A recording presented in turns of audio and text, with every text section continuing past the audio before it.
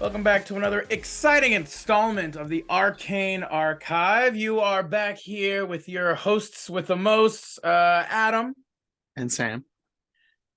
Bringing you back again with another very exciting topic today on today's MetaTalks. Sam, would you like to tell the good people what we'll be talking about today? Yeah, today we decided we were going to go over spells, specifically the basic rules and what you should know when making a spellcaster for the first time.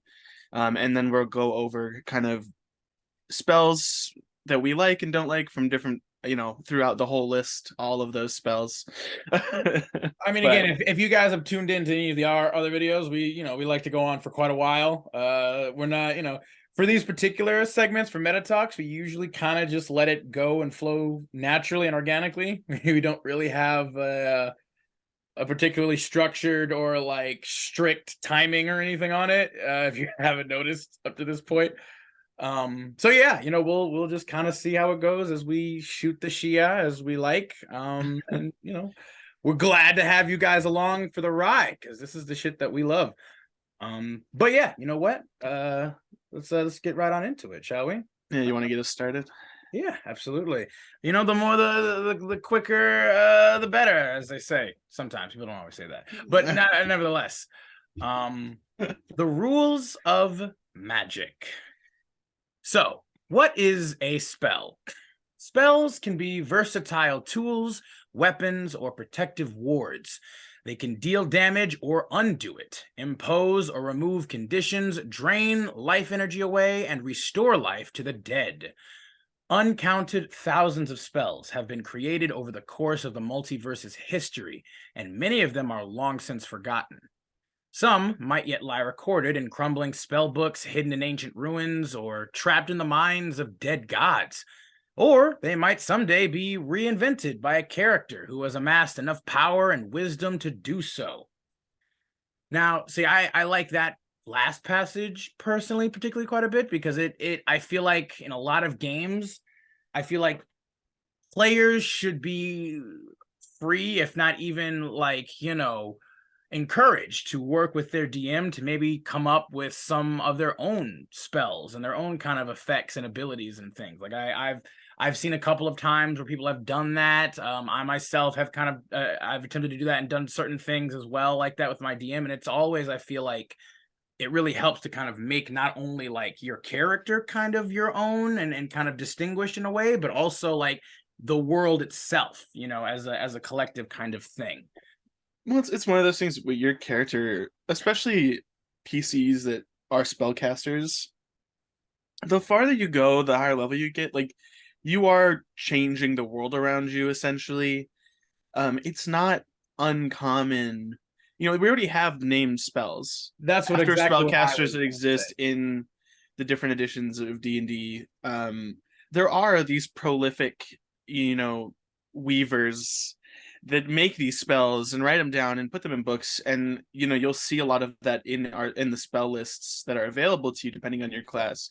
So yeah, maybe it'll take a long time, or maybe there's some sort of quest you have to do, something rare you have to find to do it, but the idea of even just altering a pre-existing spell or making it your own, Yeah, is something like that's a fun thing you can do. it's so much fun. It's just really cool, and like I said, I feel like it really does bring the world and immerse you kind of in the world even that much more.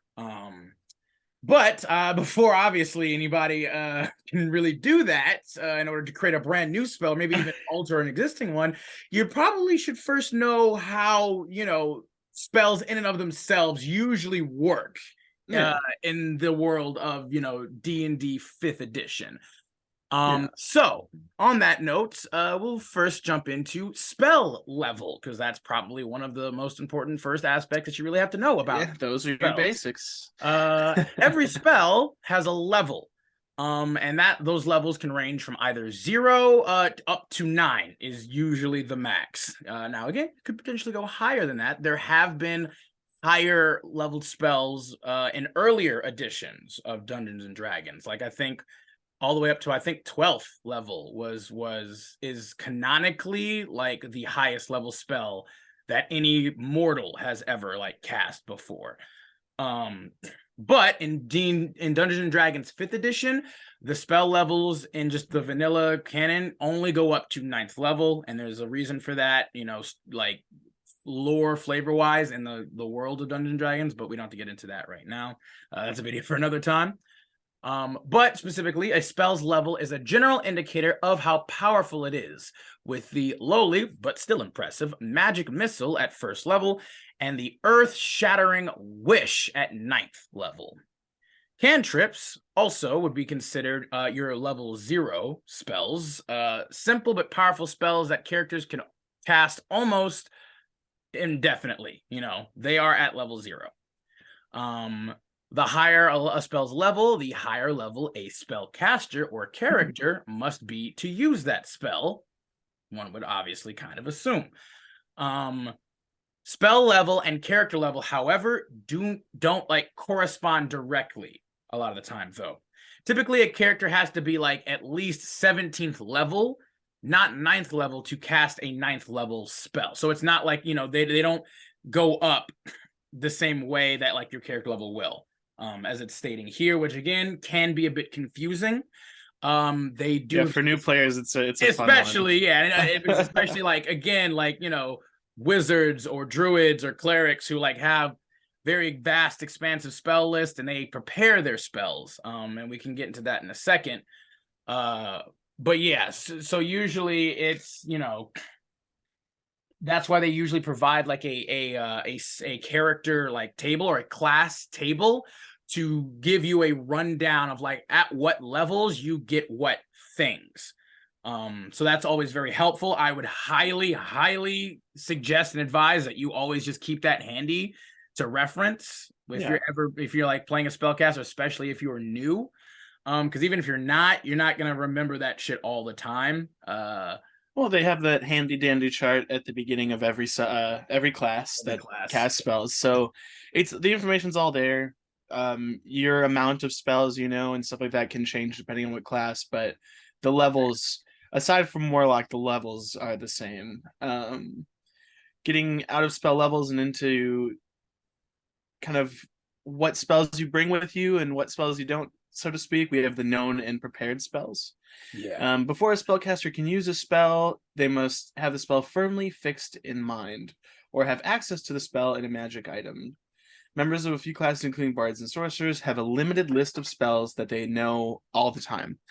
Bards and sorcerers, you pick your spell when you level up, and that's your spell. As we probably said, again, if you've seen our other videos on how much we just absolutely dunk and shit on the sorcerer. Best class, the absolute so best good. class at being terrible. It's just mid.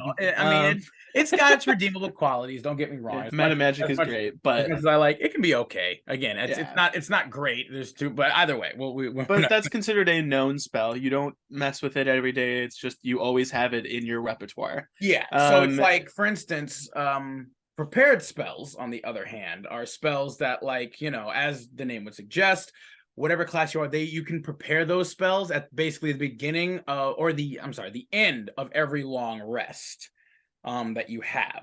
So bards and sorcerers, they just know spells that you have. Like, you don't get to choose and pick or change those out unless, you know, you level up. Almost every other class, they get to specifically choose and prepare what spells they have and can use at the end of every long rest. Like, again, clerics and wizards are probably usually the best examples of that. Druids. And druids, but like it's also like, you know, they specifically like look over the thing, and you get to have, although that's the thing, I guess, as we talked about before in the classes rundown, clerics have their entire list of spells that they have access to, and so they can be probably the most overwhelming of any spellcaster class. Yeah, and they get, both clerics and druids, they get to prepare a number of spells based on both their level as a character and also their spellcasting modifier. Yeah. Same. Also, wizards do too. Again, both of the known known spellcasters, such as bards and sorcerers, unfortunately, their spell casting ability does not apply to how many spells they know at any given moment. No. It's just literally the finite amount based off of, their level, and then depending on maybe a subclass that they have, which might provide them with extra ones. But other than that, yeah, same thing. I think it also applies to the others as well, even like half, maybe quarter casters as well. I believe that how many spells they can prepare. I think even for like rangers, paladins, warlocks, they all have how many they can technically prepare. Yeah, so multi-classing does mess with your number of prepared spells and your spell slots. So that is more of a confusing romp. There's this math involved that I'm not quite the greatest at. I mean, it gets really convoluted and complicated because, again, for instance, when you're doing 2 spellcasters, it gets rough. When you're doing like 1 spellcaster and 1 with no spells, it's fine because you're just leveling up the spellcaster as normal. But it's still, it's definitely easier. But even that, depending on how much you put into it, has an effect on like what level spell, like because as we just said, for your spell level, the level of your character technically does not indicate what level spell. It's specifically what level spellcaster you are. So again, if you do multi-class with anything and you don't get up to like 17th level spellcaster, you will not have access to 9th level spells. That's just how that goes. Same thing with like, even if you're technically like a 20th level character, right? Yeah, you might not be spellcaster class, and your multi-class does not get up to that level in and of itself, then you won't have access to that. And so even if, for instance, like you multi-class as multiple spellcasters, right? If you do like you're going half wizard, half druid, if both of those were only going to get to a max of level 10. So I think the max you would get at like 10th level would be what, 6th, maybe 7th level spells? I believe so. At 10th level. Because technically, again, even though you are a 20th level character and technically a spellcaster, because neither of those individual classes got up to 17, you would not obtain those spell levels that you would unlock at that point. Don't ask us why exactly. It's just how they chose to do it. And again, to be fair, you might not. You could always just homebrew it and say that that's not the case. But the whole table and the math and all the stuff, it gets very convoluted, very complicated, and can start to bog down stuff. But specifically on the topic of spell slots, in that case, spell slots, regardless of how many spells a caster knows or prepares, he or she can cast only a limited number of spells before resting. Again, pretty baseline, but manipulating the fabric of magic and challenge energy into even a simple spell is physically and mentally taxing. Higher level spells, even more so. Thus, each spellcasting class's description, except that of the warlock, includes a table showing how many spell slots of each spell level a character can use at each character level, as we said. This particular way that they have described spell slots, I find interesting. I don't think I've ever seen or heard it described this way, so we can kind of tell you guys how, in essentially the basic rules, how they specifically describe spell slots. When a character casts a spell, he or she expends a slot of that spell's level or higher, effectively filling a slot with that spell. You can think of a spell slot as a groove of a certain size, small for a first level slot, larger for a spell of higher level. First level spell fits into a slot of any size, but a 9th level spell fits only in a 9th level slot. So, when a wizard or a caster casts a magic missile, a first level spell, she spends 1 of her first level slots and has 3 remaining.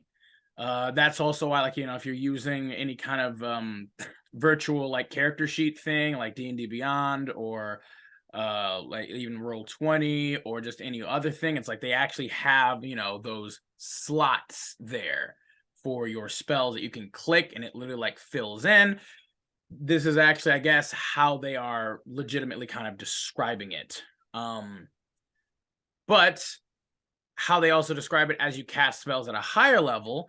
When a spellcaster casts a spell using a slot that is of a higher level than the spell assumes the higher level for that casting. For instance, Magic Missile, using a second level slot, it uses a second level Magic Missile, which makes it more powerful. It effectively expands to fill the higher level slot it is put into, and can in most cases become more powerful because of that. Yeah, there are a couple spells that upcasting doesn't actually do anything to. For example, a crowd favorite most likely is Haste.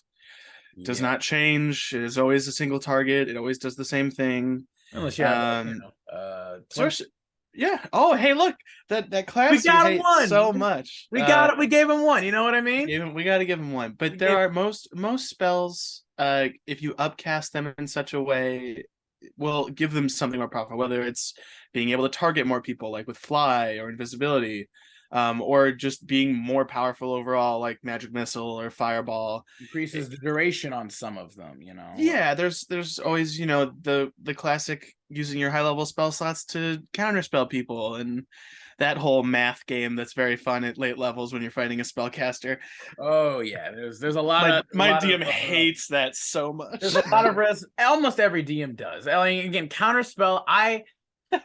I'm always about, like, I don't think counterspell should be left out, because I also don't feel like it's like it's a fix to basically be like, oh, there's no way to stop any kind of spells are coming out. You're just always gonna have to take any spell that comes your way, with no way of trying to shut it down. But obviously then it does become like a little bit of a silly thing where it's like, oh, I counterspell, and they're like, well, I counterspell your counterspell, so I can cast my initial spell. And then my friend over here also counterspells your counterspell, counterspelling my counterspell. Yeah, exactly. And it can be, it's still fun. Like, honestly though, I do love those moments because it's very freaking hilarious. Oh yeah, and it uses your reaction. So it uses a reaction and a spell slot.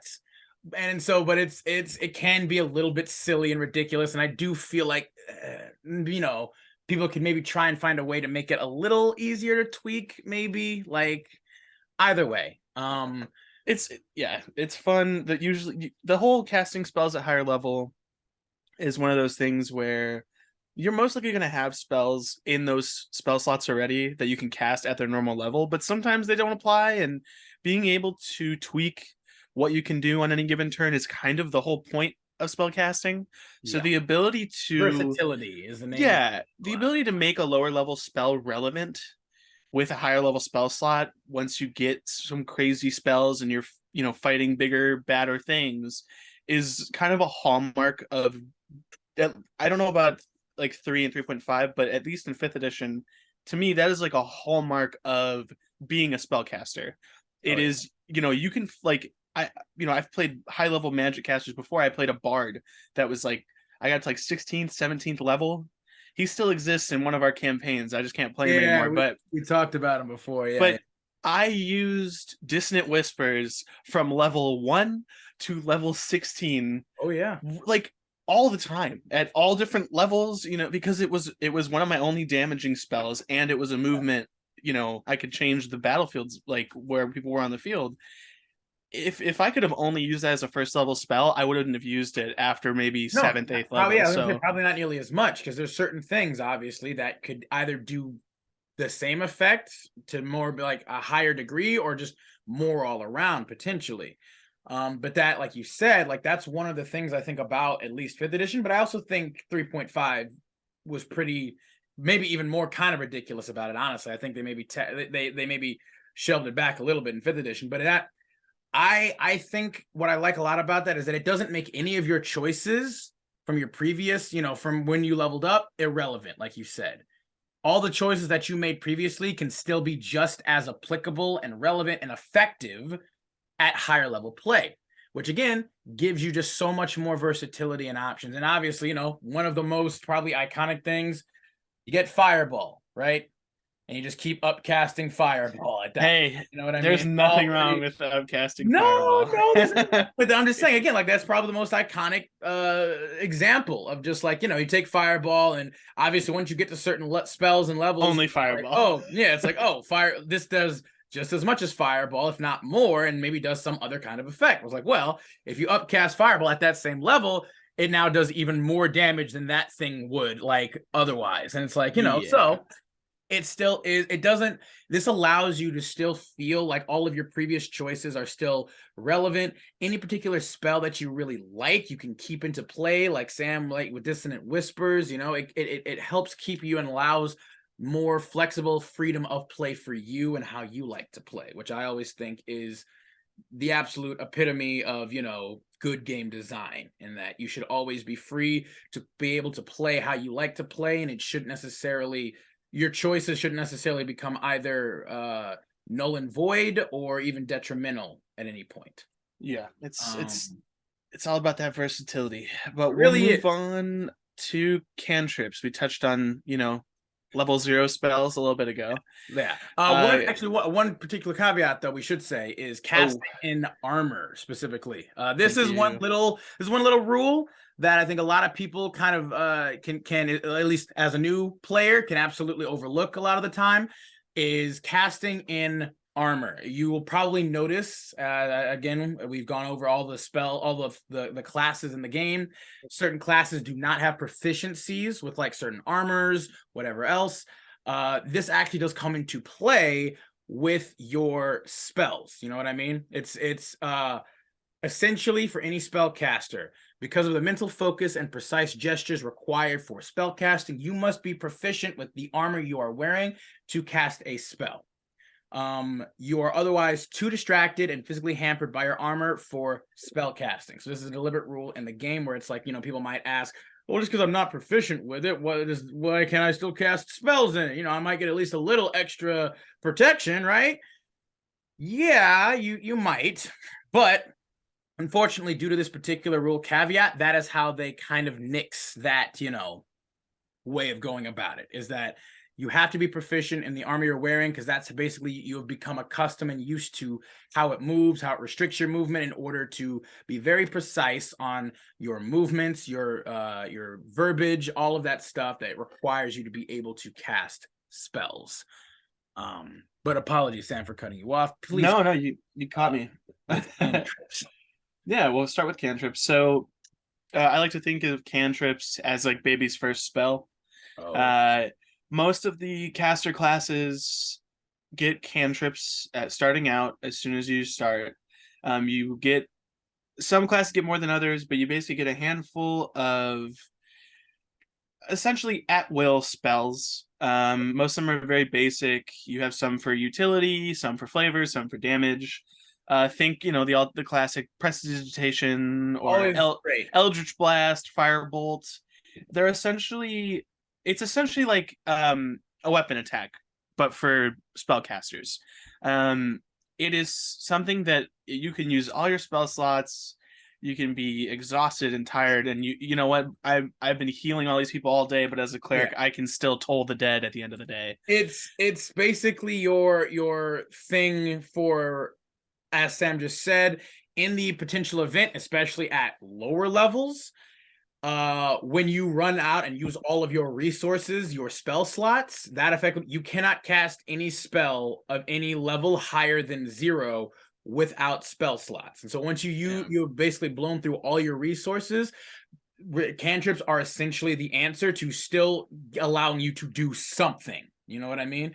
That is the one thing about spellcaster classes as opposed to martial classes. You know, there's obviously all of this debate and all of the, about the discrepancy, the power imbalance between them, is like, spellcasters, and especially at higher levels, do go pretty crazy and ridiculous, just breaking reality.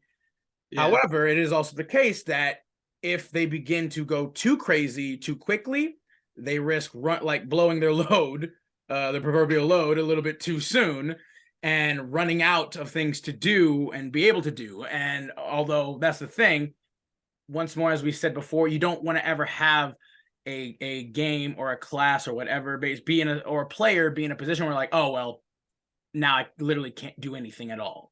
Yeah.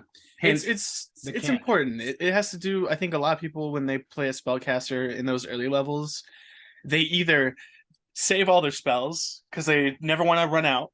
Yep. And so you don't use half of them, and then you go to bed with a half full spell slots. Or what I see more often than not is a newer player or someone who doesn't play spellcasters, what they'll do is they will use their spells every turn. Yeah. And there is nothing wrong with using a couple spells in a row. But say No. you're like level 3, you don't have many to begin with. So what, like, my personal way I usually do it is I'll use a big spell.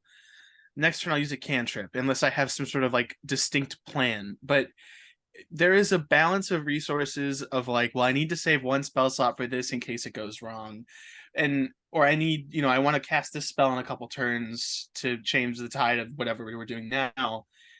Cantrips give you that option of having something in your back pocket at all times of like, well, I know if it comes down to it, I can still put out damage or help somebody else or In scout or do whatever. some kind of way. Again, be aware, cantrips by design are usually much less, they're usually much more underwhelming in a certain way, and obviously it also depends kind of on your DM and within the confines of what they believe that maybe a cantrip is capable of achieving, because there are certain cantrips that, like Shape Water, for instance, is a huge fan favorite.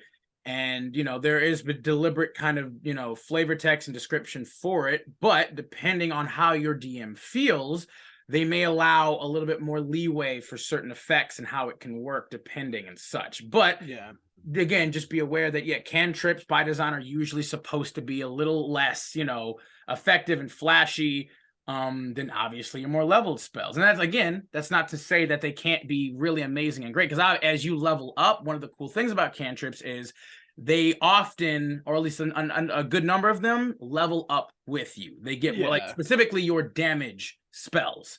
Depending on like what milestone you're at with your spellcaster level, they also increase in effectiveness of like damage. And so like you, at the very least, will never be like worthless in combat. You know what I mean? Yeah. Think of it like kind of as martial classes will start getting extra attack. Extra things attack, like that. Better weapons and items. Yeah, your cantrips do get better at set levels. That goes across all classes. Yep. Or even if you just take a cantrip as a feat. Yeah. Even that, it doesn't matter. It's because you're high level. You're used to it. It's not even tied to your spellcaster level. It's tied to your character level. So that's a big thing there, is that no matter what, if you have a cantrip and it's a damage type cantrip, and maybe some others, but I think it's primarily damage. I think it's just the damage. Yeah, it might just be damage cantrips. You will always at least have something decent. Like like you will never just be completely defenseless in like combat or anything like that. Yeah, and there are even classes that rely on cantrips very heavily. Warlock, Artificer. I would even say, Sorcerer. Yeah, Sorcerer as well. Sorcerers actually get the most cantrips of any class. Yeah. At least starting out. Like just baseline, they get 6 cantrips. They're just out here with the cantrips. And that's freaking crazy. It's 4 or 6. I think it's 6. But either way, it might be 4. But either way, even that is like, that's still like way more than almost any other class gets. Usually. Yeah. And they there's a myriad of different ones. There's obviously ones that people take above others. I'm a big fan of we're gonna get into that a little bit later, like, because we're gonna be kind of going into a little bit of our, again, personal thoughts and feelings on spells by level is how we're planning on kind of going. But continuing on to another particularly helpful, but also not necessarily niche, but maybe a little confusing type of spell, and those are spells with the ritual tag to them, ritual spells. So certain spells have a special tag known as ritual. Such a spell can be cast following the normal rules for spell casting, or alternatively, the spell can be cast as a ritual. The ritual version of a spell usually takes around 10 minutes longer to cast than a normal spell. Some of those I think can technically be longer, like an hour, if that's also just technically the amount of time it would take to cast it anyway. But regardless, one of the biggest things about rituals is that it does not need to expend a spell slot, which means, on the other hand, it also means that a ritual version of a spell can't be cast at a higher level. However, a lot of ritual spells don't necessarily need to be fair. But that's one of the one of the hugest, like, best aspects of being a spellcaster class that has access to rituals. And as a heads up, certain classes do not have access to ritual spells, and I think you know which one I'm probably referring to specifically. I mean, I know because it's sorcerer. It's a sorcerer. Yeah. And also technically bards. Bards also don't have access to ritual casting, I don't believe. I thought they did, but I don't maybe think so. I'm gonna look just because I want to know for sure that sorcerer is the worst class. Sorcerers, they don't have access to ritual spells, like, not innately. It's, again, it's something that, like, for me, it made no sense to me. I'm like, whoa, what? Hey, guess what? What? Bards can cast ritual spells.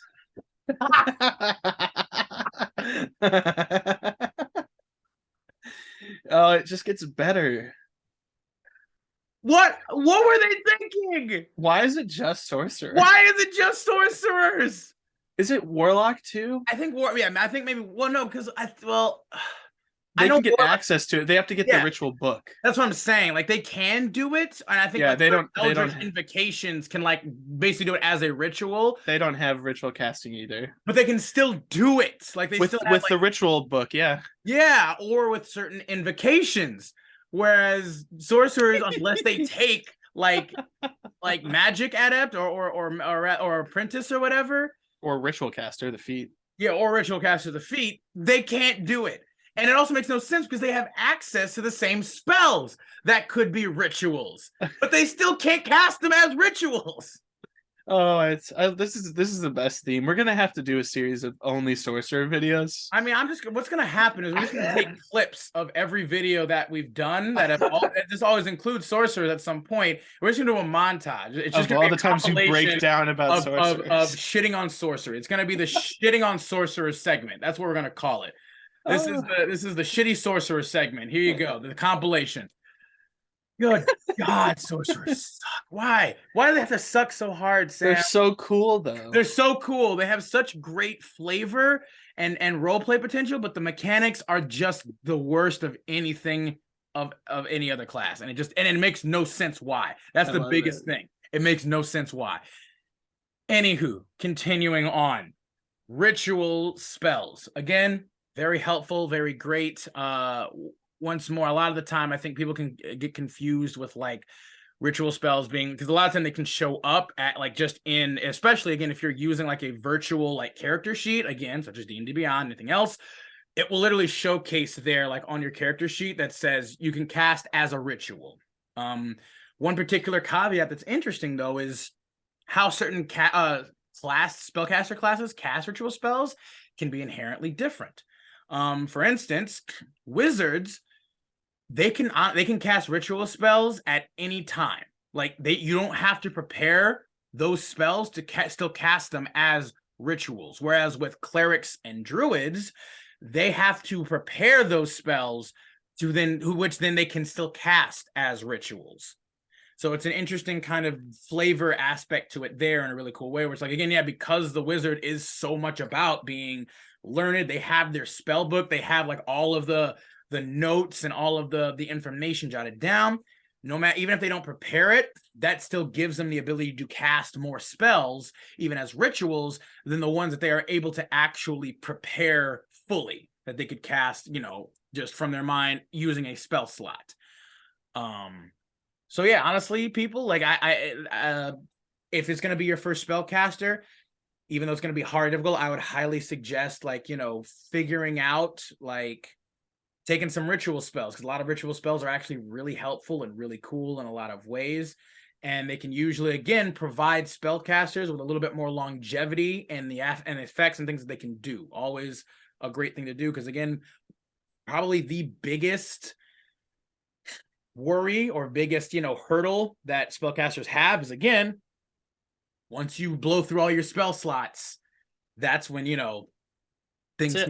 Yeah, you again, and like you said, like with cantrips, you always will still have some cool things that you can do, but it is no lie. It is no be under no illusion that the amount of effectiveness, the amount of whatever that you could do is going to drastically kind of drop once you run out of spell slots.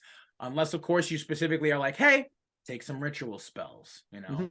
That is just another thing that helps to still give you some versatility and allow you to still be able to have, you know, that feeling of being a spellcaster. Yeah, speaking of spells, let's kind of get into some of the and of Sorry, but kind of you kind of broke up a little bit there. You're did I? Damn it. All right. We'll get into some of the stuff you'll see on like a spell's description. Things like what the casting time of a spell is, which would, you know, most spells are an action to cast. There are some like shield or other, no, shield's a reaction, right? Shield's a reaction. Yeah. Shield's reaction. Misty Step is a bonus action. So the most spells are an action. When you go and you click on a spell or you look at a spell's effect, it'll tell you how long it takes to cast, whether that's an action, a bonus action, a reaction, or an extended amount of time.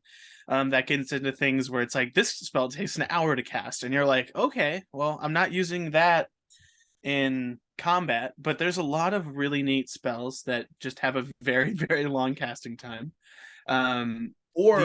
Subsequently too, some spells like literally are like, you have to do this in this spot for like 365 days for a year. Yeah, and it's just like, when are you ever really gonna do that? Oh, like, the amount of times I played a spellcaster and been like, can we have a time skip? Literally, can we have a time skip? honestly, people, what I would suggest, hire someone else to do it for you. Well, maybe, but also, I mean, again, if you want to have that feeling of accomplishment, just ask your DM to cut the time down. It doesn't have to be 365 days. Adam, hear me out. Month. Make it like a month or something. Hear me out. That. You play all spellcasters, and you all take one of the same spells, and you just have all of them cast. And you just rotate. Spell. You just rotate it. So like, you do it on Tuesday, the other person does it on Wednesday. Like, everyone takes a day. Or with that idea, instead of it being 365 days, make it like how many times you actually have to cast it, right? Like, you have to cast it basically 365 times. So if you have multiple casters who can do that, you just keep casting 360. Shorten the time. Do it instead the amount that it has to be cast in an area. Because again, I feel like having to do it every single day. It's so ridiculous, but almost no campaign will do that unless it's like a deliberate long-term, like, with time skips and things. Like a huge time. But then the issue being too is that now you have to account for that time skip with everything and everyone else. The reason they're set up like that is actually, in my opinion, for a very good reason. The spells that you would do that to make them permanent are usually a lot more like, they're like warding, or they provide you with some sort of shelter. And to me, those spells to be just like always there, like, it makes sense to me that you'd have to stay in the same place and do it for so long. I agree. Like, they're supposed to be there from someone else doing it for a year, not from me doing it for a year. Why? Like, what would also be like the biggest, like, say again, you have like a base of operations, right? Mm-hmm. Like, even if, like, at that point, if it doesn't already have it on it, it's like, oh, now you got to pay somebody, but it's still going to take that time anyway, even if you paid somebody else to do it. So it is more kind of a question and a thing of being like, you know what? I would like, especially if you're a higher level spellcaster, and you would be usually with most of the spells that can do this, you usually will have to be, you're already going to be of a higher level. And it's like, you want to be able to have a cool kind of fortress, because you better believe the DM has your bad guys or villains are going to have access to this kind of stuff. So at that point, if you're in a higher level campaign, you better believe you're going to be able to be scryed upon. You better believe that you're going to be able to be, teleported to or located or divine, anything like that. You know what I mean? Yeah, you're not safe. It would be nice that you also have like a secret sanctum that has those deliberate wards and stuff in place. And instead of it having to take, a full year of you having to do that, because you're not going to have time with all the stuff that's happening for most campaigns, just make it like again, a month, or make it where you have to like cast it.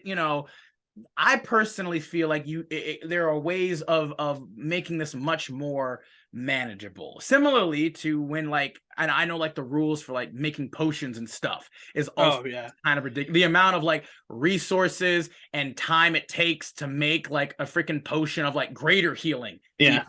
Let alone superior or supreme at that. Like, it's just insane how it goes sometimes. Where it's just like that. You're never gonna do that. And what if you want to be like an alchemist? What if you want to be an herbalist? Yeah, you it's time or resources doing all of that crap. It's the same with magic items. It's the same with exactly. poisons. It's And the same with again, any of that stuff. what we said before about, you know, making magic spells, right? Do the same thing with items. Like make some cool magic. Maybe you want to make a homebrew magic item that you yourself made. That would feel and be amazing to have that and be like, I made this sword or this whatever, this trident. I made this like these anal beads for myself and I did it and they were amazing. You know, whatever you're doing. But you gotta, at that point, I absolutely feel like it's something that you and your DM are gonna really have to work on together, because the vanilla rules can be just way too much, in my opinion. Yeah, it's a lot. And truth be told, I understand why some of it's that ridiculous. It's not like I don't get it. Yeah. But it's a lot, and it's one of those to things. Keep people from abusing it and kind of just breaking the game and going ham or whatever. Oh yeah, because some of those spells, which we'll go over later, are absolutely ridiculous. But yes. What I do want to touch on before we move on is there's a simple fact that is listed exactly once in this entire part of this part of the book. It's talking about how many spells you can cast in a turn. It's a huge thing. And this is something I think we talked about slightly at one point. We did. There is a caveat under the bonus action spells. A spell cast with a bonus action is especially swift. You must use your bonus action on your turn to cast a spell, provided that you haven't already taken a bonus action this turn. You can't cast another spell during the same turn, except for a cantrip with a casting time of 1 action. Sure. Now, there are a couple abilities and things that allow you to, say, cast an action spell as a bonus action. That is now a bonus action spell, and therefore you cannot cast 2 spells in the same turn as an action and bonus action. I believe there is exactly one way to get around this, and that, correct me if I'm wrong, that is action search, right? Maybe it depends on the table.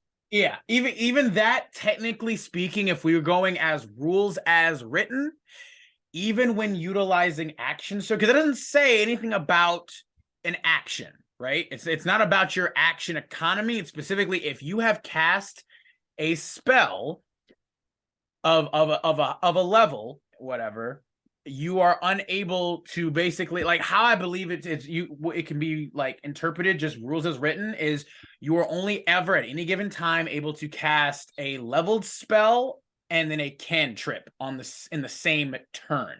Yeah, but not 2 level spells. Technically not 2 leveled spells, technically speaking, because again, it specifically is saying this as in the bonus action section. If you cast a spell that is a bonus action, you cannot cast another spell during the same turn except for a cantrip with a casting time of 1 action.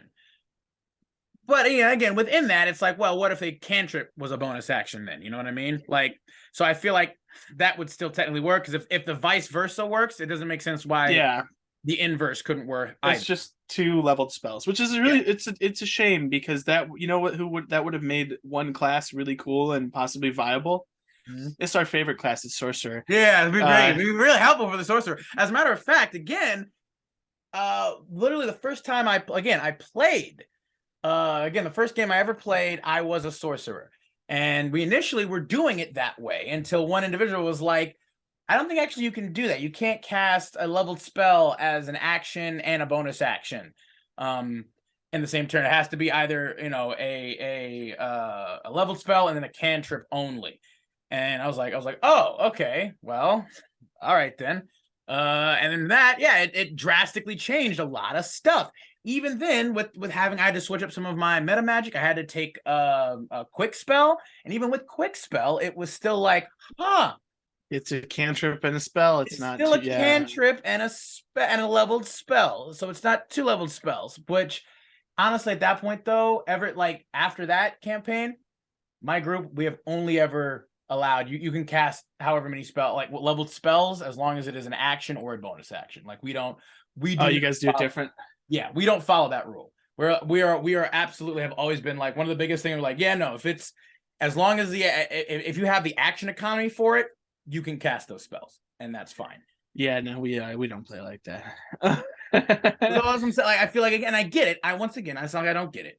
it is another way to deliberately, kind of neuter or lower the ability and capacity of spellcasters, especially like in regards or comparison to martial classes. It's a way of kind of hampering the shit that they can do. But in my opinion, I feel like it's kind of a dumb way to do that. Like how I feel about it is I usually just try to bolster the martial classes up higher. Is usually how I do that. Instead of trying to lower or hamper the magic, the spellcasters, I'm like, yo, just make your martial classes more anime-esque. That's my answer. I mean, I kind of get the concept of like, yeah, maybe you shouldn't be able to let off 3 fireballs in a turn if you have action surge and a quicken spell and all that, because you're just, I mean, so cool though. What would that? I know, but like, so cool though. 3 fireballs, bam, bam, bam. But imagine the physical and mental strain that would put on somebody trying to do that. I mean, like, I get it. You can come at it from an angle of like, this takes a lot of effort, and like this is something that you have to hone and pull out from the magic around you. Because that's the thing, right? It does take effort because it's still gonna take all those spell slots too. Yeah, like, it's a rough one. You're gonna be using a lot of resources that way too. You use your resources even fast, like twice as fast. Yeah. There is still some kind of detriment or some kind of detractor from it. You know what I mean? Yeah, I'm gonna say this. Most people that play this game, it's 1 spell, 1 cantrip. Well, you have what I refer to as the fun table. Here's the thing. I will also present to you as well as our audience with this interesting tidbit. What about reaction spells? That's another workaround that I enjoy very much. Are all, to my knowledge, leveled spells, and yet you are still cast them whatever, able to cast them on the same turn that you just cast another leveled spell. But it's different. Reactions are because reactions don't apply to the action economy the same way. It never said that it had to be. It says during the same turn. Okay, so I mean, it's like, again, the issue being is that like the term round and turn is always kind of weird and strange. You know what I mean? It's per round, per turn. It's different. A lot of people kind of use them interchangeably, and it's weird to say because once again, like then to your question, it's like, okay, then if someone say, for instance, does take action surge, would that then be in like effectively a new turn? No, I think rules is written, action surge happens on your turn, so it's not a separate entity from. But if you get an entirely new set of actions, like it's just one, you just get another action. It's on your turn. The only reason reaction spells work the way they do is because reactions usually happen throughout the round and not on your turn. True. Well, that's also the thing though. Reactions can technically still happen on your turn. Like if, for instance, a dude casts, you cast a spell, they counterspell, and then you counterspell their counterspell. You have just used your reaction on your turn to cast a leveled spell, and now you're still casting another leveled spell as your action. It's different. Or bonus action, maybe. Who knows? Either way, I look at the word reaction for the casting time, and I throw all rules out the window. No, but now you're still doing basically at that point. Just do what we do and throw this whole kind of thing out the window entirely. Then can't do it. Now there's too much. Crossing, and especially I've been at certain tables too, where certain people were just like, "But wait a minute, though. Yeah, if you do this, that, and that, and you have like a whole like what are they? No, that's why that's." What do they call those conspiracy boards where you have them up with all the strings attached? Yeah, the red string everywhere. Yeah, the red string board. At my table, we do it where you can cast a spell and a cantrip, and reactions are their own beast entirely that we choose to look away from. Again, at that point, just say you can cast whatever level spell as long as you have the action for it. As long as you have the action economy.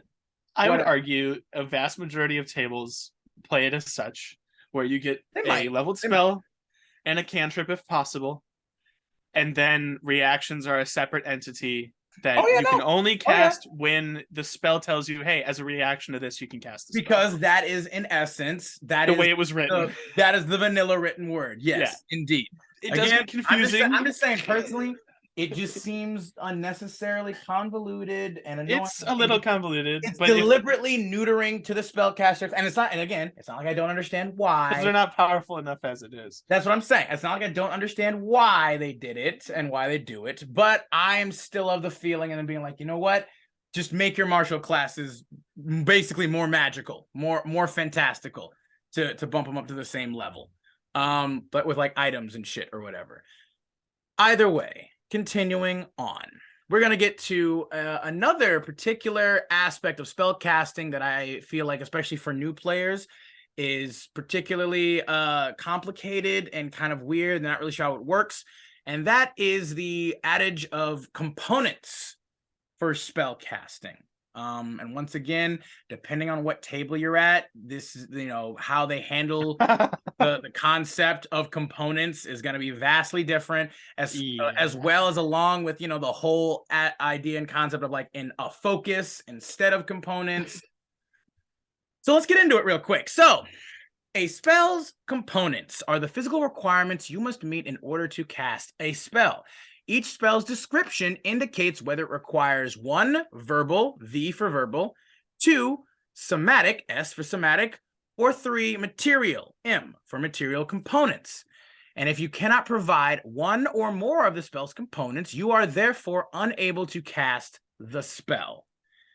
So, again, I don't necessarily dislike this for certain things, you know what I mean? Because once again, I also see why they did it. This is another deliberate input to, lower the power and effectiveness of a spellcaster. It's something which basically like, for instance, if your spellcaster gets restrained in some way, like they have their hands kind of tied, or they're gagged, or they get their component pouch or whatever taken away, or even again their arcane or their focus taken away, they can't cast spells, and they effectively are like, that's a way to subdue them in a way. It's like taking a weapon from a martial class. It's exactly the same basic Although concept. obviously martial classes can still, fight even without their weapons, but they're not as effective. Whereas to be fair with this technically kind of makes most casters completely ineffective. Like if you cannot, like literally, if you just gag a caster, for most things at that point, they will not be able to cast any spell. Because normally, once again, as it stipulates, you have to be able to provide all of these things. Essentially. Yeah, anything the spell requires. Some of them don't require all 3. Yeah, some of them only require verbal. Some of them only require somatic. Some of them require like verbal and somatic, and some of them require all 3 of them. But if you're ever able to technically not supply any of that, then you can't cast a spell. Alternatively, if you have a magic focus, and that will always be kind of like outlined or detailed in like, again, your spellcaster class feature or table. Obviously, for like wizards, sorcerers, it's an arcane focus. For like druids, rangers, it's going to be, druidic focus. And then for clerics and paladins, it's going to be like a holy symbol is how they're usually referred to. Those things technically take the place of any verbal, or not verbal, but any material components that do not have a cost, like a gold cost would require. So it's essentially like, for instance, because again, there is some cases and some avenues where it's like, oh, material components can range from like bat guano to freaking like, a rose on the peak of a mountain that was touched with like the morning dew at whatever, right? Yeah. And it can become, again, it can just start becoming kind of ridiculous and convoluted, being like, okay, I take this spell, now I gotta go on a whole freaking journey to go and find the one component for it. Or whatever, or you just use an arcane focus. Just use a focus, or at that point, just use a focus that replaces the material cost for that spell. It does not replace the somatic or verbal components, however. Yeah, like that is still, you still need to be able to like, hand sign, Naruto ninjutsu, whatever, as well as, it's incantations. Somatic being the physical manifestation of gestures or gesticulating to cast a spell. Verbal being literally saying a phrase or some sort of word. Whatever. My favorite thing is that's kind of the main reason the silence spell is fun, because you just can't speak anymore. It doesn't work. It shuts down so many spells. Like again, because so many there are a few, but not a lot that are just somatic. Very few are just somatic components. For instance, what's hilarious about that is if you fight literally like an arch lich, like all of their spells require verbal components. Yeah, if you get a silence and you restrain them in some way, I mean, even you don't even have to restrain well, them. they can walk away. I mean, they can try, but it's like what? I think it's like a 40-foot radius or something. It's 20 foot. Is it? Yeah, it's a 40 foot. It might be a 40 foot diameter. Yeah, maybe it's a 40-foot diameter. Either way, that's still huge. If you're especially in like a layer of some sort. Yeah. You can't teleport. They can't teleport out of there because that requires verbal components. I forget. Can you put silence in an item? I forgot if that's one you can. I don't think you can. No. I don't think you can move it. No, it's not. I think it's dark. That's darkness. Darkness. You can or fog cloud. You can put like on an item or something. It's a 20-foot sphere. Yeah, so it's a 10-foot radius. Oh, it's a 20. Are you sure? Yeah. It doesn't say 20-foot radius, or it says. Oh no, 20-foot radius. Yeah, I was gonna say. I'm pretty sure it's at least 20-foot radius. Yeah, that's pretty good. But no, that's crazy. You know what I mean? Like that's. But that just shows you again the power of and effectiveness of components, right? Because that also, while it can also be used obviously to kind of neuter you or neutralize you, it can also be used to neutralize your enemy spellcasters. And so that's again in essence why I do kind of like this, because it's like, even though this is obviously once again another deliberate thing to try and neuter spellcasters, I feel like this is more of a fair thing where it's like, hey, yeah, you can do this to provide like really cool cinematic moments on like maybe you need to be able to talk to like your players, right? As a big bad, like a big bad wants to, they want to do their whole monologue. Yeah, their whole monologue, their whole speech about what's happening. And if you have like a spellcaster who's like, nope, I'm gonna cast fireball or I'm gonna disintegrate, it's like, can I just okay, you know what? I'm taking your shit real quick so I can talk and pontificate real quick. There is just to touch real quick.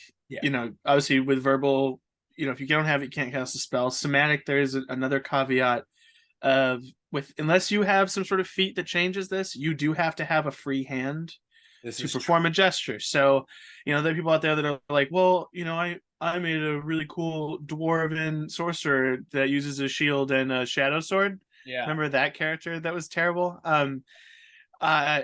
You can't do you can't do somatic components unless you have a free hand or unless you have warcaster. Warcasters, is so it's one way really around that. But otherwise, there's a couple ways to get around that as well. There's like artificers can have a sword and shield and still cast spells if they make a specific magic item. Yep. There's different ways around it, but it's something to pay attention to and think about.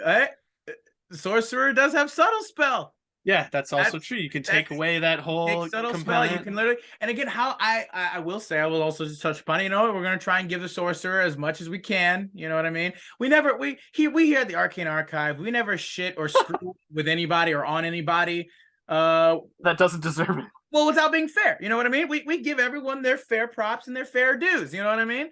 So we'll go ahead. Sorcerer has a particular meta magic feature, which is probably, in my opinion, the best one, and I think because you're gonna use it from the first time you get it all the way to the end. It's one of those things and that's called subtle spell, and it's a feature, and it only requires one sorcery point, which is again one of the few that has a fair cost for what you're doing, in my opinion. But it allows you to basically not have to use verbal or somatic components when you cast a spell. Now, I forget if it specifically stipulates that you can only choose one or the other, or if it just literally gets rid of both. I was under the impression that it just gets rid of both. Like you do not have to use either. But some people have put forth that it only gets rid of one or the other during that whatever. That you still have to either do verbal or somatic if it requires both.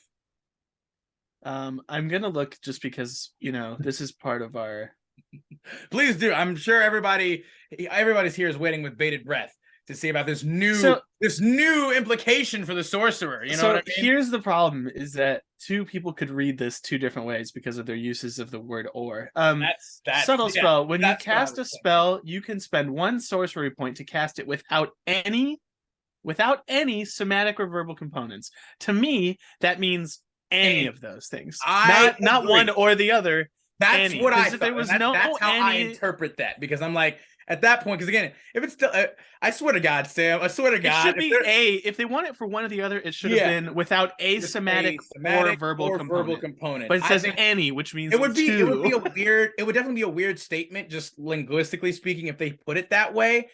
But I still think, like, if they literally did intend it to be like, you can either choose to get rid of one or the other if it has both. I'm like, why?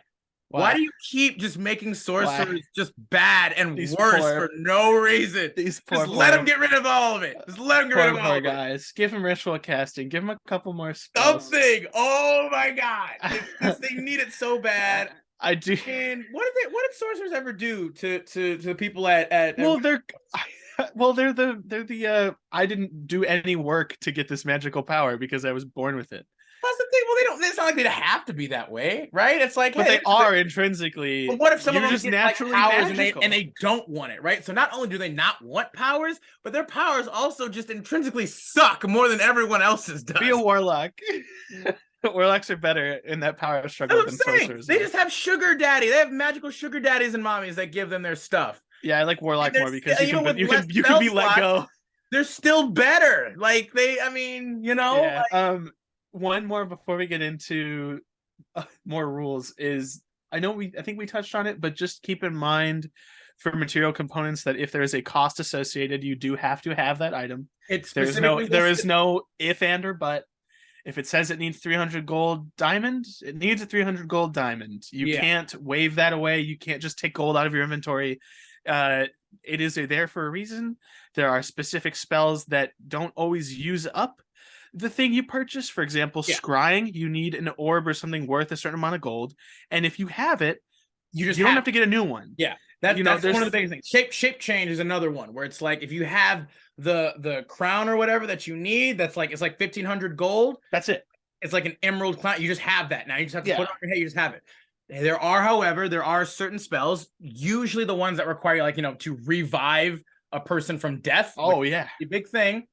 That require 100 gold pieces worth of diamond dust. You know what I mean? Yeah. And luckily, hopefully, there are places to buy diamonds. You know what I mean?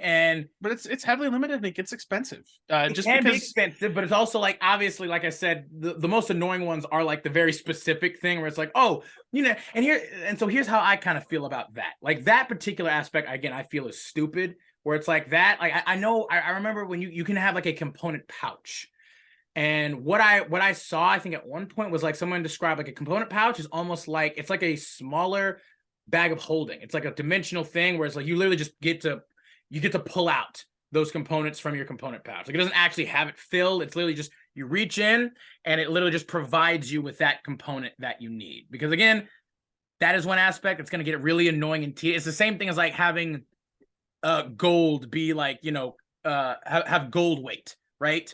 Where you're why do I want to keep track? Oh wait, y'all don't play with gold weight? No, nobody plays with gold. You don't play with gold weight, Sam. Talked about this before. You don't play with gold weight. Nobody does. I play with encumbrance. Just not gold weight. Even encumbrance is dumb. At the end of the day, but again, the way you put it before makes sense. You can't carry a freaking piano on your back. No, and forever. Otherwise, otherwise, what's the point? What is the point of Tensor's floating disk if we don't play with encumbrance?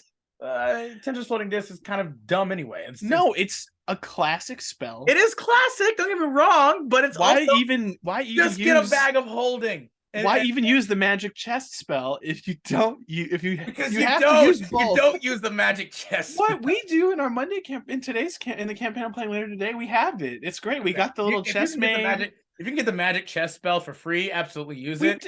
I think we did. Maybe But I'm like, don't waste a level up. Don't waste a level up on the magic chest spell. I think he got it from a evil wizard spell book. There you go. That's fine. Like, yeah, absolutely. But don't waste a level up spell. You don't take on magic chest. You don't take magic chest and magic mouth and no. I mean, maybe all as a sorcerer, so you don't have any attack spells.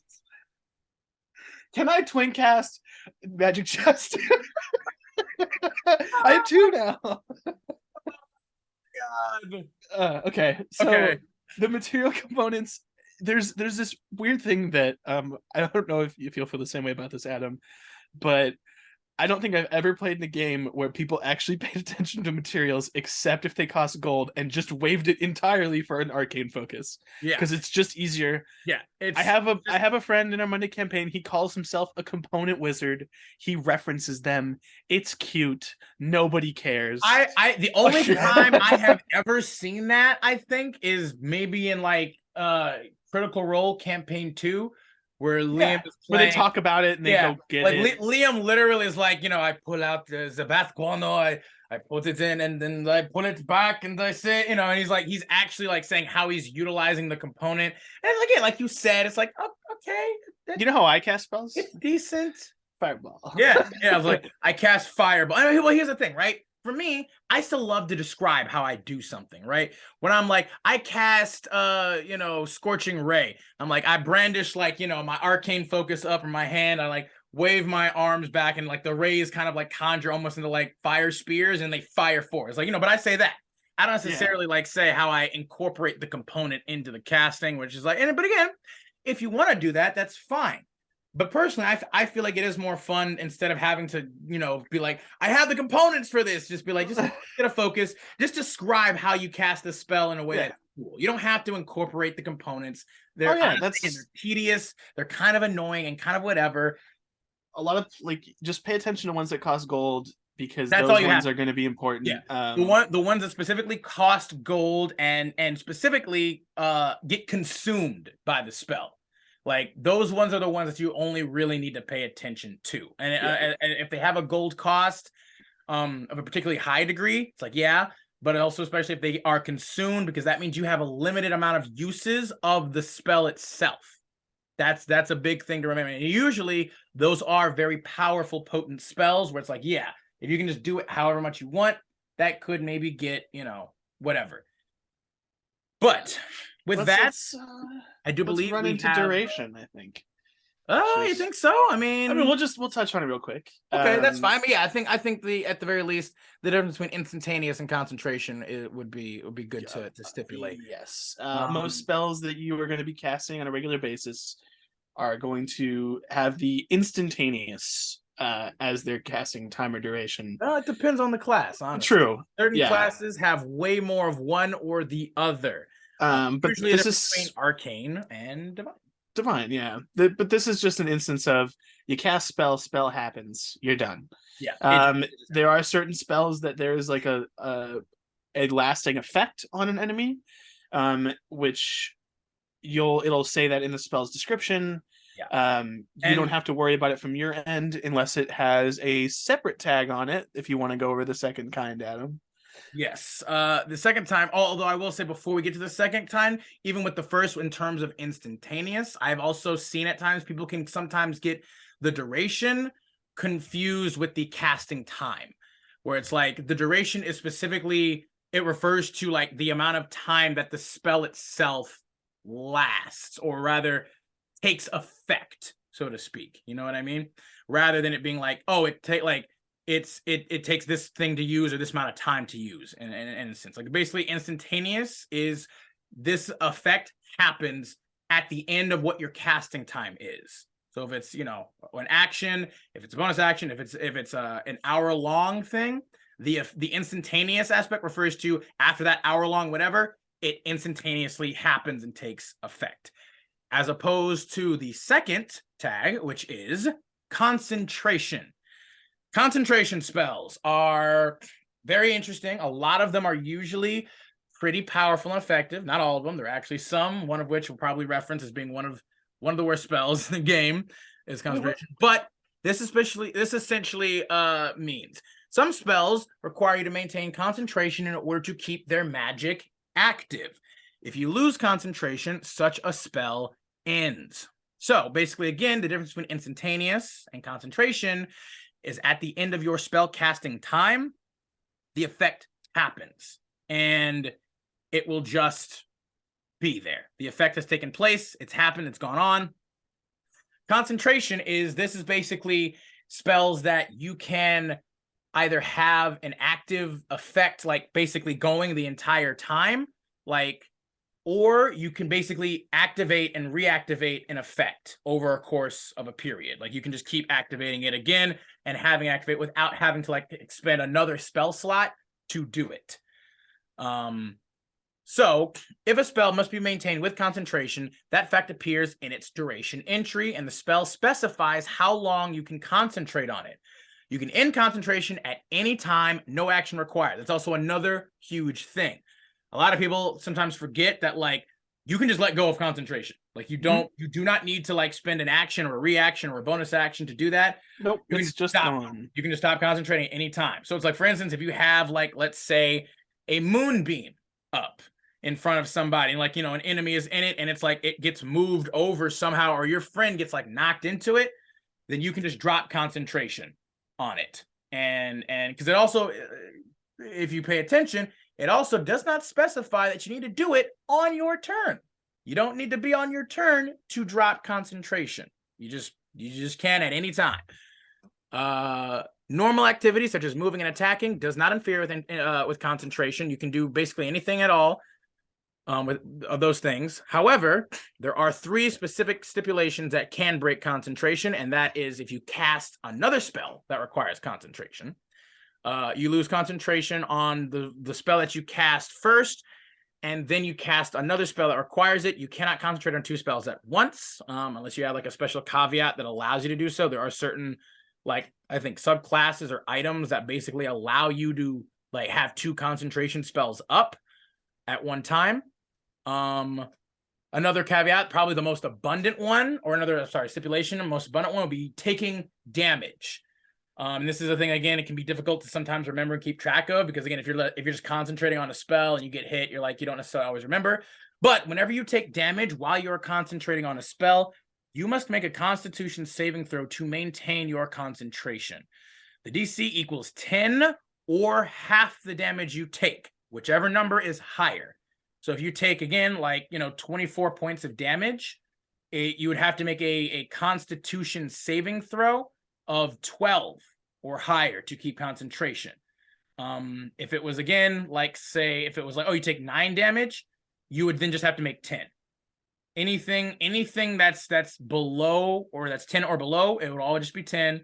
Anything that's higher, half of higher than 10 is higher. You know what I mean? So yeah, 24 would probably be the best one to say. Half of that would be 12, so you have to make a Constitution save of 12. And then the last specific stipulation is if you are incapacitated or killed, you lose concentration on a spell. Notice there are actually ways to incapacitate a creature or a character without like killing them or dropping them to 0 hit points. Like there are specific spells or other effects or abilities that allow you to do that. And so that is another way that you would then lose concentration on something. And there's also environmental factors. Yeah. DMs might ask you to make a concentration check. If, say, you're in the middle of a fight trying to fly away from something and everything's falling around you and stuff like that, and you have to focus on also not dying, your DM might have you make one, just because it's a difficult situation. It's something to be aware of all the time. There are some spells that can have some pretty detrimental effects if you lose concentration while you're in the middle of using them. Normally being like haste or fly, putting you in a bad position. But it's an important aspect of spellcasting, especially the higher levels, because a lot of really powerful spells require concentration. But it's just, you have to know, hey, I gotta make this Constitution saving throw. Always be ready. It's again, a lot of concentration spells are going to be pretty powerful and pretty effective. I think this actually is a pretty decent caveat. This also will give a little bit more incentive to certain classes that use a more abundance of concentration spells to invest in their constitution. Because not only will it give you more health, but it will also make you better at your concentration checks, which are actually constitution saving throws. And so those can be kind of confusing when it's like, oh, you have to make a concentration check, even though it's a saving throw. But either way, that in essence is the difference between like duration of spells. And once again, at the end of the day, you're probably just going to have to look at a spell's description really to figure out, because there are some instantaneous spells that also just last for like long periods of time. And then there are some concentration spells that last for like long periods of time. But yeah, so that in essence is, I think, kind of the real, like all of the stuff that you probably really need to know about how spells work mechanically in the game for the most part. Like there's some other caveats, but that stuff is probably just easier and to learn like as you actually play the game and in real time. It'll be a little bit more difficult to really be able to like explain overall. So at this point, I think we're gonna go ahead and get to the highly anticipated segment of today's MetaTalk topic. Is we're gonna go ahead and start reading off some of these redonkulous, amazing, and bombastic and shit-tastic spells. Starting off, we're gonna go with level 0, your cantrips. And now, once again, are we starting with bad ones or good ones? Laugh. Let's start off on a nice note. Let's start off a good note. We'll go ahead. We'll start off with a good one, and then we'll say a bad one, and then we'll just we'll go through ones that we think are kind of cool and can maybe be like you, or maybe ones that we think are bad but that could be used in particularly good situation scenarios. Why don't you start us off first, Sammy?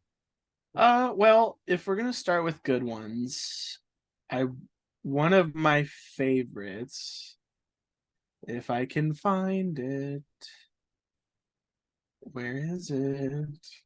God, there's so many words everywhere. It's a lot of stuff. They have a lot of they keep adding more. They have been like it's 3, well, I guess 2.5 rather pages of cantrips. Not like a ton, but it's decent. Like again, they've been adding more stuff because again, these are the cantrips. Like once more, it used to be back in the day when you chose cantrips, you just were stuck with those cantrips the entire time. Like unless you were like again a warlock or no, was it warlock? I think so. Unless you were like a sorcerer, I think bard, you couldn't exchange. I don't even think then. I don't even think they could. I don't think at any like back in the old days you couldn't change your cantrips like only on level up. Even on it was level up. Technically, you can change your spells, which cantrips are a spell. So, well, that's the thing. Some people would argue like, no, like they're not. They're called. He's not hurting anybody. Not spells. There are plenty of people who are like that. And my whole thing, I was always like, it's a spell. You're casting. Yes, it doesn't matter if it's a cantrip. It's they call it a cantrip because I believe it's like an old word that like it's about like prestidigitation or little parlor trick things is what it's in reference to, I believe. But yeah, there's still spells. I'm gonna put two cantrips out here, both that I think are really good. They're not the best, but they're two of my favorites. One being Chill Touch. Yep, that's always a great one. Chill Touch is one of my favorite. It's a necromancy cantrip with basically you create a skeletal hand that kind of appears next to someone and it latches onto them. They take necrotic damage and they can't regain hit points. Yeah, until the start of your next turn. And then also, if you're fighting undead, the person who gets hit by it has disadvantage on attack rolls against you until the end of your next turn. I like taking it, especially if you're in like an undead campaign. It's pretty great. It's got a D8 for its damage dice, which is great. Like it's okay. It's not the best, but it works for me. I mean, it's higher than a lot of other things, like for cantrip wise. Like it's on the higher side for most cantrip spells. Like most cantrip spells are going to be a D8. A few are going to be a D10, and like only only a couple are going to be like 1 or 2 are going to be like a D12. Yeah, and the other ones are like D6 or D4. Yeah, usually the others are usually D6 or D. So it's on a higher side for damage dice. The one that's maybe less situational in terms of what you're going to hit with it, and this is a hot debate, and I'm sure you'll have opinions, is Booming Blade for me.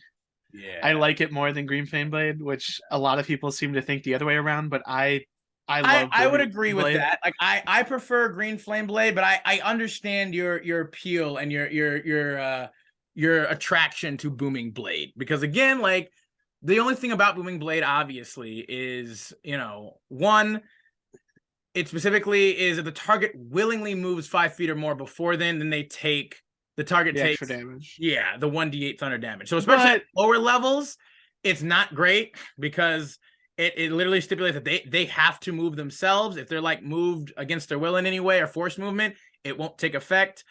But they're at higher levels, I think it definitely starts to kind of shine better and come back into play and can be really cool and interesting. But that appeared, since you brought up Booming Blade, I'll bring up Green Flame Blade, because I like Green Flame Blade a lot, at least, well, with my Blade Singer character. Specifically for the reasons on like it gives spellcasters, or if they're ever in, melee range, a little bit wider area. Not even spellcasters, even. I think this actually would go great with martial classes. Like if you took, again, Magic Adept or whatever, and you got Green Flame Blade, this would be a wonderful addition to it for you, because not only does it give you a little bit more like area of effect, ironically, but also just baseline damage on top of the weapon you already are attacking with, which is great. You brandish the weapon used in the spell's casting to make a melee attack with it against one creature within 5 feet of you. On a hit, the target suffers the weapon attack's normal effects. So again, you get like a freaking flame tongue sword. You cast this, you just get an extra d8 on top of the extra 2d6 that you get. So you're going to get 3d6 plus 1d8 at level 1 even. You know what I mean? And it's only going to get better as it goes up. But obviously, once you the attack's normal effects, and you can cause green flame to leap from the target to a different creature of your choice that you can see within 5 feet of it. So if you're engaged with like two dudes like next to each other or next to you, you can essentially hit both of them with a bit of damage. And at higher levels, it makes it where it's like, same thing with Booming Blade. At higher levels, you can just do extra thunder damage to the person itself, and then they take more if they move. Here, you can literally just do extra fire damage to the target, and then also that fire damage to somebody else too at higher levels. They're cool cantrips because it's lending to that spell sword style of gameplay, which I very much enjoy, and I think is a little bit underrepresented in that's D&D. always my favorite. That's always what I try to. I'm all about the sword and sorcery mix, man. Except sorcerers suck, so it's just sword and wizardry. Sword and wizardry. Swords and magic. Do we want to talk about some maybe less than stellar cantrips? I'll say. Well, I want to pay homage to a few of the good ones. Oh, please do. Like I would say, if we're going, well, okay. Let's switch up. Let's talk about a bad one real quick too, since we talked about three good ones. If we're gonna go ahead and pay homage to the absolute garbage of garbage, please tell me it's TrueStrike. It's TrueStrike. The absolute TrueStrike. As I live and breathe. My favorite cantrip, Adam. It's everyone's favorite cantrip, Sam. It's everyone. I tried to make this work so I took this cantrip again. I took this cantrip my first time playing a sorcerer.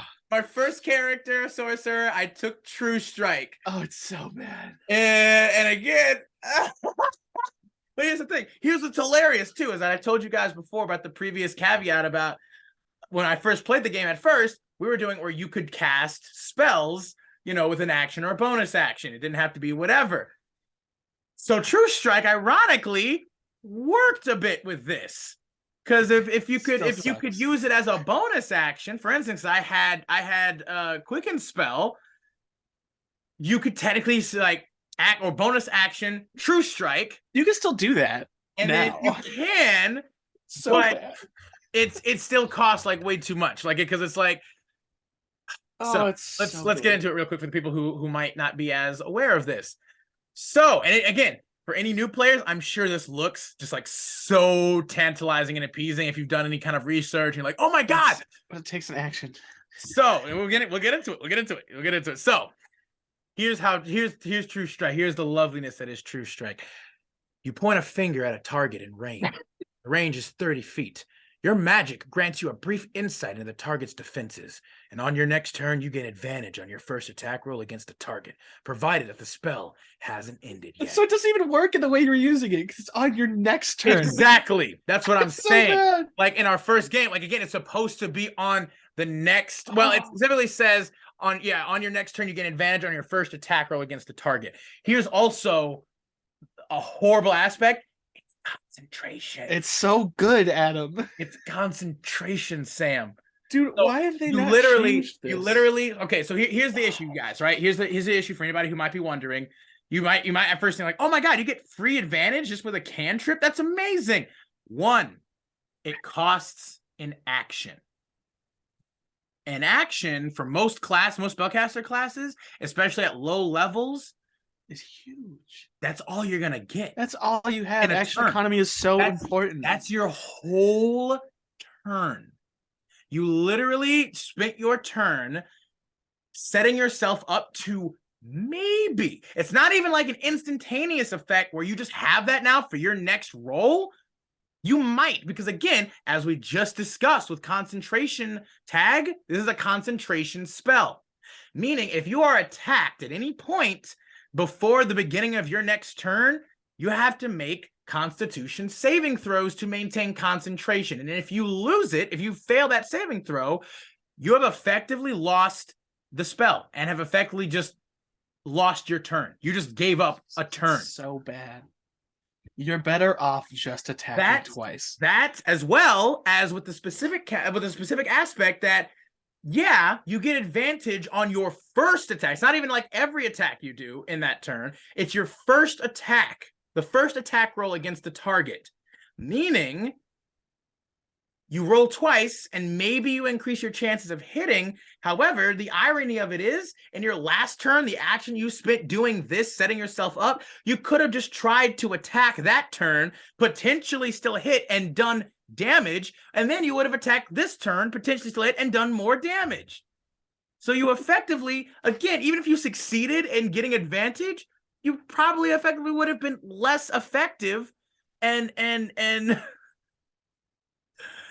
worthwhile overall than if you had just not used this at all. It's a completely useless spell. Completely useless. There is a second spell, a second one that's along the same vein as this. I want to see if you it's another one where you have to use your turn to do nothing.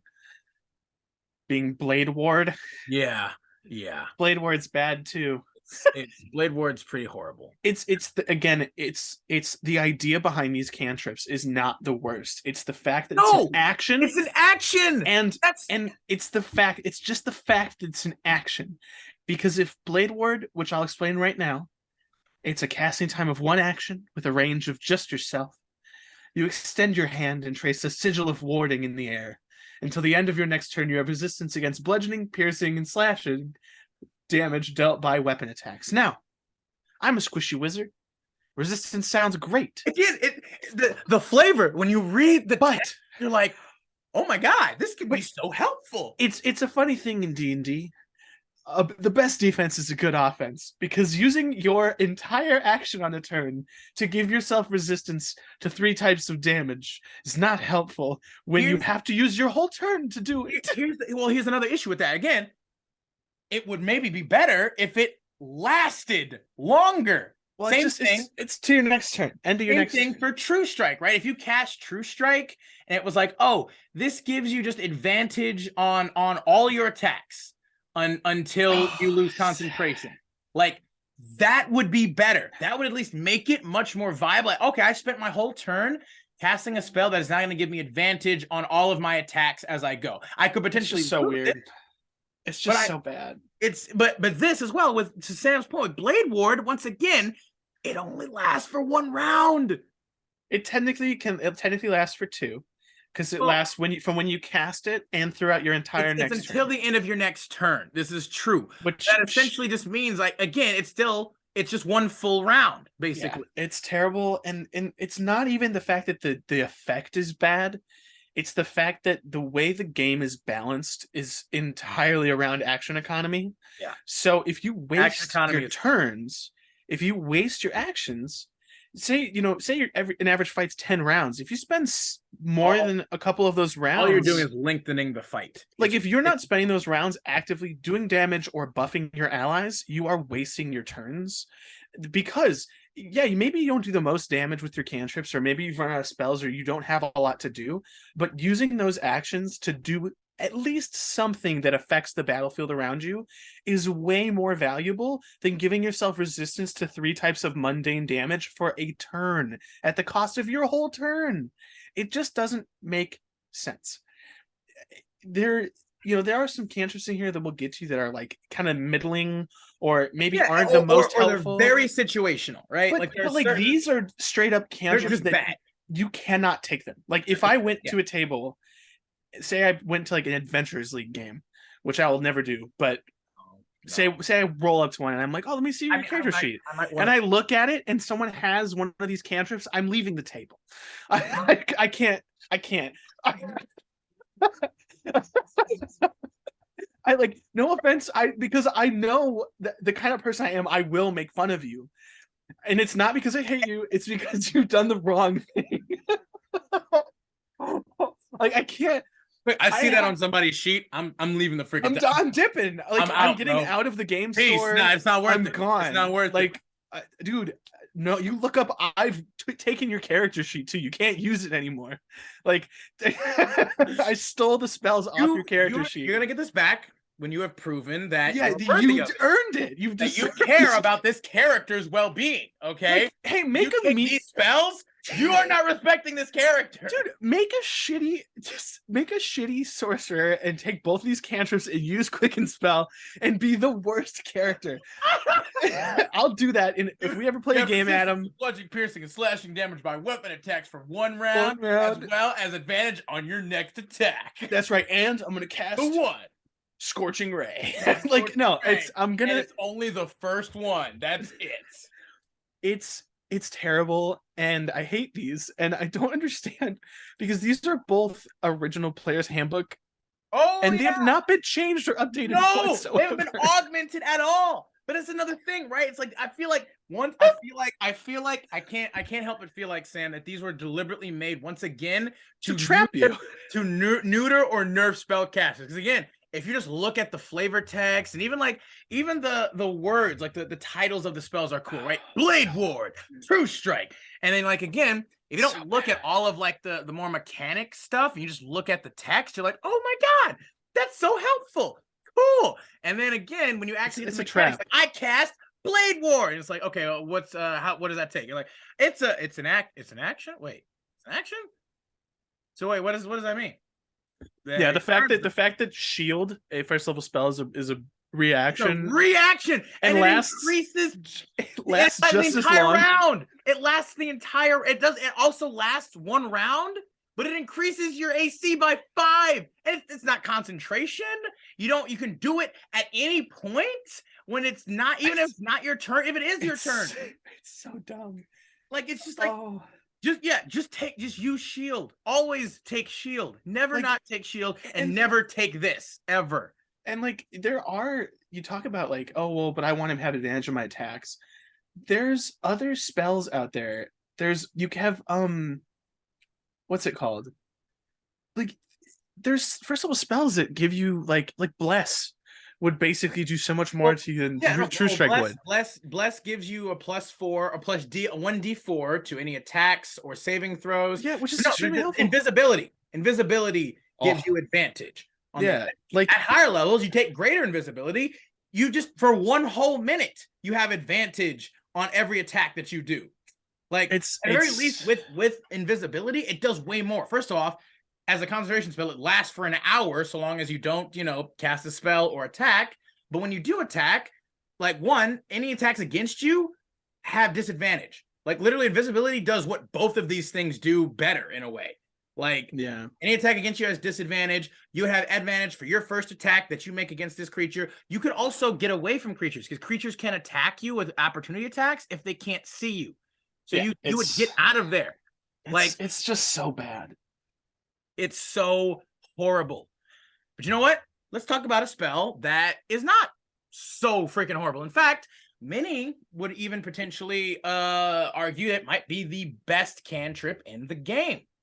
Magic Stone.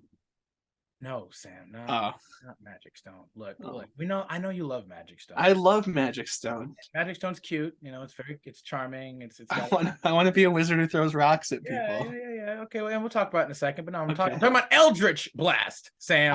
Talking about Eldritch Blast. Okay, I do like that. I do like that one too. Yeah, no, everybody does. Because again, once more, I like of every spell. It has the potential to be like the highest damage dealing spell in the game, or highest dealing cantrip, specifically the highest dealing cantrip in the game, specifically because it is an action to cast, of course, but this is one of the few like spells, especially like I think it's the only cantrip that deals force damage.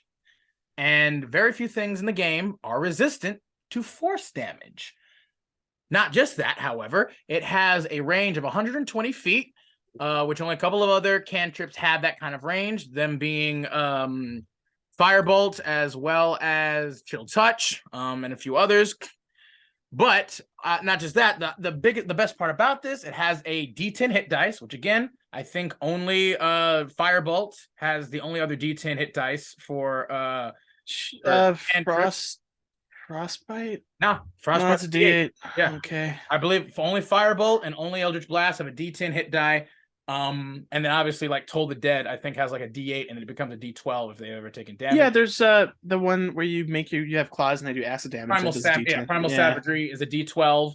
But with Eldritch Blast, the spell, as you get higher up in level, again, like we told you before, your cantrips, your damage cantrips, usually increase in effectiveness and power as you level up. For Eldritch Blast, it functions slightly differently. Usually for every other damage cantrip, you just add another dice to the pool. So if you have like for instance, Firebolt, you just add an extra D10. Like you cast a spell, instead of it dealing 1d10 fire damage, it does 2d10, 3d10 until a max of 4d10 for one attack. But it's save or suck. If you miss, you do nothing. Yeah. Like I mean, that's hitter. Yeah. That's a true range attack roll. Although again, specifically for saves for cantrips, that's also a thing. If you have a save, like for instance, Toll the Dead, if the enemy makes the save, it does nothing. Yeah. Whereas a lot of other like leveled spells that are saves, it usually will do like half damage or some of like lesser or minor effect. For cantrip, that's not the case. But specifically for Eldritch Blast, it functions a little differently than other damage cantrips in that it allows you to literally create more beams that you can fire at a given time. Rather than it just being one attack to one creature, you can fire at max level up to 4 different beams if you want it at 4 different characters or all at one character. You can divvy them up however you want. Not just that, it has the potential, again, to crit more often. You can get more crit potential, which would also potentially make it more damage overall. If you play again by just the vanilla rules as written version of the game, if you don't use like the heroic crit, what is the word I'm looking for? It's like optional. The optional feature of like heroic crits, where it's like you roll the damage dice and then whatever the number shows up, you either just increase that by 2, or you multiply that by 2, or you just roll double the dice overall. So point being is like you can fire now 4 beams.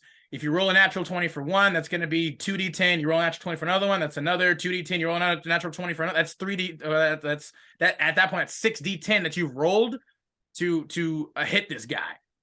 Whereas with anything else, and it obviously will go up to 8d10, which would be the same as like a firebolt. Mm-hmm. But you could potentially do this to multiple different targets at any given time. You know what I mean? It's a little bit more flexible. Also, coupled with the fact if you have a warlock, you get to add like eldritch invocations to it. Like you can have eldritch spear, which increases like its range like 300 feet. You get what is it? There's agonizing blast.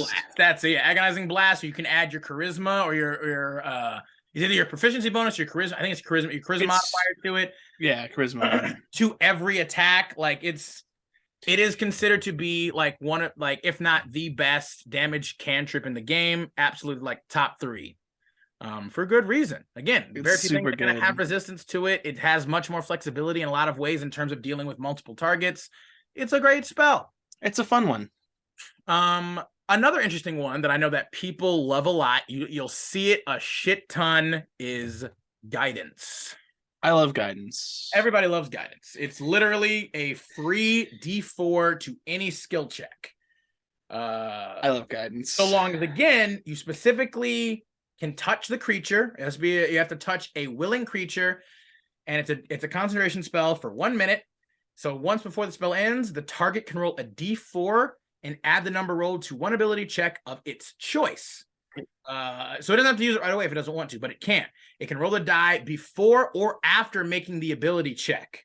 The spell then ends. So it's literally like, even after they roll, as long, but I will say, I think it is an important caveat, an important like little stipulation, that you have to cast this spell before they roll. Mm-hmm. That's important. Like, you can't be like, oh, I rolled this and I rolled shitty, and then be like, oh, I cast Guidance to give you a D4. Like that's not how it's supposed to work. It's supposed to be like, I'm gonna roll this thing. Like you have to basically cast it on before you know what they rolled. Like that's how I normally like to keep track of it. Once I just use it on myself. Yeah, that. But also, I'm just saying, like if you are like a cleric, a druid, or an artificer, or whatever else, like you want to cast it on somebody else who's doing an ability check, you basically have to do it before you know what the result is, like before they roll. It's a handy thing for stuff like scouting, trying to sneak around, because your DM is going to give you kind of a heads up on when you normally have to roll stuff. So say you're about to go into a room and you know you're going to try to be sneaky. Yeah, he's going to ask you to roll stealth. So be like, hey, I'm gonna before we go in this room, I want to cast Guidance on whoever in the party is the worst at stealth. And so you pick the big guy in the heavy armor, or if you're me, you get Guidance on your warlock and only use it on yourself during skill checks because you don't want to help anybody else. Yeah. It's a great spell. It's an out of combat spell, but it's like a tiny little like, hey, you can do it. And I love that. The flavor of it is fun. People use the crap out of this spell. Like, it's insane how many, like, anytime a skill check happens, like, Guidance. Oh, I cast Guidance, you know?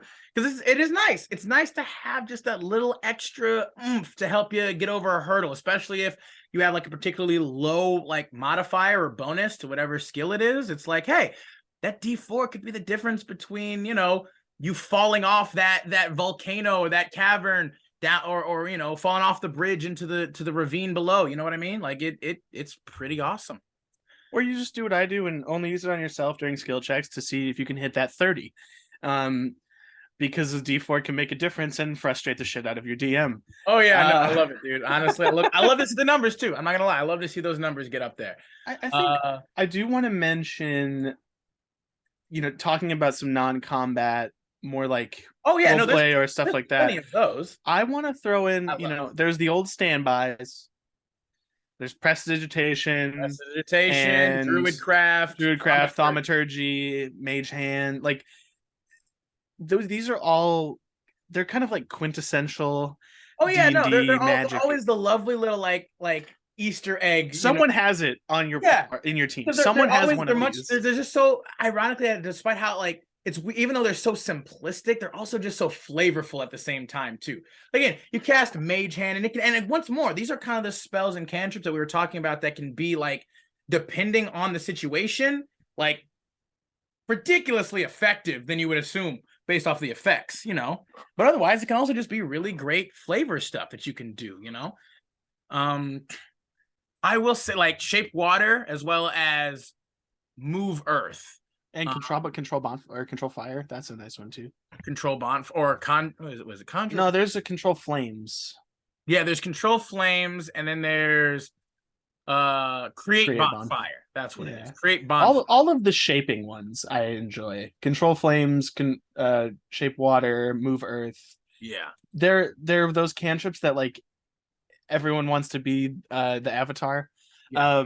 But keep in mind they are cantrips. They have a range. They're limited. It's a 5 foot square. Yeah, they're limited, and that again by design, because again there are high level spells that usually can do the things that they can do to like a little bit like more vast and far reaching, which again it should be. Like you shouldn't necessarily be able to, be a wizard at level 1 and be able to like move continents or whatever, you know what I mean? I mean, you could do it really slowly. Yeah, you could. I mean, you can do, and technically it has to be like loose earth, I guess, but it's, that can be, kind of moved around and It depends on how rule of cool your DM yeah, is. you know what I mean? I usually am like, it doesn't necessarily have to, like if it's an earth-esque thing, you can probably move it a bit. Like I treat move earth like Minecraft. You move one square of earth that you put somewhere no, else. it's a 5 foot square. Same thing with water. Like, so for instance, absolutely a huge fan favorite is the cantrip shape water. You choose an area of water that you can see within range and that fits within a 5-foot cube, which is a pretty decent size. You manipulate it in one of the following ways. And it's an instantaneous duration, to cast time of 1 action, and a range of 30 feet. You instantaneously move or otherwise change the flow of the water as you direct up to 5 feet in any direction. This movement doesn't have enough force to cause damage. You cause the water to form into simple shapes and animate at your direction. This change lasts for 1 hour. You change the water's color or opacity. The water must be changed in the same way throughout, and this change lasts for 1 hour. You can also freeze water, provided that there are no creatures in it, and the water unfreezes in 1 hour. So one way I love to use this spell is literally like you have like a river or whatever. You just start literally freezing blocks of ice and just walk across. Like you make a makeshift ice bridge as you just begin to walk across. And obviously, once again, depending on how frugal your DM might be with some of the description and the text of the spell, maybe they wouldn't allow that. Maybe they would. It's hard to say, because you could also like conjure an ice cube and then use the spell to just float across. You could make a makeshift like little ice cube boat that you're just kind of like drifting across as you use shape water, like just move yourself across the river if you wanted to. Yeah. You have to get creative, but there's upsides to being creative with spells like these. It makes them a lot more effective than I think maybe the original design for them was. Oh yeah, no, like it's again, and that's I feel like that's why they gave so many different like specific effects and descriptor effects, because it really is just like, hey, what can you really kind of get from this? Like, what do you guys take from what this text kind of means and can mean and can maybe do? But they're all great, they're all really awesome. Why don't you go ahead? You want to talk about magic stones since you mentioned it? We'll do. I mean, I could be convinced. We'll do one last final magic stone. I think that'll be the last one for cantrips for you. Since I thank you for letting me talk about magic stone.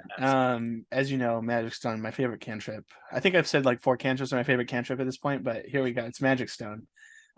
This is a transmutation cantrip with a range of touch, because that's right, you're touching rocks, baby, and you take bonus action, touch some rocks up to 3, and you imbue them with magic. You or someone else can make a ranged spell attack with one of the pebbles by throwing it or hurling it with a sling. If thrown, it has a range of 60 feet. If used in a sling, it has a sling range, which I don't know off the top of my head because nobody uses slings. If someone else attacks with the pebble, the attacker adds your spellcasting ability modifier, not the attacker's, to the attack roll. On a hit, the target takes bludgeoning damage equal to 1d6 plus your spellcasting ability modifier. Hit or miss, the spell then ends on the stone. Now, this is a rare cantrip that gets nothing for you going up in level. Nope, it just stays the same. You just get to throw rocks. The reason I like this cantrip more than anything else is flavor. The fact that you can create, like, you can just be an decrepit old wizard man with rocks in your pocket, or potentially any other like you have bones. It doesn't matter. You have wood chips. Yeah, you can throw these at people, and it uses your spell attack. So instead, you don't have to have any physical stats. No. What I want to give this to like a low-level party. I want them to fight goblins, and I want there to be like one goblin who just makes these magic stones for the other goblins. And he has like his spell ability is good. So like these things are hitting, and they're like, why are these fucking rocks hitting us? These rocks hurt a lot. To me, part of it is like I want it to do more damage. Like I want it to be Get better as you as get it goes on. Like at 5th level, it's 2d6. I mean, And again, I then- obviously your ability modifier will get higher. yeah, most but for likely. me, I think if I would ever use But- this, I'd ask the DM beforehand, can we tweak it so that it does stay relevant? Yeah, Because it's a stupid it's hilarious. cantrip. It's a hilarious, cute little cantrip. Again, It's stupid, and the- I the- love it. the duration of it is specifically 1 minute. Like it is a because it's not a concentration spell. No, you can just Yeah. do like you could just take a It just handful of lasts. rocks. You could And just right spend before an a action. fight- Yeah, you could just enchant tons of rocks, and it would Give just everybody last a for a handful of full minute. rocks. It's great. Yeah. It's one of the dumber cantrips. And it is a because bonus action, so it's like you could technically still cast a spell after you did this. Like you could, but obviously then because you could like enchant it for like friends and then cast a spell while they pick up the stones and start throwing them. Like it is a fun little spell for sure. Honestly, I feel like it's a similar thing to kind of like prestidigitation and thaumaturgy and whatever else. It's like depending on the situation, it could be very effective. Like it could be, it's just fun. yeah, this is more something I'd use against a party than take it myself. But I can't ever when I saw this and I like read it to myself and I was like, huh, they really okay. No, it's nice. But I never got to use it. One day, Well, Adam. hey, it's gonna happen, Sam. Like we keep saying, one of these days we're gonna make all our dreams come true. Okay, we're gonna make And all. for me, it's magic true. stone. It's gonna be amazing. You're gonna be able to use magic stone. It's gonna be effective. At high, it's gonna be relevant. We're gonna literally get like a whole army, a whole goblin horde, and we're just gonna make magic stones for all of them. Give them all magic stones. Yeah, and then they're gonna free themselves from Maglubiet's evil For every tyranny. 3 goblins, there's 1 goblin. They're that gonna casts throw magic stone. stones at their god Maglubiet, and they're gonna free themselves. That's what's gonna happen. That's gonna be the full circle thing. But yeah, I think with that's essentially our takes and kind of rundowns of our cantrips that come to mind that we wanted to talk about.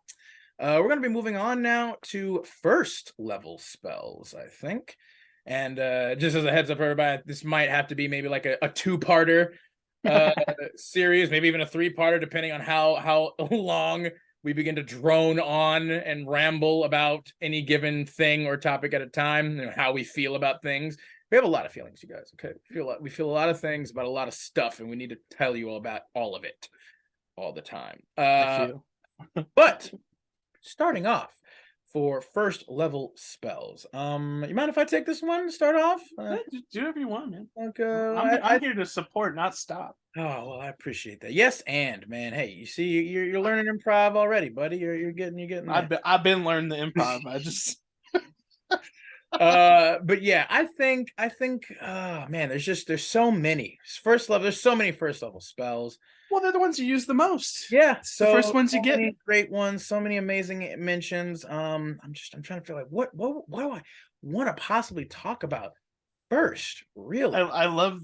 Like I immediately already have ones I'm looking at, and I love that you're like, oh, God, which one? I mean, I have so many. That's the thing. I was like, I could talk about like chromatic bolts. I could talk about chaos bolt. We could talk about or chromatic orb. We could talk about chaos bolt. We could talk about freaking shield, as we already kind of have. We could talk about find familiar. Ooh, let's talk about find familiar. Yeah.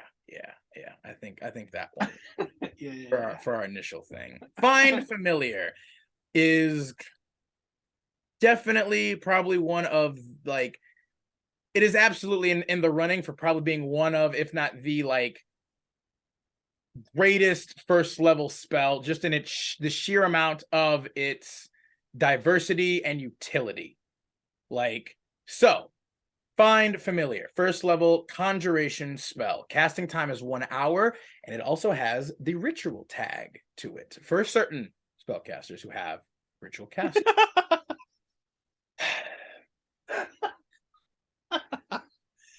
Oh, it never ends. Never ends. However, you gain the service of a familiar, a spirit that takes an animal form you choose, be it a bat, a cat, a crab, a frog / toad, a hawk, lizard, octopus, owl, poisonous snake, fish, rat, raven, seahorse, spider, or weasel. And to be fair, honestly, you could probably talk with your DM and come to a certain understanding about any other kind of weird or specific type of creature that you're really wanting to get and have, that has certain stuff or whatever. And there's also going to be another particular interesting caveat, or aspect, I'm sorry, I should say, to it, that I will touch upon a little bit later in a second, about this spell that I personally like. But your familiar, essentially appearing on archive space within range, the familiar has statistics of the chosen form, though it is either a celestial, fae, or fiend, and that's your choice.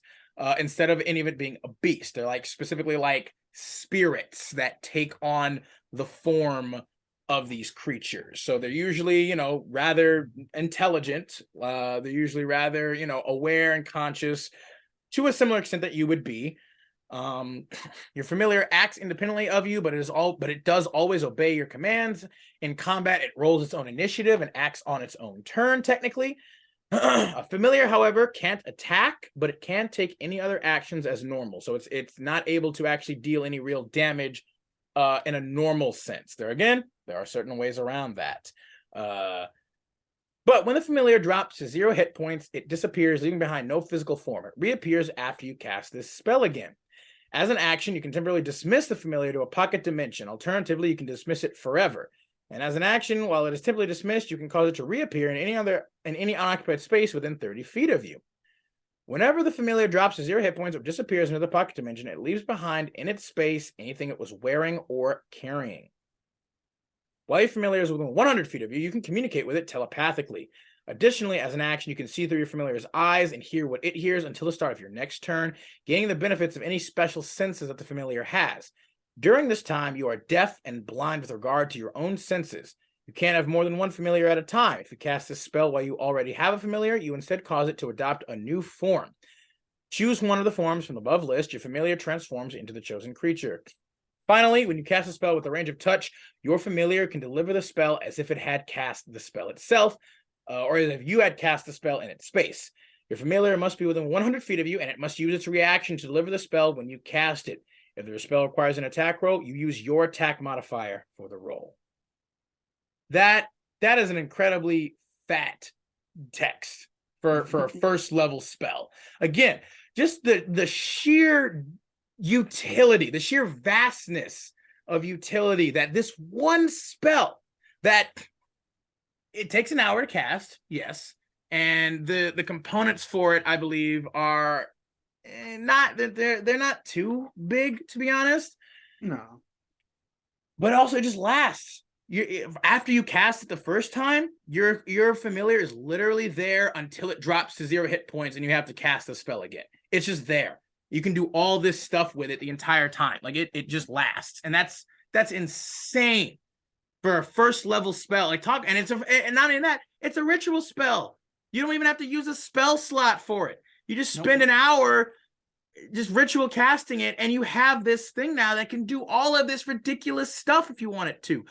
Plus, with the added thing I was talking about before, depending on how you talk with your DM, specifically, however, I think we talked about this before in a prior video. If not, you should go check it out and, see what we said there. Warlocks get a special specific thing to find familiar, in that, because again, as we said, like they don't get access to find familiar normally. It's specifically if they take their, what is it? It's their pact magic. The pact magic. It's specifically Tome of the Chain. Pact of the Chain. Yeah. Pact of the Chain is what allows them to gain a familiar. But they also get the cool addition that they can have specific special types of familiars. Like their familiars can take the forms of like pseudo dragons, quasits, and some like an imp, and like some other more like, kind of demonic or interesting creatures that have a lot of cool special innate abilities themselves. How I've always felt about it, and how we've always kind of played it in the games that I've done, is like any spellcaster can get those. You know what I mean? If you have Find Familiar, if you can cast it, you can have your familiar be a pseudo dragon or a quasit or an imp or whatever. Like you don't need to be a warlock to do that. Technically, by the rules, you do have to, but like we've always been like, you can make your familiar whatever. You know what I mean? because ironically, too, Pact of the Chain is like one of the worst packs. For the it has its cool things. I like Pact of the Chain. It has there's only two good packs, and it's Blade or Tome. Is the reality. I mean, but either way, that I would say in essence, like that is one particular first level spell that I'm going to highlight for sure. Is Find Familiar is absolutely up there, and even with it as abundant and how many first level spells there are, just the sheer, because again, here's another thing, right? It says specifically that your familiar can't attack, which means you can't take the attack action. You can take any other action. However, if you, for instance, do something like cast Fire Breath or Dragon's Breath, rather, the spell on your familiar, and that's a bonus action, you can have your familiar on its turn take an action to breathe fire or ice or whatever, to basically use its Dragon's Breath to deal damage. Yeah, it's not an attack. You're not taking the attack action. You're just activating the breath, which makes it a save. Which now effect means you have a creature that can use Fire Breath and also something else or whatever else as a bonus action. Although I think it's an action to activate it technically.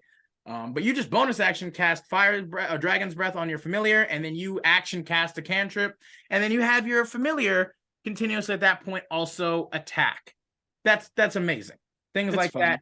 You can cast things like what else? You can use it again to cast like spells from your familiar if you want it. Like if it's a touch spell, so you can literally have as a reaction just flies. It could cast freaking Shocking Grasp on a thing. And it just if you're not close enough to do it yourself for whatever reason, or you don't want to get up close to it to use your movement, you can have your familiar do it. And as a reaction, they just move over there and cast the spell, and then they can fly away because Shocking Grasp gets rid of the reaction, so they're not at risk of getting attacked and hurt. It's amazing, flavor wise, utility wise, even combat wise. It has viability in every situation and circumstance. Incredible.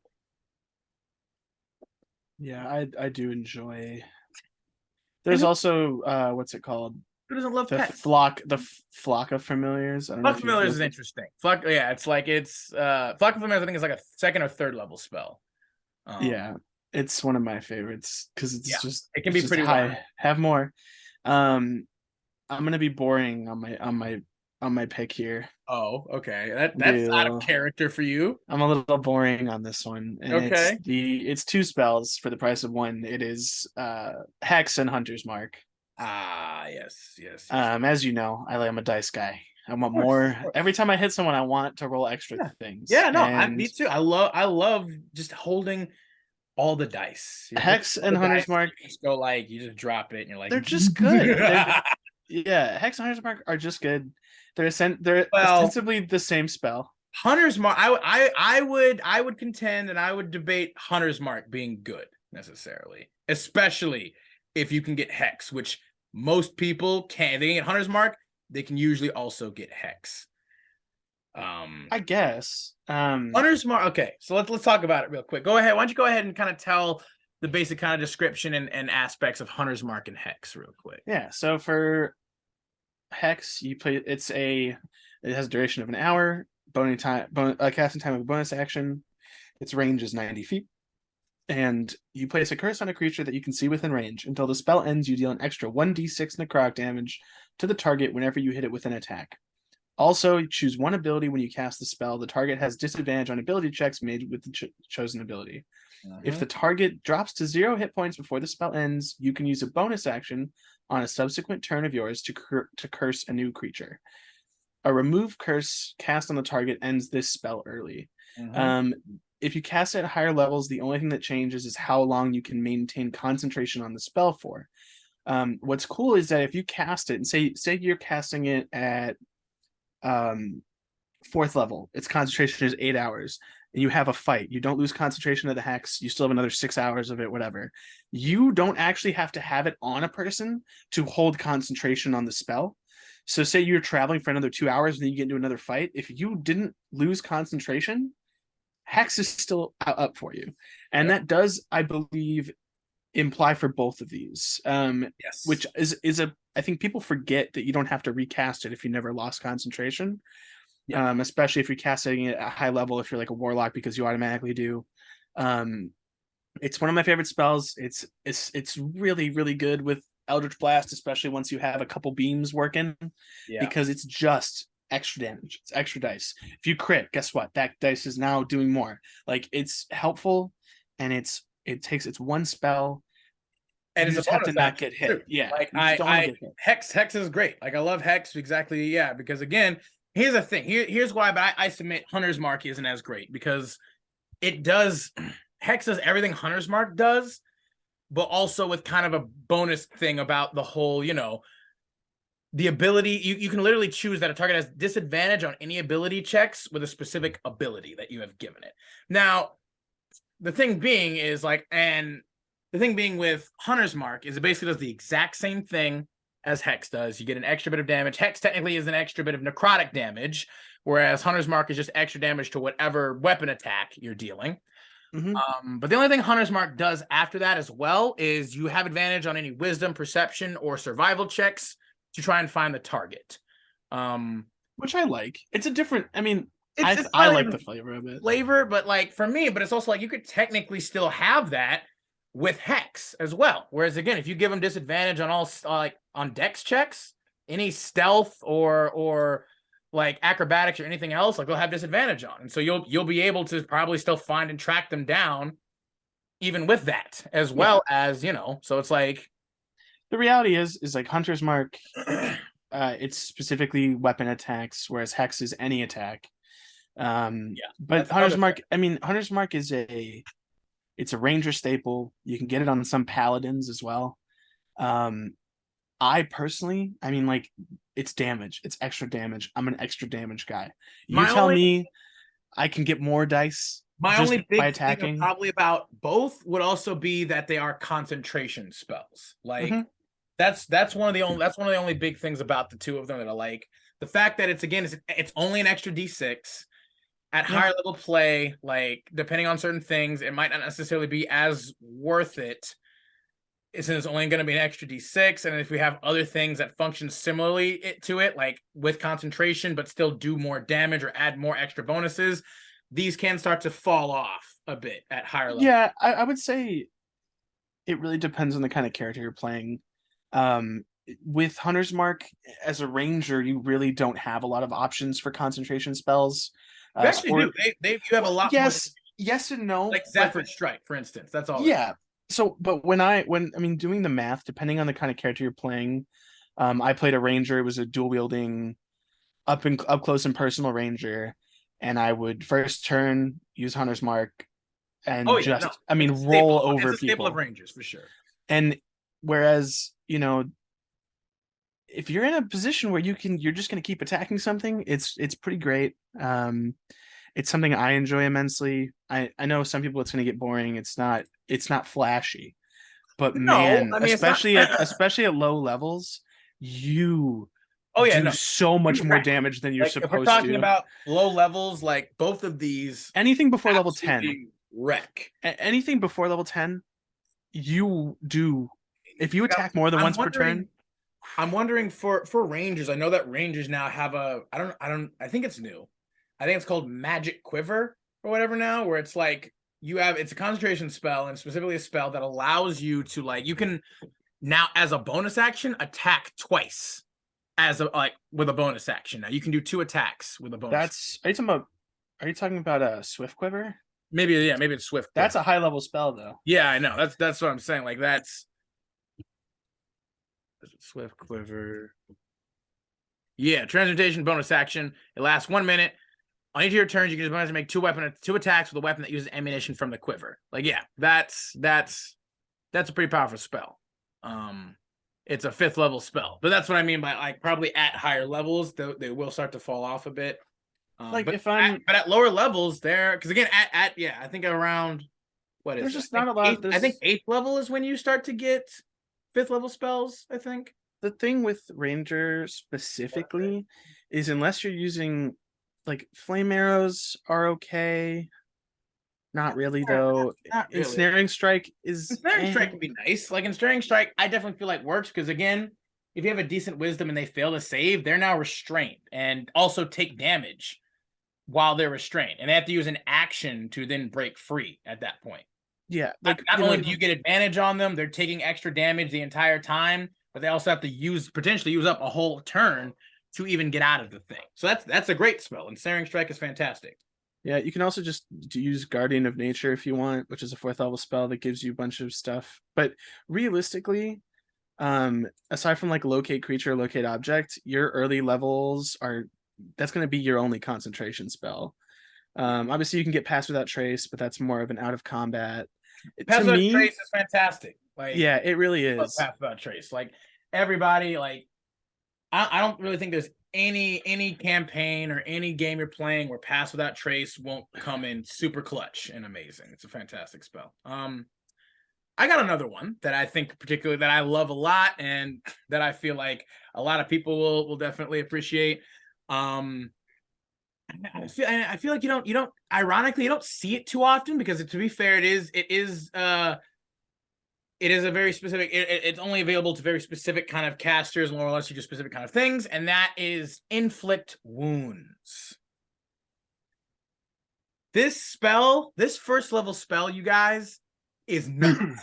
This thing is absolutely broken. It's busted as all. It is the 1st level equivalent of like Fireball, in a sense, in terms of just damage output. Also, honestly, it's kind of Chromatic Orb too. But I'll talk about Chromatic Orb as well. But Inflict Wounds, it is a 1st level necromancy spell with a casting time of 1 action and a range of touch with the components for verbal and somatic. Essentially, you make a melee spell attack against a creature that you can reach / touch, and on a hit, the target takes 3d10 necrotic damage. Now, once again, for those people just trying to for reference, anything that can deal 3d10, potentially 30 points of damage maximum at level 1 is insane. Like you will literally kill multiple times over characters with this spell. Like you can insta kill a character with this spell if they're at like level 1, 2, maybe even 3. Like, because that's not even including if you crit on it. Yeah. And the even better with this, it gets more powerful at higher levels. Like if you use higher spell slots, you literally increase the damage by 1d10 for each slot above 1st level. That's like you will literally then be adding what? You will have a total of, what is it, 11 d10. If you use a 9th level slot to cast this, you would have 11 d10. That is insane. That is like oh my goodness. I mean, obviously you have to hit them, you have to be up close, but man, you just build a tanky cleric, you walk right up to somebody. Cleric, or I think some other classes can get this too, depending on like what you shoot. Like again, I think if you take Shadow Touched, you can get Inflict Wounds. I think it might also be available maybe with Fey Touched too. Because it's illusion and enchantment. No, so maybe not. It's available to clerics and Oathbreaker paladins. Yeah, raw, just straight up. But there are plenty of other things that can take that. Like you're a bard, your magical secrets you can take. Yeah, just take Inflict Wounds. If you're a I think also can warlocks take you with their Mystic Arcanum? Because I think it's only specifically 7th or 6th, 7th, 8th, and 9th level. Yeah, spells. But either way, like there are so many ways to get this spell now. And it's absolutely busted. Like even at high level, like it never stops being busted. Even in high level play, this thing is absolutely busted. Yeah, and it's single target damage, but sometimes that's all you need. It doesn't matter. Like even if it's single target, with this, that target is almost guaranteed. If you roll high enough, they are just dead. They're donezo. Like, to be fair, it does deal specifically necrotic damage, and at higher level play, there are going to be a great many things that will be either like resistant, if not maybe immune to necrotic damage. But lower level, like this spell at lower level play, absolutely destroys basically everything. Like, and then even it's still relevant at high level play. Yeah, it's a fun one. I enjoy it. It's always good. And also, real quick, as another homage, kind of in that same similar vein, another spell that's particularly powerful at lower level and that still stays pretty relevant, would be Chromatic Orb. That would be another one of my favorites that I love a lot. Once again, I'm not familiar with it really being that power with with that chromatic, powerful. I'd well, never take it. it's well, and to be fair, it is only available to sorcerers and wizards, just baseline, because it's specifically an arcane-esque like thing. But Chromatic Orb, this thing is nuts too. It has a range of 90 feet. It's specifically, you hurl a 4-inch diameter sphere of energy at a creature that you can see within range. Here's one of the coolest parts. It's multi-elemental kind of thing. You choose either acid, cold, fire, lightning, poison, or thunder for the type of orb you create, and then make a ranged spell attack against the target. If the attack hits, the creature takes 3d8 damage of the type that you just chose. That, in essence, you literally have the ability to get through almost any resistance at that point with this spell alone. It's a range attack at 90 feet, and once again, just like inflict wounds, when you cast it using higher level spell slots, it increases the damage by a d8 for everything above first level. So once again, you'll be dealing 11 d8 damage to a creature using a 9th level spell slot, and you can change the damage type to be any of those elemental things at any time. There's almost nothing that's resistant to thunder damage. There's so few things resistant to acid damage. Like, yeah, I realized why I didn't remember this one. It's because I used the other one. Yeah, Chaos Bolt ironically, I was gonna leapfrog from Chromatic Orb to Chaos Bolt because I have a funny little adage, or a funny little, story. Sometimes my brain just gets stuck on specific words and I can't help but use those. It's a good word. You don't hear adage a lot anymore. You don't, but it's also not necessarily applicable to this specific thing I'm saying here. But leapfrogging from inflict wounds to Chaos Bolt, or to Chromatic Orb to then Chaos Bolt. Chaos Bolt was again a spell that I took for my sorcerer the first game that I ever played, because I thought it's a great spell. It looked great, and I don't know if Chromatic Orb was out at that time or not, but if it was, I can't remember. Actually, what's funny is Chromatic Orb came out first. Did it? So that's the case. I took Chaos Bolt over Chromatic Orb because I was like, oh, it's got a cool little aspect to it with whatever. I mean, to be fair, so would I. Yeah. So, because I also just like the name Chaos Bolt more too, to be fair. It was my first sorcerer. So, Chaos Bolt, first level spell, casting time of 1 action. It is School of Evocation, just like Chromatic Orb is. It has a range of 120 feet, so a bit of a longer range. It's instantaneous. You hurl an undulating, warbling mass of chaotic energy at one creature in range. Make a ranged spell attack against the target. On a hit, the target takes 2d8 plus 1d6 of damage. Choose one of the d8s. The number rolled on that die determines the attack's damage type as shown below. So you guys can probably see that there's a bit of a similarity between Chaos Bolt and Chromatic Orb. One being that Chromatic Orb is just much more consistent. You literally get to choose the damage type that you want. Technically, Chaos Bolt also has, it adds I think 2 more damage types to it. So it's not just the 6 chromatic, elemental stuff. Chaos Bolt also has force as well as psychic damage added on top. But it also is determined randomly from the d8s that you roll, like the number on the d8s. So, for the d8s, if you roll a 1, you get acid damage. You roll a 2, you get cold. You roll a 3, fire. 4, force. 5, lightning. 6, poison. 7, psychic. 8, thunder. But you get to pick which dice you use, because you roll 2. So there's and also options. d6, which is nice. But there's one fun part. Yeah, but the real fun part is if you roll the same number on both d8s, the chaotic energy leaps from the target to a different creature of your choice within 30 feet of it. You make a new attack roll against the new target and make a new damage roll, which could cause the chaotic energy to leap again. A creature can be targeted only once by each casting of the spell. So again, if you have a lot of enemies and you're lucky enough to roll, doubles on your D8s, you could potentially get almost an infinite chain of just like this thing leaping from all these enemies dealing this damage.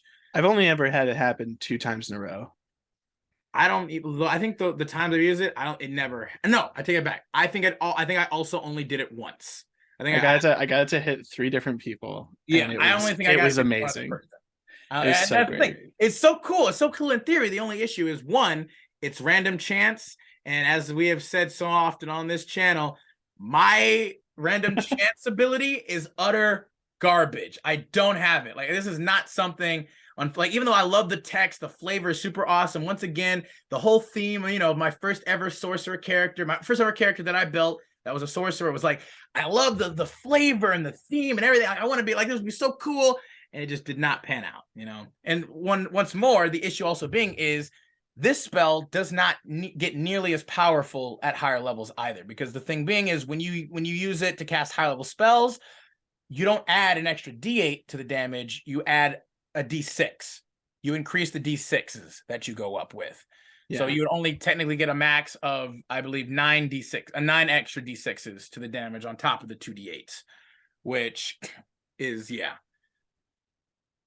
And it's fun. It's just not nearly as, it's not as consistent or reliable is the problem. It's so cool and interesting, but the unfortunate aspect is just not nearly as consistent or reliable. It's like, the unfortunate truth is, if you like Chaos Bolt, you might as well just take Chromatic Orb. It's just way more effective and way more consistent and way more reliable. And you take the Chaos, you take Wild Magic Sorcerer. No. And you only do things that have random chances of happening. Sam, I have lived the Wild Magic Sorcerer with Wand of Wonder and Chaos Bolts. Okay? That's all you do all day is you just roll the dice and hope to hell that things work out for you. No, you don't. Yes. Not with me. Not with me, they don't, Sam. No, you can't do that because you roll like garbage. Yeah, but someone like me could do it. I destroy campaigns. I eradicate.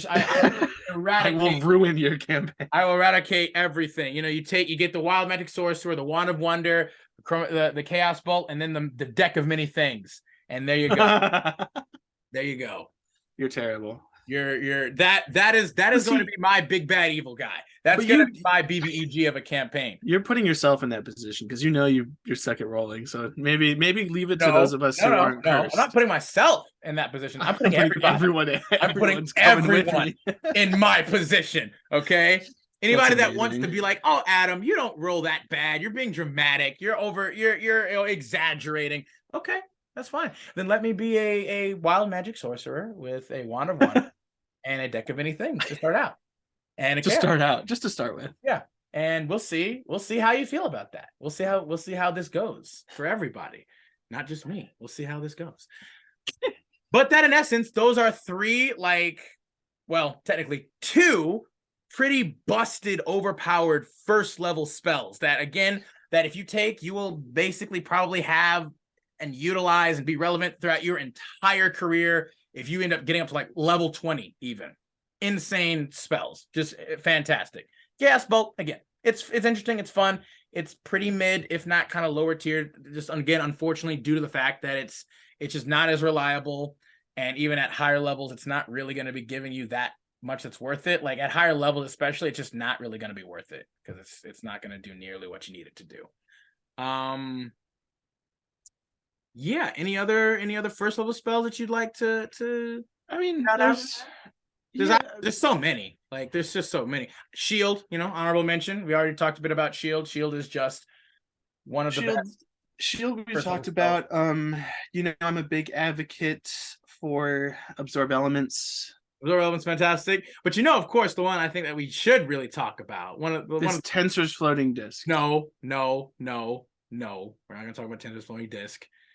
We're going down the theme of reaction spells, of powerful reaction spells. One particular exceedingly taboo, if not controversial, reaction spell that just came out in Strixhaven's. You know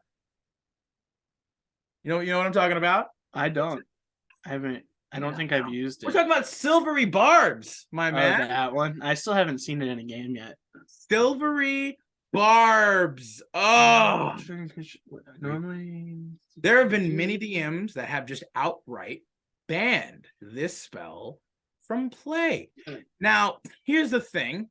my feelings on it are, once again, I don't think you should ban it, because once more, okay, let's just get into it, and we can talk about it. So it is a first level enchantment spell. Components is just verbal. You only need your words to cast this spell. It is a casting time of 1 reaction and a range of 60 feet.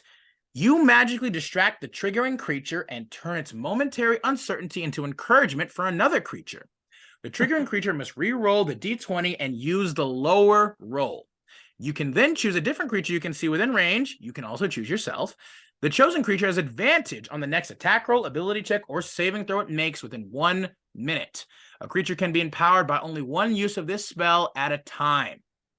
So, right away, you guys can see the potential power of this spell. It literally, I believe, again, from our last episode of MetaTalks, talked about feats, the lucky feat. This is essentially giving a creature the unlucky feat, where now they have to, and then giving it to someone else, and then giving it to somebody else. And again, what's amazing is I do believe the triggering effect is succeeds on an attack roll, succeeds on attack roll, ability check, or saving throw.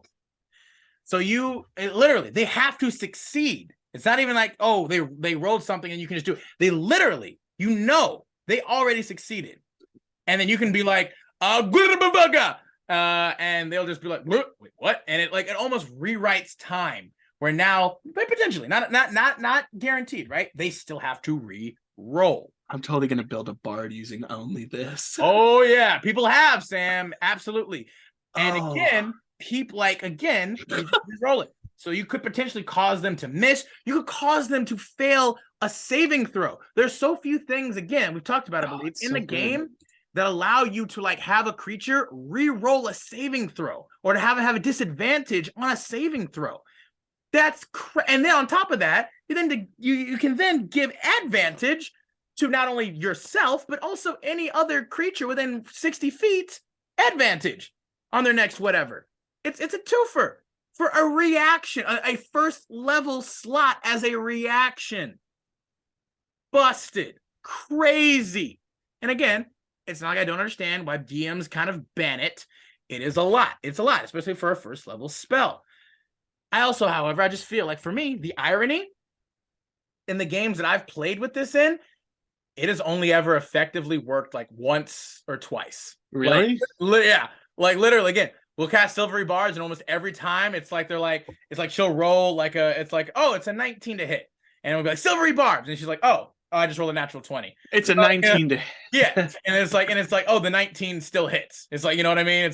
So it actually hasn't done that, where it's like you stopped an enemy from succeeding on what they wanted to do, right? And so that's why I feel like you still give advantage to the other person, right? Even if it doesn't change the outcome. Even if they still succeed after the reroll, you still give the advantage to the other character. So you still are giving free advantage, not free, but still you're getting advantage to yourself or a friend. But once again, it's just one roll. It's one roll, and it requires a spell slot. It requires a reaction, so you can only do it once a turn, or once around. And it's but it's, again, it is powerful, and it's a lot, and it has a lot of potential, is the thing, but only in the right hands. You know what I mean? I'm gonna be the most annoying bard. I'm gonna use that and Dissonant Whispers only, and that's all I'm gonna do the whole time. Yeah. Oh wow. God, this. See, look at this. Even I'm learning stuff still. Yeah, there's so much stuff in this game, man. It's so expansive. It's a lot. Why don't we go ahead and talk about some of the worst first level spells that we think are here? Because I literally just came upon it. One of them that I am again, it has a similar kind of vein as TrueStrike. It's the TrueStrike of first level spells, in my opinion. And that spell is going to be Witch Bolt. Oh, what? No, Witch Bolt isn't that bad. Oh, it's bad, Sam. Oh, come on. Bad. All right, let's go. Let's look at Witch Bolt. Let's talk about it. It's a first level spell. First level evocation spell with a casting time of 1 action and a range of 30 feet. It has verbal, somatic, and material components, and it is a concentration spell for 1 minute. So, a beam of crackling blue energy lances out toward a creature within range, forming a sustained arc of lightning between you and the target. Make a ranged spell attack against that creature. On a hit, the target takes 1d12 lightning damage. And on each of your turns for the duration, you can use your action to deal an additional 1d12 lightning damage to the target automatically. The spell ends if you use your action to do anything else. The spell also ends if the target is ever outside the spell's range of 30 feet or has total cover from you. Oh, but wait, there's a little bit more. Hey, at higher levels, you can cast this spell using a spell slot of second or higher, and the initial damage increases by 1d12 for each slot level above first. Yeah, that's bad. So, Yeah, here, right, again, fine. for anybody who might not be following, who might, again, from the initial text, very similar to Blade Ward and TrueStrike, it's like, wait a minute. So, for one action, you can cast this spell, and you can hit the target for a d12 base level, which, again, very few things use a d12 hit dice or damage dice. And even more so, you can increase that damage by increasing the levels. So what's the problem? You can keep damaging them after. Well, what's the problem? Well, my friends, the problem is, one, it takes your action to do. It is a concentration spell of 1 minute, meaning at any time you could take damage and lose it. But one of the biggest, probably the biggest issue with this spell is the spell ends if you use your action to do anything else. So effectively, you fire off, and not just that. If when you cast at a higher level spells, you don't get the the extra d12s any other time aside from the initial casting. You do, like, again, if you cast it at like fourth level, you'll get like 5d12 damage on the initial hit, and then every time you use your action after that, it's going to be 1d12, and that'll be it. And if you at any point do anything else with your action, it goes away. If at any point, or if they leave the 30-foot range, it's further away from you than 30 feet, it goes away. If at any point, if an enemy literally steps behind a pillar directly between you and him, the effect goes away. It's terrible.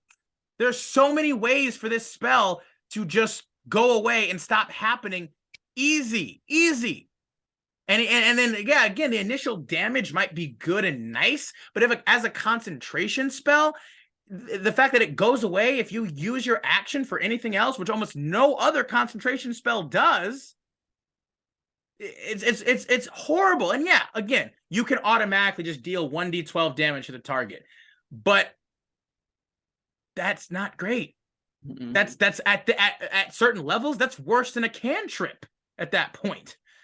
Because even a cantrip that's an attack at least has the capacity to crit every time you use your action to attack it, if not having just more overall damage dice. Like, it is a horrible, terrible spell. Like, the issue is, again, there's too much things that can go on that just end it right away. And again, like I said, the initial damage dice at higher levels, it might be decent, you know what I mean? Again, you cast it at fifth fifth level, you get 60-12 damage dice. That's a decent initial hit, you know what I mean?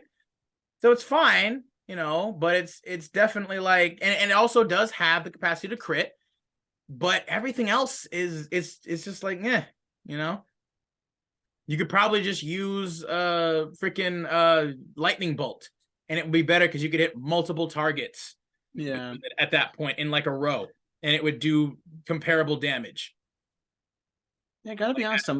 I'm looking over these spells, and that is hands down, like, it's not even close to the worst spell. Yeah, it's because even some of these that are just like, reality wise, is that they still have a use somewhere. Yeah, this does not really. Like, again, like I said, the only thing is like, yeah, the initial damage dice at higher levels might be okay. But also not really, because any other spell would still probably do comparable. It's also, its range is so small. Yeah, 30 feet.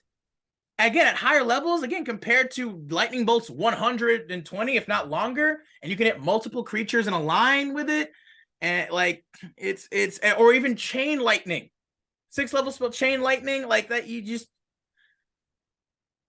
it's so bad. It's really bad. Witch Bolt is like, again, it is the TrueStrike of first level spells is what Witch Bolt is. And anything else is still pretty decent. What about you, Sam? What do you think is one of the worst first level spells in the game?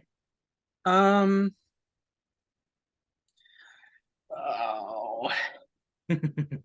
I mean, Beast Bond is terrible. Beast Bond. And the only reason I say it is because it requires another spell to then have this spell work. Or you are already friends with an animal, or have already charmed an animal. So it's a weirdly, like, it's not just situational. It also is a spell that you use after using another spell to first befriend the animal. It's pretty horrible. It's bad. So, go ahead. Read the description. Yeah. So it's a first level divination spell with a casting time of 1 action and a range of touch. The duration is 10 minutes and it is concentration. You establish a telepathic link with one beast you touch that is friendly to you or charmed to you. The spell fails if the beast's intelligence is 4 or higher. Now, Mark, it has to be a beast. Yeah. And while that doesn't sound terrible, the amount of creatures you meet in the wild in D&D that would make sense to be beasts are not beasts. Not all the time. There's a lot of them that are not actually beasts. Until the spell ends, the link is active. Okay, so until the spell ends, the link is active while you and the beast are within line of sight to each other. Through the link, the beast can understand your telepathic messages to it, and it can telepathically communicate simple emotions and concepts back to you. While the link is active, the beast gains advantage on attack rolls against any creature within 5 feet of you that you can see. Now, do I want that to play? What am I going to use this with? Beastmaster Ranger? Yeah. Beastmaster's terrible. Yeah, it's horrible. It's bad. It's bad. I mean, to be fair, I think they did revitalize it a little bit. You know, they reorganized it and switched it up a little bit, I think. I know, but I mean, you could do Beastmaster Ranger. You could do the Drake. You could do the Drake Guard Ranger. Sure, or you could do Circle the Shepherd Druid. Never mind, that's not a beast. You can't use it with the Drake. Guard. No, it's a beast. You could use Circle of the Shepherd Druid. Yeah, you can use Circle of the Shepherd Druid, but you can't because it's so bad. It's bad. It's a bad spell. It's so bad because like there's one. It's only 10 minutes, and it's like there's a second spell. Well, there's animal friendship, so you could use animal friendship first because that lasts 24 hours. I mean, you could also just roll an animal handling check, right? You don't have to use a spell. You could just it still does require you to do something else. My argument is like, yeah, you could use an animal handling check. Just because you know how to be nice to like a wolf in the woods does not mean it is friendly towards you. I think like me as a DM, if she's like, well, I'm gonna go talk to the wolf. Okay, sure. Well, I give it food. Okay. I'm gonna cast Beast Bond. Well, you can't. Why? Because you're not the friend of the wolf. He is indifferent to you.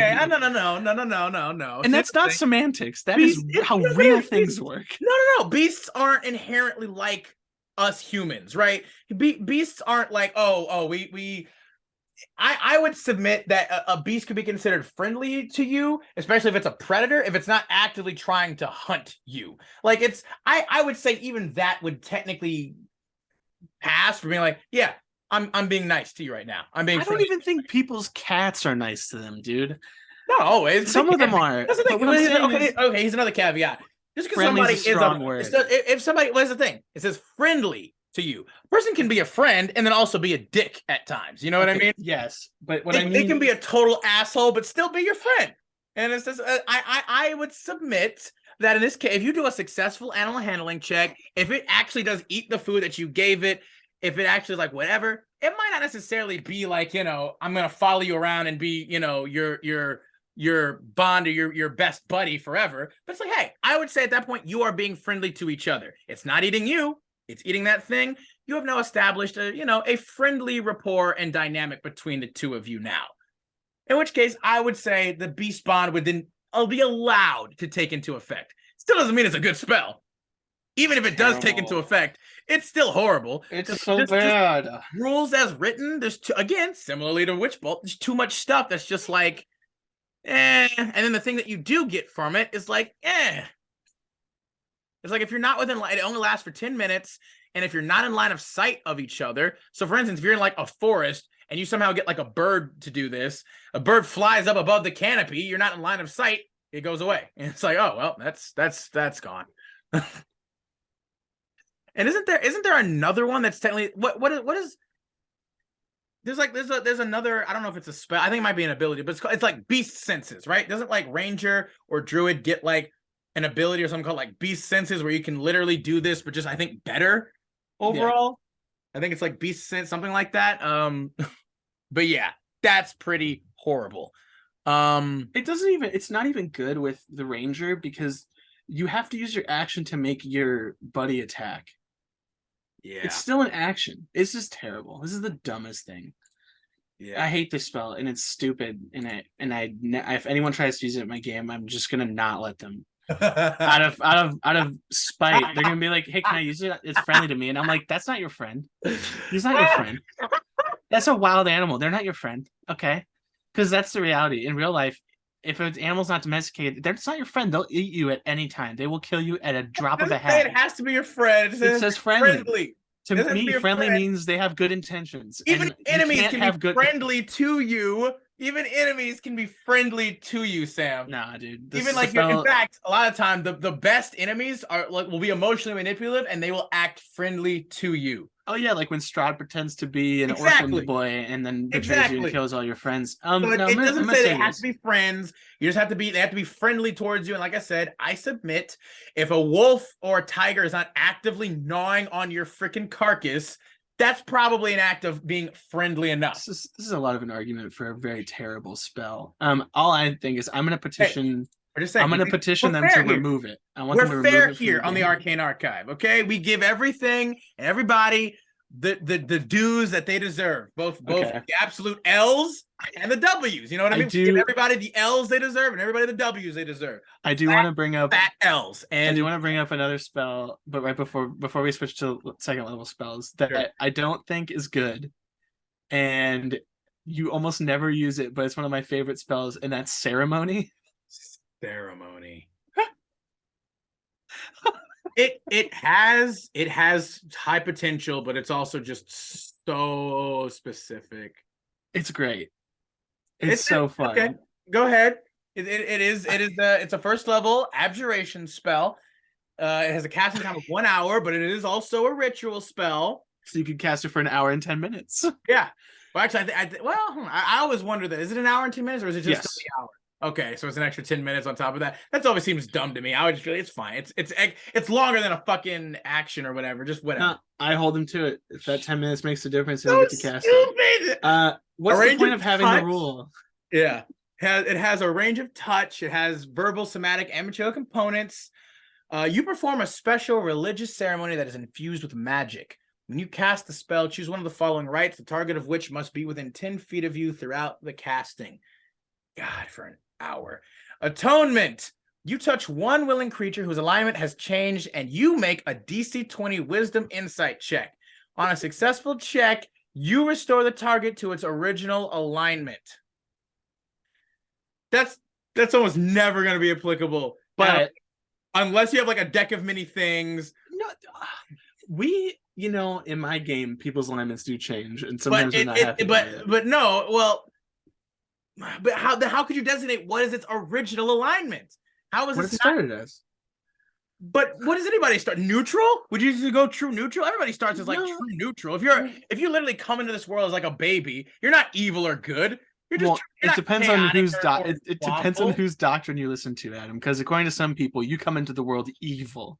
You're an evil baby. Some people come into the world as pure innocent goodness of right. My point being, again, the doctrine. How would you possibly define as what is a person's original alignment unless it's literally been like magically altered in some way? I'm gonna give you a very easy example. It's pretty low key. It's how we do it. Everyone picks an alignment when we start the game. Within the first couple sessions, if that alignment doesn't really fit the character you're playing because maybe the character turned out a little bit different than when you wrote them down, you switch your alignment. That's okay. What can happen though is, say I'm a chaotic good person. There's some leeway to what's considered good and what's considered okay within that realm. But if I start doing legitimately evil things, my DM will force change my alignment. And sure, but that's also, and there are consequences for that. Okay, but here's what I'll do as a rebuttal. It specifically stipulates you have to touch one willing creature. Yeah, alignment has changed. That's why it's called atonement. Yeah, but my point being too is like at that point, why would you even need the spell? If you're, it's not. It's for other religious people. It's for like clerics, because there are certain like, orders and things where if your alignment changes, your god might take your powers away from you. Sure, that's what it's about. That's what this whole thing is for. You have also just willingly chosen to change your alignment back at that point. You don't want to be this alignment. No, anymore. You're atoning for sins to change your alignment back in an attempt to get forgiveness from your deity. You don't have to do that with a spell. But you can do it with a spell. That doesn't make sense. It's a cheat spell. It's not a cheat spell. Okay, and then so after that, you can also bless water to make it holy water. Only one vial, of course, so it would take you a very long time.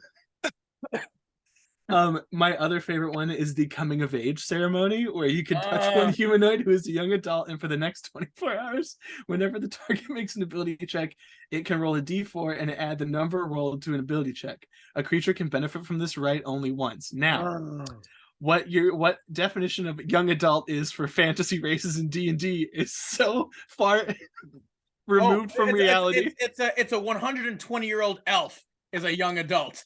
Oh, it's a freaking exactly 86-year-old gnome, whatever the hell. Yeah, I like dedication. You touch one humanoid who wishes to be dedicated to your god's service. For the next 24 hours, whenever the target makes a saving throw, it can roll a d4 and add the number rolled to the save. A creature can benefit from this right only once. This is great. Flavor is fantastic. Funeral rite. You touch one corpse, and for the next 7 days, the target can't become undead by any means short of a wish spell. What is this fucking spell? What did they just threw whatever they wanted in here. And the best one. Okay, this is the best one of all. This is the only actual viable one, and we're gonna get into why and the funniness of it. But go ahead, tell them what it is, Sam. It's a wedding. It's a wedding. It's a wedding ceremony, you guys. So I'll take it from here. You touch adult humanoids, and be very, very, clearly look at that. That stipulates it's two humanoids. You can't. No. It doesn't say two. It just says adult humanoids. It doesn't. That's what I'm telling you. This is viable. Oh my god, we can marry everybody. It's plural. It doesn't have a deliberate number. You touch adult humanoids willing to be bonded together in marriage. For the next 7 days, each target gains a +2 bonus to AC while they are within 30 feet of each other. A creature can benefit from this right again only if widowed. So, with that specific rules as written stipulation, you can potentially just marry your entire party, and everybody gets... I have a question. Do you have to love them? No. Oh. It says willing to be bonded together in marriage. Many people, but maybe you should. I mean, maybe you don't have to. Like again, marriage wasn't originally about love to begin with. Marriage was about literally business acumen and stuff like that. My favorite is that it's nice if you're in love with the person that you're married to, but it absolutely, by no way, shape, or form, is a stipulation of marriage. And my favorite part is that you can't even make money with this spell because it costs 25 gold. Yeah, worth of powdered silver, and I'm pretty sure one holy water vial is not worth 25 gold. Yeah. Worth of silver powder. So I guess you could just, I mean, like, this is one of those spells that I know it's stupid, but like every entry level cleric in any temple, no matter how rural, no matter how out of the middle of nowhere it is, someone will be able to do this, because like churches have holy water. Churches have they do ceremonies all the time, and they can take people in and try to teach them and bring them to their cause. Like it's a ritual. It's a ritual spell. Flavor wise, it is a great spell. Like for actual game mechanics, it's dog shit. But for world building, it's amazing. It does nothing. It does everything. No, I can marry people and I can give them a bar mitzvah. What do you mean it does nothing? You could marry people, but only, again, it only takes effect if they're within 30 feet of each other. So literally, if you're like married, just like a commoner, person, and why would I do that? I'm gonna marry another PC. Nice. They stay at home and you go off to adventure. That effect does nothing. Sam. Well, that's why you bring them with. Yeah, and then they die. That's what Yeah, happens. and then you get married to a new person because now you're a widow. And then you lose. If they die, in literally the first round of combat, you lose the bonus anyway. Well, that's why you get married to another powerful individual. Exactly. That's why you get married to your That's party That's members. why you're supposed to marry the homies. Marry your party members. And then only lasts for 7 days, and after that you have to kill them. And then Oh no. And then you can do it again with somebody else. But that's another thing. You kill them and then you revive them. And then you do it again. Oh wow, this is like you're going from a game breaking side of things. I'm going from the fact that I love this spell for I'm going from a game breaking side. I'm just going from a logical side. You know, no, I'm going from a feelings that this comes. You know, there's you know what, you know me is I like looking at the numbers and trying to do stupid shit, but I purely love this spell for emotion alone. I'm saying the emotion, like this spell does nothing even for the emotion. The emotion already happened. This spell shouldn't have to what is the word I'm looking for? It shouldn't have to like grandize it or acknowledge it or give it whatever, because once again, the atonement thing is the perfect example. If it's a willing creature that wants its alignment to change, it's already made the decision to do that. And so yeah, but alignment doesn't change just because you decided it does. Yeah, it absolutely could. Not at every change table. your alignment by the actions you're taking. Again, effectively, you have already chosen to be that alignment by the actions that you've taken. If you have chosen to have your alignment change by being willingly to this, your alignment has already effectively changed even before the spell activates. Well, especially with the 1 hour and 10 minutes it takes to cast the spell. I don't know, man. I feel like you're oversimplifying the tidal wave that is human emotion and alignment. No, I'm not oversimplifying it. It's not simple by we'll just have to agree to disagree about how great this spell is. Effective. This spell has no effect. We're going to second level spells now. We're going to second level spells now. You know how you hate the sorcerer? It's the opposite, but I love ceremony. Yeah, no. Again, ceremony, the one thing that really actually matters is wedding. That's the only real thing. Everything else is okay. Except for atonement. Atonement is completely fucking stupid. Has absolutely no right or business being there at all. Really I get the flavor. I get what they're trying to do, where it's just like, for instance, if you're a demon or a devil, you can atone a demon or a devil if they're willing. Once again, I submit, it's like they've already atoned then. If they dislike their actions so much, if they dislike what has happened, then they can effectively already do that by just choosing to do that. They don't need ceremony to make it so. If they can change just, normally. That's why I think it more applies to like, if your alignment has forcibly been changed. But then again, I guess if it's been forcibly changed, do you want to go back? Again, brings up a whole lot of other philosophical questions, I guess. Regardless, second level spells, my friend. What would you choose and pick as some of your favorite second level spells? I've got a couple. You can start. I'm getting my little list together. I would say for me, and there's obviously going to be a theme here. Like again, same with you, Sam. Like I love the dice. I love damage type stuff too. Like it's just so fun. One of the biggest ones that I would say just right off the bat would be Scorching Ray. It's a classic. Scorching Ray is a classic, like fantastic second level spell. Again, not just for its viability and effectiveness at its level that you obtain it, but also that it still can stay so incredibly relevant and be way more busted and ridiculous at higher levels than you might initially give it credit. It's crazy what this spell can do at higher levels at times. So, Scorching Ray. Second level spell, casting time of 1 action. It's a School of Evocation. It has a range of 120 feet and requires only verbal and somatic components. It does not require materials at all. Obviously, as you might suspect, with a range of 120 feet, it is a ranged attack spell. You create 3 rays of fire and hurl them at targets within range. You can hurl them at one target or several. Make a ranged spell attack for each ray. On a hit, the target takes 2d6 fire damage for 1 ray. At higher levels, when you cast this spell, you can create 1 additional ray for each slot above second level. Meaning that you start out second level with 3 rays. At 9th level, you can cast a total of 10 rays at a person, each of which deal 2d6 fire damage on a hit, not even including if you potentially crit on them. This is similar like to the Eldritch Blast scenario. Eldritch Blast. I was gonna say this is literally like the Big Brother version of Eldritch Blast. Like, to be fair, you know, Eldritch Blast is a D10 die, but this does 2d6, which could technically do more damage than Eldritch Blast even then. And has a better average. Has a better average of damage, plus, again, has more opportunities to hit. 10. You get, as a spellcaster, you get 10 attacks. That's the equivalent of a freaking fighter, literally. Like, that's crazy. That is utterly insane. One action. You can attack 10 times, potentially crit on any number of them. And even if you didn't crit, that would still be like the maximum damage you could deal would be what is it? If it's 10d6, that's 60 points of damage. Right? Yeah. It's 10. I'm sorry. No. It's 2d6. It's not even 1d6. It's 2. 12. So it would be 120 points of damage if you maximized it. It's a good spell. The average would be 60. Like the average would probably be like around 60 damage. Yeah, it's one of those spells that from when you get it to the end of the game, it is a viable spell. Always. It's the only downside is single target, but that can be helpful, especially like like you're fighting big monsters, like you're fighting a dragon. You all of them at a single target though, but you can spread them out is the thing.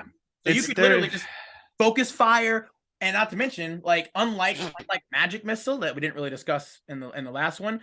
Unlike everyone knows Magic Missile. Magic Missile is pretty crazy too, though, to be fair. Like, because it just hits. It just hits. And it's force damage, even though it's a D4. But unlike Magic Missile, which does specifically state that like Magic Missile hits at the same time, this doesn't say that. So you can literally just like pepper one dude with enough that he's like 1, 2, 3, he's dead. 1, 2, he's dead. 3. Yeah. Like you could literally just whittle down enemies if you need to. You can focus fire on one, and then if he dies, you just, all right, I'll send the rest of them at the other dude. Like, it's good. Crazy. I love it. I love this spell, not even just for the damage and the numbers and the mechanics, but even for the flavor of it. Like, for instance, for my Blade Singer, I changed it from being Scorching Ray to Scorching Swords. Like, I literally like conjure up like blazing, flaming like swords like they have in like, you know, Eastern, you know, wushu kind of type, you know, like magicians and stuff, where it's like a more Eastern kind of thing, and they like literally have like spectral swords that they send flying, and it's fantastic. It's a phenomenal spell that will always be relevant no matter what level you're at. Which one do you got, buddy? Because I got a couple more too that I like. I love second level. Second level's fun. I have a couple new ones from Strixhaven that I want to touch on. I haven't had a chance to use them, but I like them very much so. And that's going to be Vortex Warp and Wither and Bloom. Vortex Warp, I do like that one. The reason I'm putting both of these kind of together is that they both affect your party, not just enemies. We'll go over Vortex Warp first. It's a second level conjuration spell, casting time 1 action, duration instantaneous, range 90 feet. You magically twist space around another creature that you can see within range. The target must succeed on a Constitution saving throw. The target can choose to fail, or the target is teleported to an unoccupied space of your choice that you can see within range. The chosen space must be on a surface or in a liquid that can support the target without the target having to squeeze. Now, I'm a big proponent of strategy on the battlefield. Battlefield placement is paramount. I love and that. It's something I struggle with when I play with characters who never played a strategy game in their goddamn life, because they just have no idea, or they just don't care. It's just I run up and hit it, you know. It's like, dude, can maybe think about like where you're running or why. Yeah, and so for me, it allows me to ostensibly set up people to be in better positions. Yeah, and I guess to be fair, it is also very dependent on your DM as well. Again, and them setting the environment as being, you know, multi-layered, multi-dimensional. Mm-hmm. Not necessarily literally, maybe literally sometimes, but more metaphorical. Yeah, it's just one of those spells. Like, I like the connotation. You can also teleport enemies away, which is fun. Oh yeah. Again, this is I think we did mention this spell at one point in some of our last videos, and again, we'll check it out. But that, you know, it's like, this is one of the few spells, especially at low level. I think maybe the only spell at low level now that like allows you to teleport somebody else, like to forcefully teleport somebody else somewhere. Like that, this was not a thing for a long time unless you had like a very specific, like an Eldrin or whatever, or maybe like some other racial or some other special thing where it was like this. It's very rare that you get to forcibly teleport somebody else at to any place. It's good. Obviously they have to put the caveat on there of like you can't teleport them over an open chasm, and like I like that. I like the fact that you can't just drop them off a thing, and I think that's fair. But it's like you can literally put them right next to it, and then like have your barbarian or your fighter just go like Spartan kick. You know what I mean? Yeah. Or here's another thing too. It must be on a surface or a liquid that can support the target. So you can teleport them into water. Like you can teleport them, like you drop them in the water. Technically, it's supporting them. Like the water is like it's a liquid that is like it supports them. They can float on it. Technically, I think I don't know if their idea there was to say like you can put them on a puddle, but you can't teleport them into the ocean. I don't know. I think that would be a DM call. Like me personally, I'd be like, well, what's your intention? And I'd look at it and I'm like, does this make sense? And I'd let it happen. I don't see any reason why they couldn't teleport. Because again, it specifically does say a liquid. Like what liquid can support an individual other than so I'd say, would you let them drop somebody into lava? No. But the ocean, sure. I mean, I'd let them drop them into lava in terms of like, because you don't automatically sink or submerge like per the rules of the like you don't sink or submerge right away into lava. You literally do kind of like you're literally like on top of it and then begin to slowly sink. And so technically it's still supporting you. You take that damage and you have to run away. Like you get that chance to get out of it. You know what I mean? Something about it is to me screams a non-offensive spell. Like in terms, it's not meant to do damage. I agree that they're trying to make it as non-offensive and damaging as possible. But again, I would submit that there are ways around it. And again, specifically with the lava like scenario, you're not going to have a lot of moments where you're near lava a lot of the time. Like that's going to be a more like very highly situational thing, right? I don't know if I would say like, you can teleport them into acid, but maybe you can. You can teleport them like onto like acid if it's like just like, whatever. Because I guess it also brings up the questions like, what if like there's like an inch of acid on the floor, right? It fill up like an inch. Does that mean you can't use this spell at all then? Like you can't teleport them anywhere in the room that technically the acid would be? Like does that then make this spell completely unusable? You know what I mean? Where it's like in acid, you can still, move, kind of like float depending on I guess the type of acid that it is. Like you should be able to technically because it's still a liquid that can support you. Like you don't just fall straight through it. You know what I mean? So it looks like I'm looking just because I'm familiar. It seems pretty much that I guess you could put them into liquid. That's again, it specifically stipulates liquid, like it says liquid. Oh yeah, the only thing is that you can't put him in a space that's already occupied. Yeah, that's interesting. Okay, so that is a very it's super powerful. It's great. I've used this spell a number of times. It's like again, you just can't literally drop them into thin air. You know what I mean? You can't like drop them over a cavern or whatever. But you can absolutely place them in like a liquid of some sort that if you have lava, if you have acid, if you have whatever, or even water, you just teleport them into water and they like, you can teleport them on top and then they fall into it and it'll technically still hold them. It will support them to a certain extent. The other like weird one I saw that I liked was Wither and Bloom, which I don't think it's the best spell, but the connotation of it's one action, 60-foot range, 10-foot radius sphere. It's a con save. It's a necromancy spell. You invoke both death and life upon a 10-foot radius sphere centered on a point within range. Each creature of your 20-foot diameter. Just putting that in for anybody. Each creature of your choice in that area must make a Constitution saving throw, taking 2d6 necrotic damage on a failed save, or half as much damage on a successful one. Non-magical vegetation in that area withers. In addition, one creature of your choice in that area can spend and roll one of its unspent hit die and regain a number of hit points equal to the roll plus your spellcasting ability modifier. Now, this isn't flashy, but stuff like this where you can give someone temp HP, let them roll a hit die, stuff like that is huge. Well, not just that, but it's got a decent radius of effect. And you can choose who it hits. Yeah, I was gonna say the biggest aspect of that is the fact you get to choose in that area who actually takes damage. Like that's a great aspect for any spell. Like it's like, because again, fireball, whatever else, like if you have it, doesn't matter, because if you start attacking your friends with it too, then it's like you don't necessarily want to do that. But with this, you can have some wonderful area of effect and control literally within your control and your choice, which is always awesome.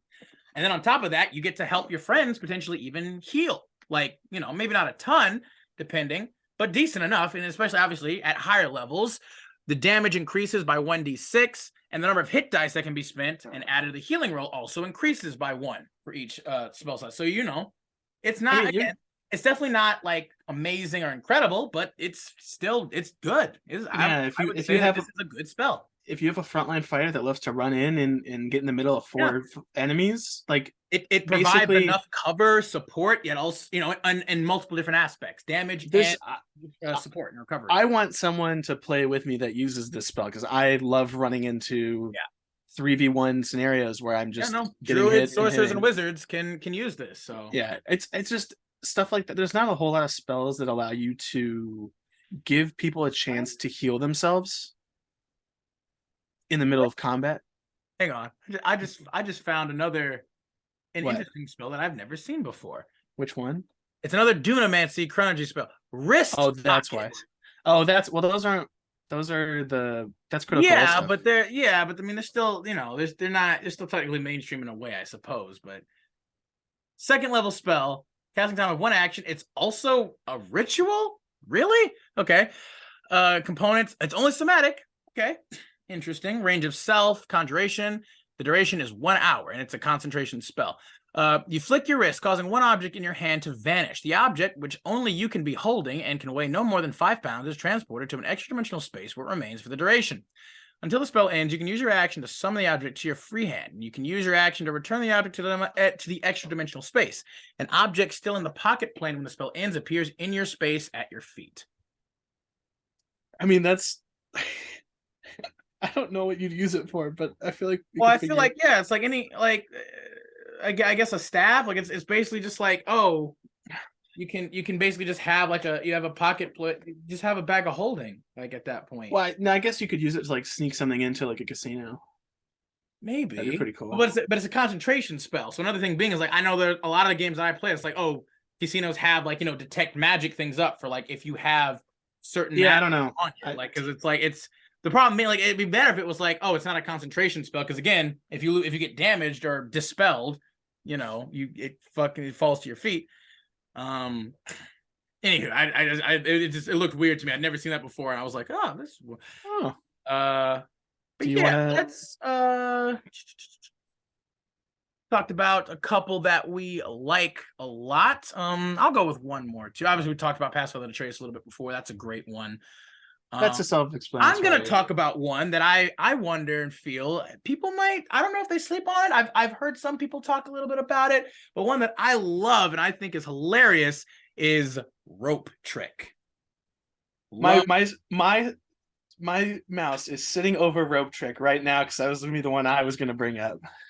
God damn it, dude! I love Rope Trick. I love Rope Trick so much. It's so great. Let's talk about it. It is a 2nd level transmutation spell, casting time of 1 action, which is fantastic. It's got components, verbal, somatic, and material, a range of touch, and it lasts for 1 hour.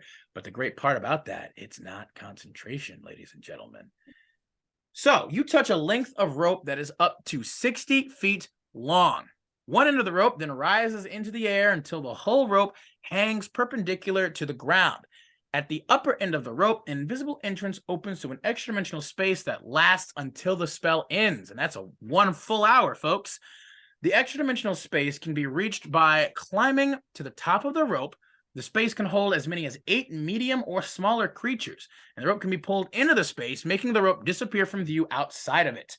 Attacks and spells can't cross the entrance into or out of the extra-dimensional space, but those inside can see out of it as if it was through a 3-foot by 5-foot window centered on the rope. Anything inside the extra-dimensional space drops out when the spell ends. Now, there's a little handy-dandy way that you can get this spell on Ranger if you play Gloomstalker. Yep. And I will tell you this: we had a fight where we couldn't leave, but we had to keep fighting to stay alive. And our barbarian went down. This was in Curse of Strahd. Now, gosh, if that wasn't the funniest thing where we had to pull his dead body up through that thing so we could short rest and revive him in the middle of a fight because we could just leave. Yeah, no, it's great. I mean, that's the thing. Like, me and my party also used it in a rather clutch moment where we had walked into a tavern that and we had been kind of infamous for a bit. Like, people had put up certain bounties against us because like there's a bit of corruption going on in the government, and they were trying to like basically capture us. And this one dude had ratted us out and had brought like some pretty high powered like royal guards to surround the tavern, like kind of the army or whatever.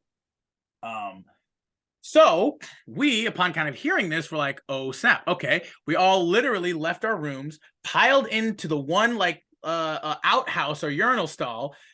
I cast rope trick, and we literally just hid inside of the stall from them as they searched the entire room, and they like opened it. They can't see the portal. We can see them, but they can't see the portal. And they closed it, left, and we literally got a short rest, was able to use like arcane recovery to get back a couple of spell slots that we'd used up previously. We all kind of healed a bit. Same exact thing. Another interesting aspect too is you can technically still fight from it. At least from the way that we did it. Like, if you literally poke your head out of the window, you can shoot people. You can shoot people from it and then go back inside and have complete cover. There's it's a bit of a cheese, to be fair. And my DM, I would absolutely be fine if the DM ruled that you can't do that, because that would be super cheesy and broken. But there's nothing that necessarily says that you can't do that. You know, it specifically says that attacks and spells can't cross through the entrance into or out of the space. But those inside can see out of it, whatever. But so there's nothing that says you can't just stick your head out and or your body out and then fire. I think the idea is that because it's a weird extra dimensional space, the idea is that you can't really get a good stance for shooting, and maybe it would be extremely difficult. So even if I were to let someone try it, it would be a disadvantage. Like, me personally, I rule that you cannot attack out of it because they can't attack you in there. Yeah. That's what I'm saying. Like, it's like, again, it would be super hella cheesy and busted and kind of a B move. You know what I mean? To be doing that. Yeah, there is one thing that I do find funny. You can't. Rules as written. Nothing says that you can't. Yeah, I did actually use this spell to escape prison. Because when you cast the spell and you touch rope, it goes 60 feet straight up. And so I used it to climb over a wall. Nice. Yep. It was like they were like 40-foot walls, and I was a ranger. I didn't have any they were sheer. There were guards everywhere. So I literally climbed in, used it as a vantage point to wait. Yeah. So, and then I got back out, swung a little bit on the rope, and jumped out of the prison. And my DM was like, "Wait, what?" I'm like, I used this. Yeah. And I did it, and everyone at the table is looking at me in silence, like, "What are you?" That's what I'm saying. Like, once again, that was not how that spell's supposed to be. This is one of these spells that surprisingly has just so much versatility and utility in so many ways that you wouldn't expect. Exactly with that same type of thing. Again, we did a similar thing where we literally there was a time when we were like getting raided, like our town was getting raided by like a huge orc horde, right?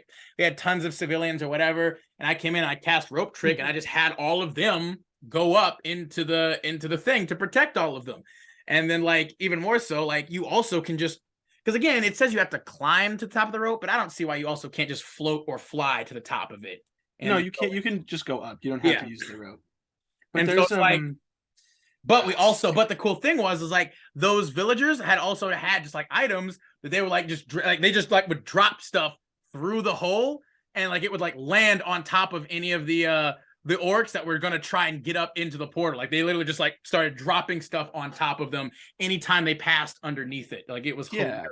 I have currently a backup character for something. He's an artificer with rope trick, but I went the Eldritch Cannon one. What's it called?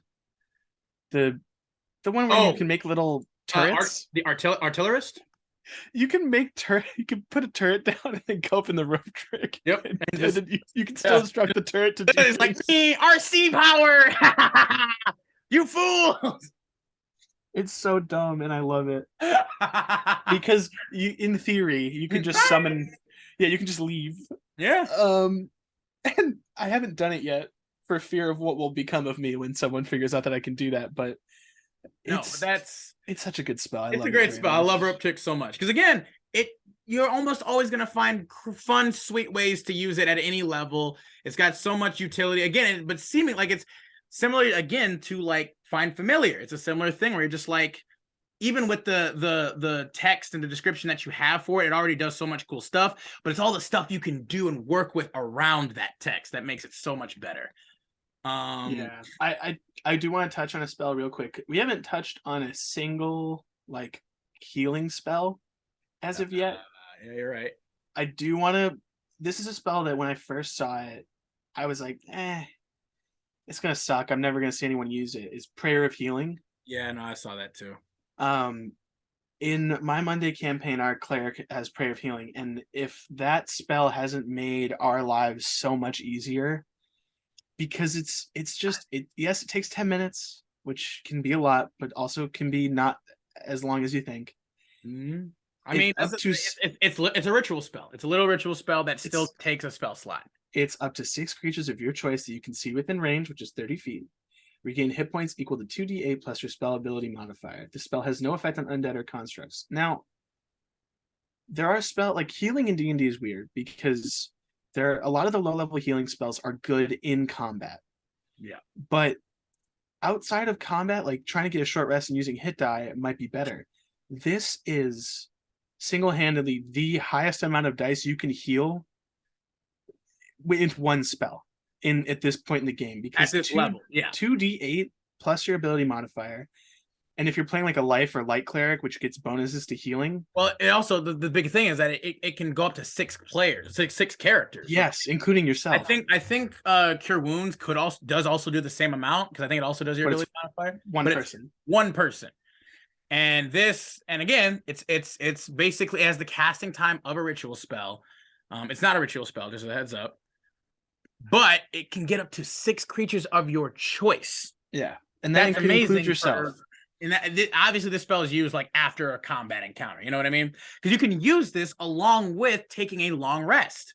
So it's like, or a short rest if you need to. Yeah, or a short rest. Sorry, that's what I meant to say. Short rest. So it's like, you can take a short rest. You can, pop this really quick to get a little bit of health, like in case you're not in a safe spot, right? Like you're still in maybe like a rather tumultuous or dangerous area, and you're like, you know what, we maybe need a little bit of something. So you get the 10 minutes, you get this off, you get a decent amount, especially because you increase the d8s for every spell slot level above second.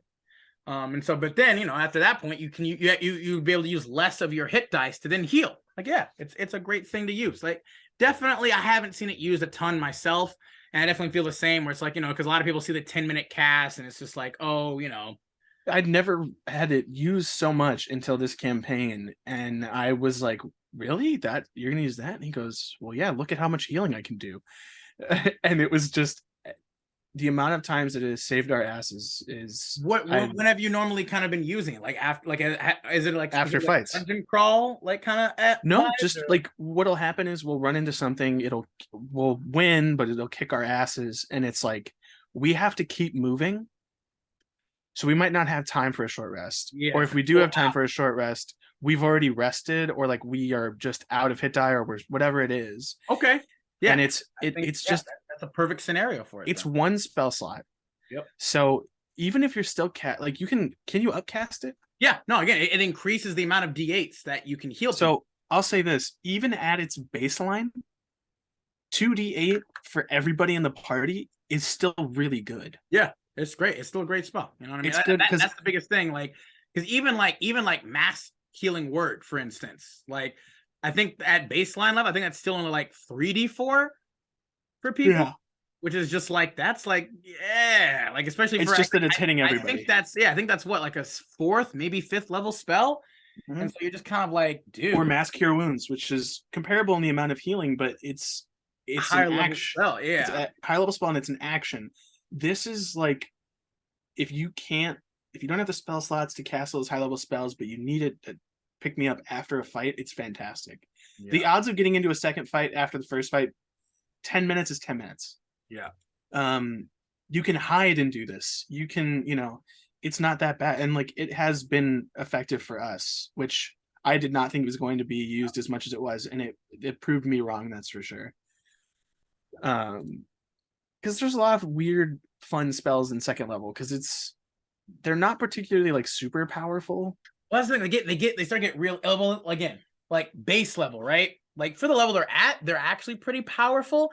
But the cool thing I like about so many like second level spells is that there's so many of them that just stay relevant throughout the whole time or just get busted at higher levels. One spell that I actually did want to talk to you about a little bit and get your thoughts and feelings on it is the spell Shadow Blade. This has always been interesting to me. It's a second level illusion spell with a casting time of 1 bonus action with a range of self, and it's a concentration spell for up to 1 minute. You weave together threads of a shadow to create a sword of solidified gloom in your hand. This magic sword lasts until the spell ends. It counts as a simple melee weapon with which you are proficient with. It deals 2d8 psychic damage on a hit and has the finesse, light, and throw properties with a range of 20 for normal and 60 for long / disadvantage.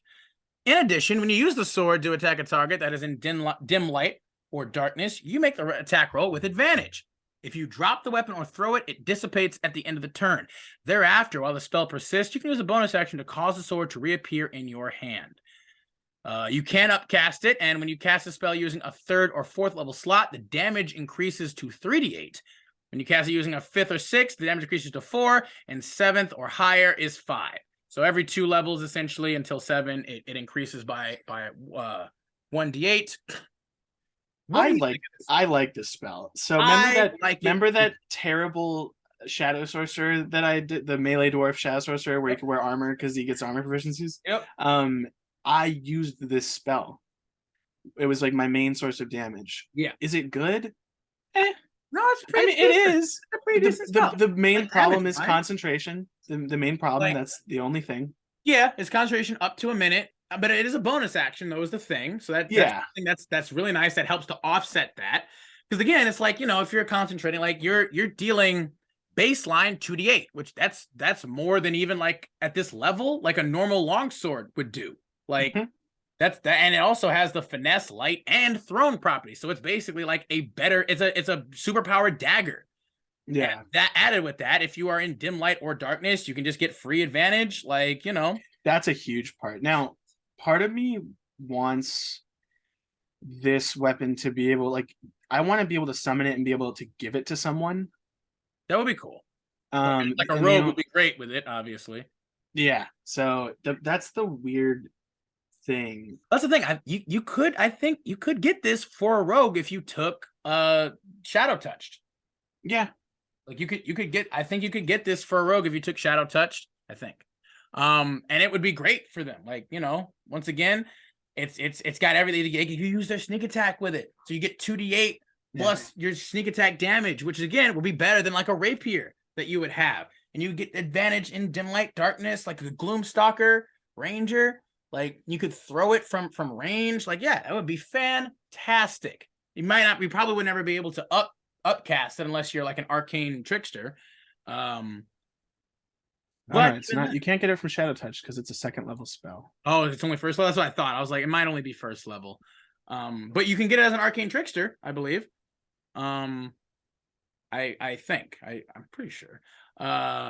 Maybe not. No, you should be able to because you're taking from the wizard spell list. Yeah, you can get it as an arcane trickster. At which case, like, yeah, that would be great for them, and they could even upcast it to a decent degree too, because I think they do get 5th level spells by the end of it. So you could get it to 48. That would be incredible. It'd be fun. You could do it as a warlock as well, which. Yep. It's one of those ones where like you could do it with like oh my god, what's the wizard fighter? Eldritch Knight. The fighter wizard. You mean wizard fight? Yeah. Be blade singer, and then fighter wizard is fighter wizard Eldritch Knight. You could do it with an Eldritch Knight. That would be cool too. Yeah. Eldritch Blades would be pretty dope. Like that's because again, I mean, like the only issue with that is obviously like because it's a concentration spell. At that point, once you get a certain weapon, you might want to just use haste on yourself. Like, oh yeah, haste would be the higher but priority, it's a cool but it one. can still be used. It's still great. It's a great spell. I like it a lot. Let's see. Ooh, how do you feel about the spell Spider Climb? I like it. It's better on if you just get the boots or the Obviously, slippers. any item that allows you to have just passive effects. That's the reality is like I would never actually take this spell. I would just wait. What if you need to like? What if you need to climb out of an area or a thing? Again, I mean, it is concentration to be fair, which doesn't make it great. So it's a second level casting time of 1 action transmutation spell with it's a concentration of up to 1 hour. Until the spell ends, however, one willing creature you touch gains the ability to move up, down, across vertical surfaces and upside down along ceilings while leaving its hands free. The target also gains a climbing speed equal to its walking speed. So you're Spider-Man, you know? The problem I have with this is that on the classes that it's available, I would only take it on Wizard or if I played a Circle of the Land Druid. I would maybe Artificer as well, but like on Warlock or Sorcerer, I'm not taking this spell. Yeah. You have a limited number of spells. There's no way. Yeah, it's not good enough. It's much better. It would be an off-brand bonus like spell that you take for a little bit more maneuverability. You know. Yeah. Like I think it comes in great handy for like if you're trying to do like espionage work or like infiltration stuff. Just being able to walk across any surface like and hide. Oh yeah, this and you combine this and water walking. If you have the ability to do both of those, like my bard that I was talking about before had a cloak that allowed him to spider climb and all that. Yeah. And I also had water walking boots. Nice. And I could turn invisible and I could fly. Yeah. So literally no matter where I was, I could move around and it was awesome.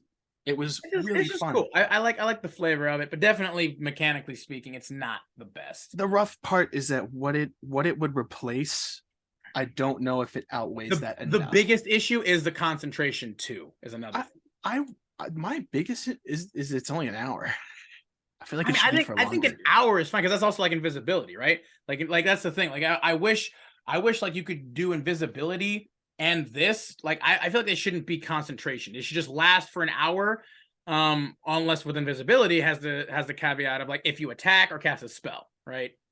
Actually, I think invisibility isn't a concentration. I think it does just last for an hour, or is it concentration? It's not an hour though. It's like 10 minutes, right? No. Visibility is an hour. I know that for certain. Oh wow. But I think it might be concentration. Because like greater invisibility is 1 minute and it's concentration. Where are you? It might just shit, I went the wrong direction. Where are you? I need eyes. I went too far. Come on. Oh. There it is. Yeah, it's concentration up to 1 hour. So yeah, that's the one thing about invisibility. Like invisibility is great and everything, but the only issue is again it's concentration. And then it also has the thing of like the spell ends if that attacks or casts a spell. It's a crazy one. There's a lot of really cool stuff. Any other kind of honorable mentions you want to mention? Like, things like Misty Step, probably one of the best second level spells in the game. There's Hold Person, which is Hold great. Person. Yeah, I do want to throw out there. Acid Arrow is a terrible spell. Oh, horrible! Skywrite, horrible spell. I like Skywrite. Skywrite, it's so bad though. Like there's so little. It's so situational, and even then, it can still have some reason. It can still have the capacity to almost do nothing because literally a strong wind can disperse the clouds and end the spell early. I like Skywrite. And it's concentration too. We in this household over here we like Skywrite. I will say there is one spell that we're forgetting that you could do the most damage. I think at this level, which is Heat Metal. Oh, Heat Metal is I mean, here's the deal. You will take some major karma points for literally burning someone alive in their own armor, but And again, to be fair, it also is. It's very dependent on, again, the situation and the enemies that you'll be facing. but if you're facing like town guards and you really hate one of them, Yeah, facing town guards, or if you're facing like a knights knight, or whatever, any because kind it of takes like a it takes paladin. more than a minute to take off their armor, Oh yeah, they're gonna take just a and lot. They're just gonna take passive damage, and not just that, they have a disadvantage on attack rolls and ability checks because they can't take the armor off. Yep. Yep. It's great. It's awesome. It's ridiculous and it's a fun spell, and I always like take it on certain characters and then forget that I have it and never use it. But it's a really good spell. I mean, something I've thought about taking it for certain like characters. We just don't fight things with like metal on it like all the time. Like a lot of things, it's like, oh, we'll fight, monsters and enemies that are like, they have like leather, or they have like, robes, and they have magical protection. But it's like we don't fight a lot of big, bulky, armory dudes. I did used to do this. I was a forge cleric with fire immunity, and I cast it on my own weapon or my armor, and then I would go give people hugs because it doesn't make me drop it because I'm not taking any damage. You told me about that. Yeah, you told me that is fantastic, dude. I love that. It was one of those things where like my DM looked at me like, what? I'm like, oh, dude, yeah, no, I did it on myself. Yeah. He's like, why? And I'm like, I'm gonna go hug people. Yeah. And he goes, I'm immune. I'm gonna grapple them. He's like, you're the worst person. I'm gonna grapple them and I'm gonna restrain them. It was so fun because one of my arms was made out of metal, so I just had like one glowing red hot arm. You have just a heated fist. Fire fist. I'm like, if I hit people with it, do I transfer the damage? He goes, yeah, of course you do. Yep. I mean, because all you have to do is touch him. You just gotta touch him. Dope. I was like, dope, dude. I do an extra 2d8 damage. Yeah, you just gotta touch, just unarmed strike. You touch him. All I'm saying is, you get heat metal and find friends with fire immunity, light their swords on fire, and they will kill everyone. Even better, you could also just make the hilt, their handle, like wood, or not wood. Like you can make it obsidian. You could make it. You could literally like wrap just like or whatever on the hilt and the handle and still do that. My problem is it supposedly gets so hot that no matter what you wrap it in, that shit's melting. So maybe, but like I said, again, if you have metal and if the hilt and the handle itself is like obsidian or stone or whatever else, like I guess you get a little cheeky with it. Me personally, just have someone with fire immunity. It's hilarious. You just turn things white hot. Yeah, no, it's the 1,000-degree knife challenge, but it's concentration. Another great favorite honorable mention would be spiritual weapon. That's a classic for clerics. That and not just clerics, plenty of other things too. Actually, at this point, like it's a pretty open spell now. Who else uses spiritual weapon? Like it's one of the best, probably the best thing about this is it's not only just a bonus action, but it also doesn't have concentration. It's not a concentration spell. Oh, I know, but this is just a cleric spell. No, I mean, no. Well, you can get it as a paladin as well for Oath of Conquest. You can also take it. I think maybe I'm wrong. Yeah, I think it's just those two. There was a feat that you could take. Yeah, but I know a number some. Well, no, I think they also made it optional now. I think it's now an optional spell for like paladins too now. Oh well, I love spiritual weapon. If you're playing a cleric, you're gonna get this. Yeah, cleric, paladin. It's fantastic. I think maybe even for divine soul sorcerers, maybe now too. I don't know, maybe not. I don't think so. If I'm correct, if I'm remembering correctly, they don't get spiritual weapon. I could be wrong. But what's great about it is, it's literally just it's a bonus action. It just lasts for a full minute. It's not concentration. So even if you go unconscious, even if you get hit, like it'll just be there. You can just bonus action attack. And then even then it does pretty decent damage. It's 1d8 plus your spellcasting ability modifier, and that increases every spell slot above second. So third or higher, you just get another d8. It's great. Like it's one of those spells that you throw that out at the beginning of an encounter and it's gonna last the whole time. You spread out your damage. You got, it's handy. Like clerics can kind of with spiritual guardians or spirit guardians and spiritual weapon, and what's the other one where it just does 60 damage? You know what I'm talking about, where it can't move, it just sits there and it does 60 damage. Well, not spirit guardians. It's Spiritual guardian. Yeah, I think it's spiritual guardian. Like I know there's spirit, or there's like guardian spirits or something like that, and I think it's like spiritual. Is it guardian of faith? Yeah, the shield of faith. Maybe it is guardian of faith. Something guardian. Either way, depending on what kind of cleric you are, it only attacks like 3 times or something. Yeah, but it's funny because it's literally just, I am my own one-man army in my corner over here, and don't get close to me because I'll slow you down. I'll do damage when you get close. I'll do damage when you're over there. I'm gonna hit you with my own weapon. Spirit guardians, I think, is the best because it literally moves with you. Yeah, and it's just like a ton of little like fairies or like spirits and stuff, and it just deals like radiant damage if you fail, like just passive. You just go towards somebody like, you're in my thing, you take damage now. Yeah, I love it. You play a Forge Cleric and you just get all the AC and all the health, and you just stand in front of somebody. Actually, speaking of that, let's move on to 3rd level spells. And I do believe that this will probably be the last one, because this is also where things are going to start getting real interesting. This is 5th level. You start getting a lot of the cool shit here. And then we'll probably just come back another time to kind of get through the rest of all of our favorite spells and spell lists that we mentioned here. But yeah, for 3rd level spells, Samuel, if you'd like to take it away, what are some of your favorite 3rd level spells?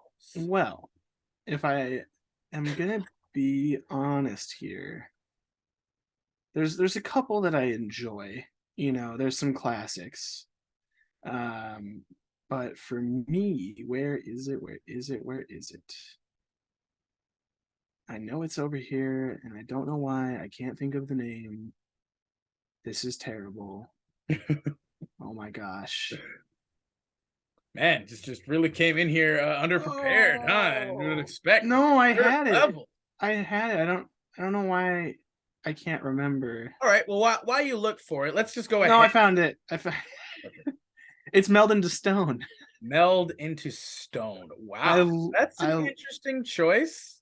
I love this spell. I couldn't tell you why, but every time go ahead. Why don't you read the description for everybody? It's a 3rd level transmutation stone with a casting time of 1 action, or as a ritual for an action and 10 minutes.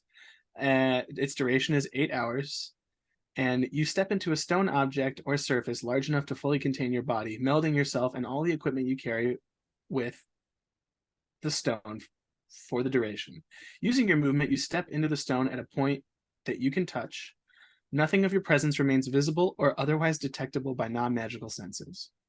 While merged with the stone, you can't see what occurs outside it, and any wisdom perception checks you make to hear sounds outside are made with disadvantage. You remain aware of the passage of time and can cast spells on yourself while merged in the stone. You can use your movement to leave the stone where you entered it, which ends the spell, otherwise you can't move. Minor physical damage to the stone doesn't harm you, but its partial destruction or a change in its shape to the extent that you are no longer fit within it expels you and deals 6d6 bludgeoning damage to you. The stone's complete destruction or transmutation into a different substance expels you and deals 50 bludgeoning damage to you. If expelled, you fall prone in an unoccupied space closest to where you first entered. Now, this spell is one of those spells that it doesn't look very good or sound very good, but it is kind of one of those fucky spells. Sure. Yeah, you can troll out the ass with this thing if you're determined enough. Yes, you can. The main reason being is that it gives you 8 hours to sit there. Yeah. And it's not concentration, so technically you could take a nap. Yeah. You could cast spells on yourself. You could heal yourself, buff yourself.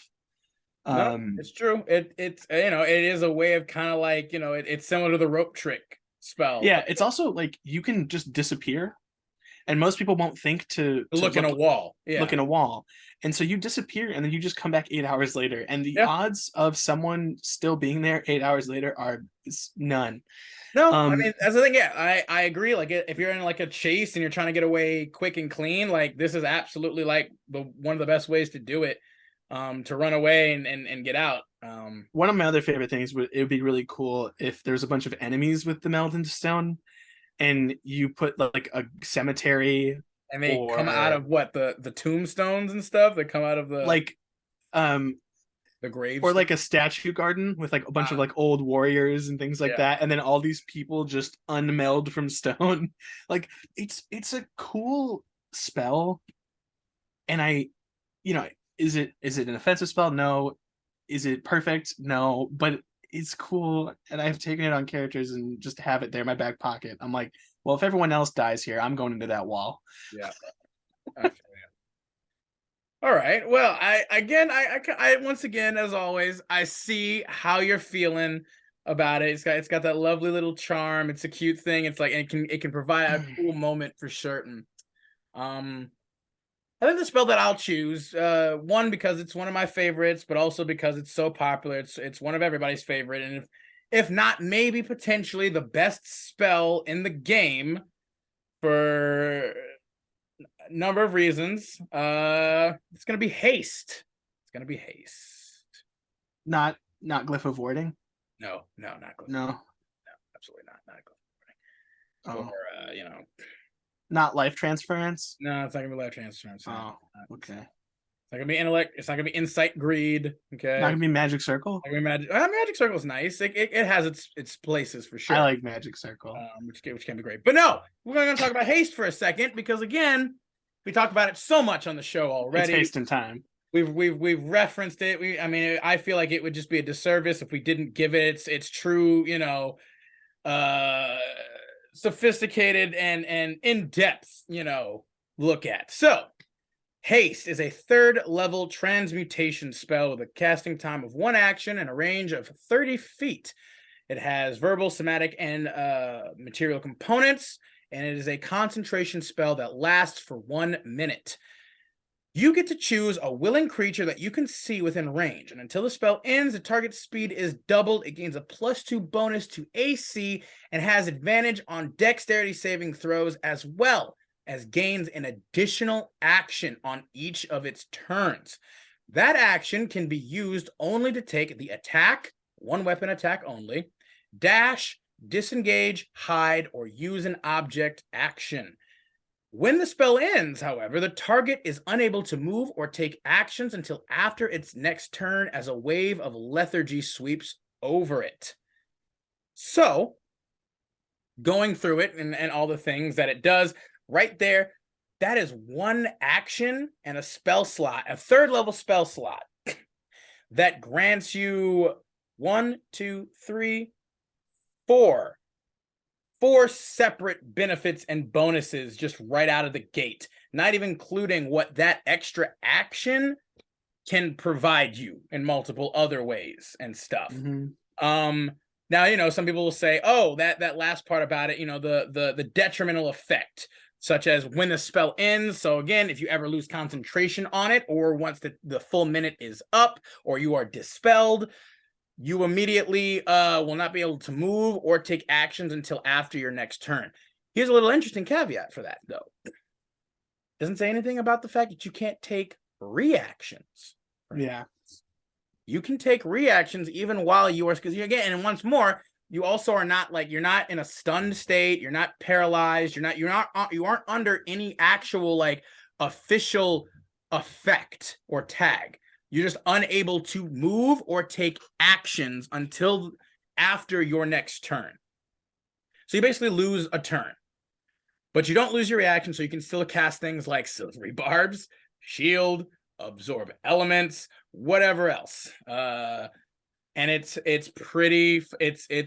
lot of people make the argument that this is probably the single best spell in the game, just for what it gives you. Because literally, as a spellcaster, it's not as effective usually, due to the fact that, again, the extra action that you gain can only be used to take 1 weapon attack, dash, disengage, hide, or whatever. But the thing being too is that you could technically cast a spell with your normal action, and then as an action, activate a magic object. You could use a wand of of magic missile, or you could use like a necklace of fireballs, or you could also just use it to do hide, disengage. Your speed is doubled, and for most creatures that'll still be 60 feet. That's great. You get a +2 bonus to AC, just baseline, and advantage on all dexterity saves. Like, what this spell gives you is insane for the cost and resources that it provides. And even the detrimental effect isn't that horrible. It's not egregious. Yeah, well, I mean, I don't know about you, but usually our hastes, when any of our team comps, haste is usually reserved for whoever our frontline fighter is. Yeah. And we just, I mean, you give an angry fighter. barbarian, A fighter or or a fighter, you give them haste. Even a paladin. Paladin. Yeah, you give them haste. You have someone else cast fly on them, and they're a just an unstoppable wrecking crew. Like I think it would probably work best on paladin, because paladin could then also cast spells. They could also cast another concentration spell on themselves, as well as then still attack with that extra action. Like, although the reality, like, it's just it flips the action economy on its head, because what it ends up doing is it every turn for 10 turns, as if you can keep everything up, it's 10 extra attacks.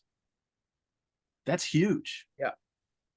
So you put it on someone who does high damage per attack, like a barbarian or a fighter with great weapon master and a magic weapon, or like in our case, I get hasted sometimes as the rogue fighter who I'm a crit fishing. Honestly, I haste myself all the time in our game as a blade singer wizard. Yeah, it's ridiculous. Blade singer wizard, you can wreck. And it's wreck. Like, it's so nice because you get the +2 AC, you get the advantage on dex saves. Like, you get the extra movement. Yeah, extra movement. Not only are you going to take less damage, you're more deft. You can move around much better. So you get a spellcaster sit at the end of the fucking room. It's just like lob fireballs. It's like a legitimate. You get like a. Right, you go get him. You know what I mean? Yeah, you go get that guy. I won't get close. Go get him, bud. Go get him, champ. You know, and it's just so fantastic for everything that it does. Like similarly again to like, you know, Find Familiar.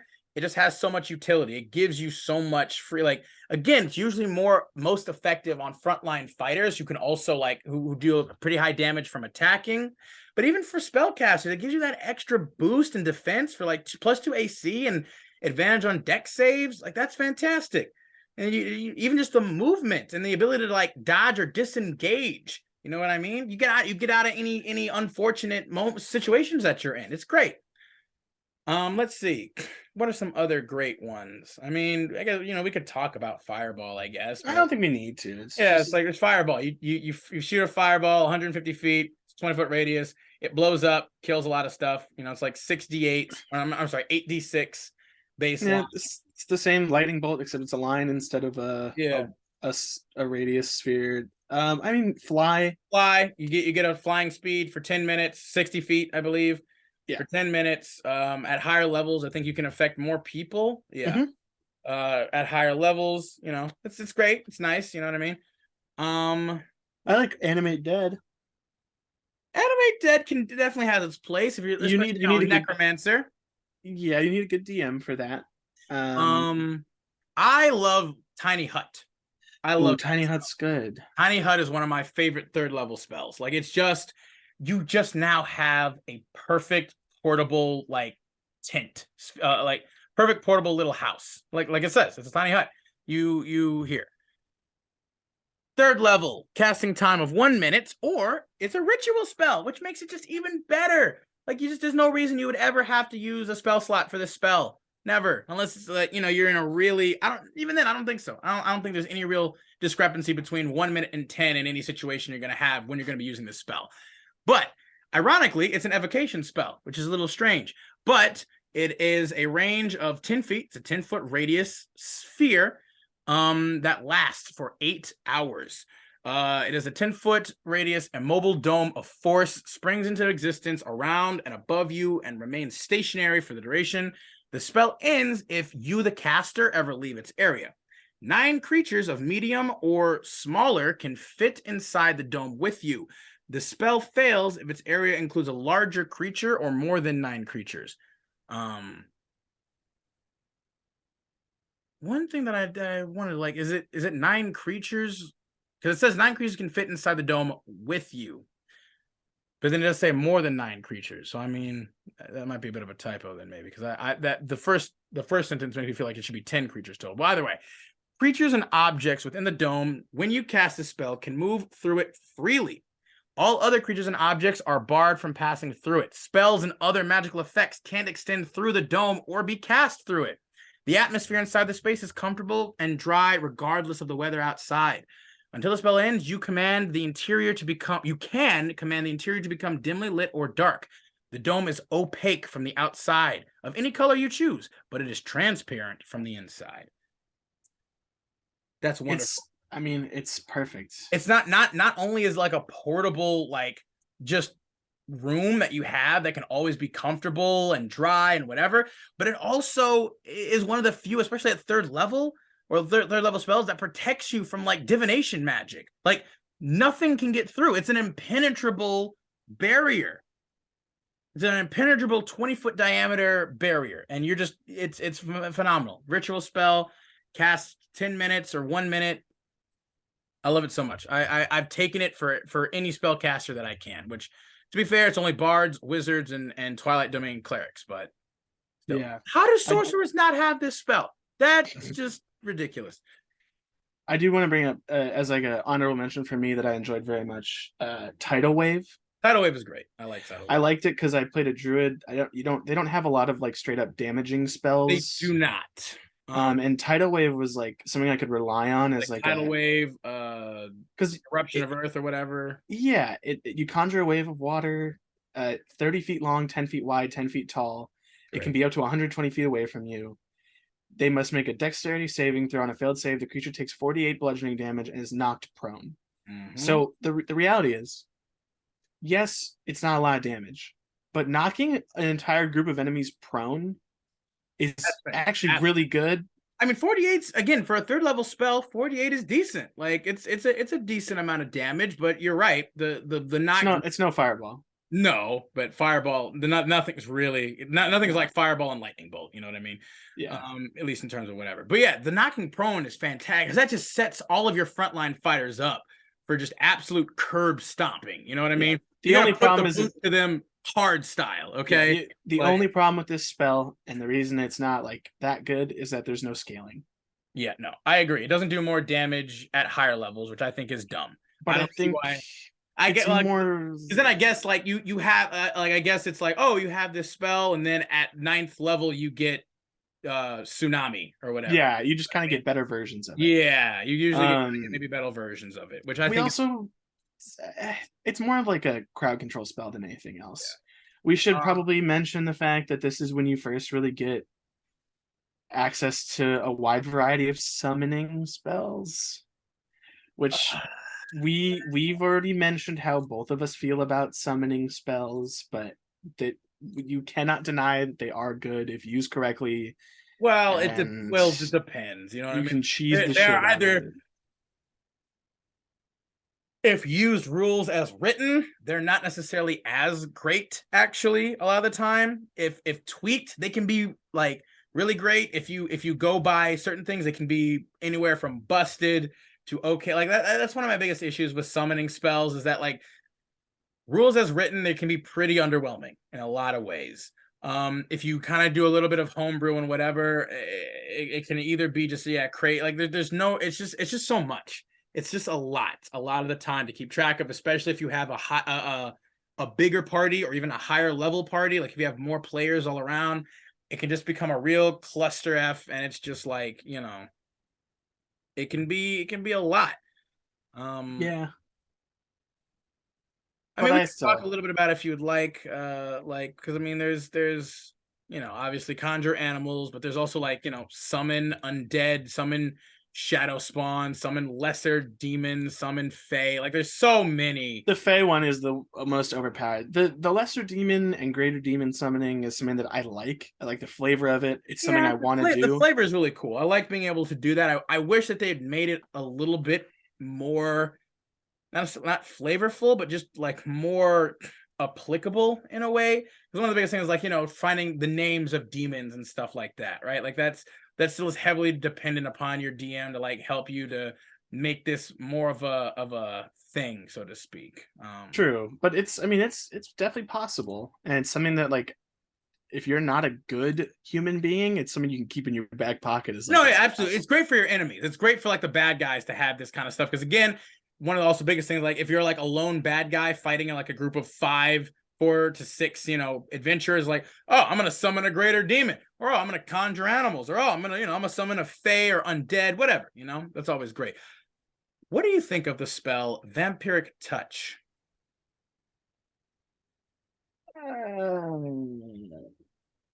I personally, like, it's a little underwhelming. I mean, it gets stronger at upcast. I know the problem is starting at 3d6, you heal half of it. So, for the audience, Vampiric Touch is a 3rd level necromancy spell with a casting time of 1 action, a duration of 1 minute. It is a concentration spell and a range of touch. Specifically, the touch of your shadow-wreathed hand can siphon life force from others to heal your wounds. Make a melee spell attacking a creature within your reach. On a hit, the target takes 3d6 necrotic damage, and you are going to hit points equal to half the amount of necrotic damage dealt.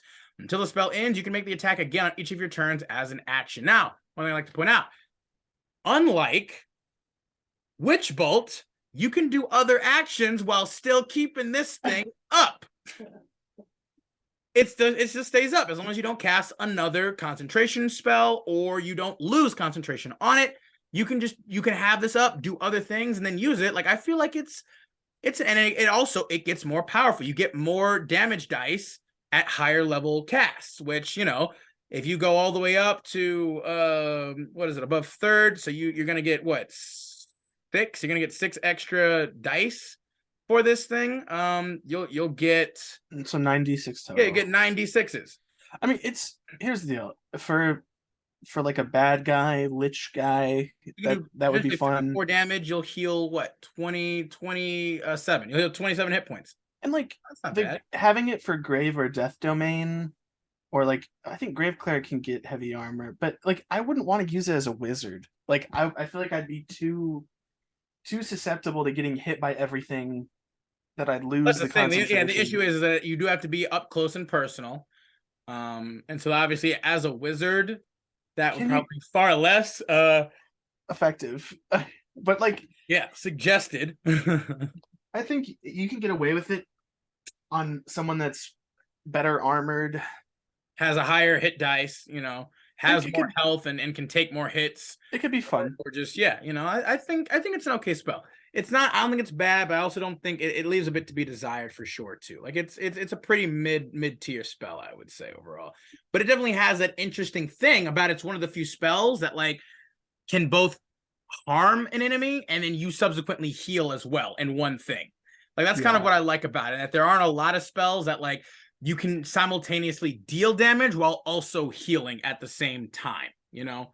Like I feel like those kind of spells are great and helpful. And again, Vampiric Touch, the only issue is that its hit dice are pretty low for the level it's at, and it literally is just basically level based. And also the fact that it's concentration is another big issue that I have with it. Like I wish it was just spells, like it just lasted for a minute. Like it's one of those things. Like if you make it work, yeah, it would be pretty scary, I think. If you roll well, and on certain builds, that thing could be terrifying. You know what I mean? With certain characters or certain creatures that had it, be terrifying. I do have to mention, I do love plant growth. It's one of those spells. Plant growth is awesome. Yeah. If you cast it for a year, it's interesting. I was actually going to reference the one right above plant growth, Phantom Steed. I do love Phantom Steed as well. But let's go with plant growth first. Plant growth is a 3rd level transmutation spell with a casting time of special. And we'll talk about that in a second in the description. But it has a range of 150 feet. It has verbal and somatic components. This spell channels vitality into plants within a specific area. There are 2 possible uses for the spell, granting either immediate or long-term benefits. If you cast this spell using one action, choose a point within range. All normal plants in 100-foot radius centered on that point become thick and overgrown. A creature moving through the area must spend 4 feet of movement for every 1 foot it moves. You can exclude one or more areas of any size within a spell's area from being affected by this spell. If you cast this spell over 8 hours, you enrich the land. All plants in a half-mile radius centered on a point within range become enriched for 1 year. The plants yield twice the normal amount of food when harvested. Great roleplay slash like world interaction. Oh, I mean, this is one of my favorite spells. Yeah, I did this a lot as a druid too, in one of my other campaigns. Like I use this one a lot, and it was great. The other one we have, Phantom Steed. I feel like people sleep on Phantom Steed pretty heavily. Yeah. Which is like, it's kind of understandable. Like apparently only wizards / I think like the undead warlock get access to this, but it's a fantastic spell. It's a 3rd level illusion spell with a casting time of 1 minute, but it's also a ritual spell. It has a range of 30 feet, verbal somatic components, and it lasts for a duration of 1 hour. A large, quasi-real, horse-like creature appears on the ground in an unoccupied space of your choice within range. You decide the creature's appearance, but it is equipped with a saddle, bit, and bridle. Any of the equipment created by the spell vanishes in a puff of smoke if it is carried more than 10 feet away from the steed. For the duration, you or a creature you choose can ride the steed. The creature uses the statistics of a riding horse, except it has a speed of 100 feet and can travel 10 miles in an hour, or 13 miles at a fast pace. When the spell ends, the steed gradually fades, giving the rider 1 minute to dismount. The spell ends if you use an action to dismiss it, or if the steed takes any damage. Like this is an insane travel spell. And it's one that doesn't even require a spell slot if you don't want to. Like you just get you can travel again 10 miles in an hour or 13 at a fast pace. That's amazing. And you just get off, you summon it again, and you can keep going. For low level, for 3rd level characters, this is a crazy thing because you could at least fit at least 2 people on this steed. Like, if not more, if they're like smaller creatures too. It's one of those spells where, maybe any of the steed summoning spells, there's like find greater steed, stuff like that. Like having this in your back pocket, while you might not use it in certain times, if you're using it for travel, I mean, it's up there in like usability. I'd love it. You get a party of wizards together, you all summon your weird horse creatures and ride off into the sunset. Even in combat, if you again, it lasts for 1 hour. If you get into combat, you're riding this. It has a speed of 100 feet. That's crazy. Like, and it uses the statistic for a riding horse. It has a speed of 100 feet. I assume it could probably take the action of maybe like disengaging. It's not going to do anything else. You have almost completely unfettered movement on a battlefield at that point. Like we're talking about movement potential, 100 feet. Crazy, dude. It obviously disappears if it takes any damage, but like you do flyby basically. You do drive-by hits. Go up to a thing, you attack it, you just run away.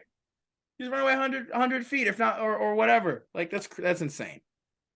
It's a great spell that I think a lot of people sleep on because it just doesn't have as much ready like application, because a lot of the time it is also true that a lot of DMs might also just kind of like fast travel or like kind of just like gloss over travel to places as well. And they don't put as much like direct or deliberate emphasis or focus on it.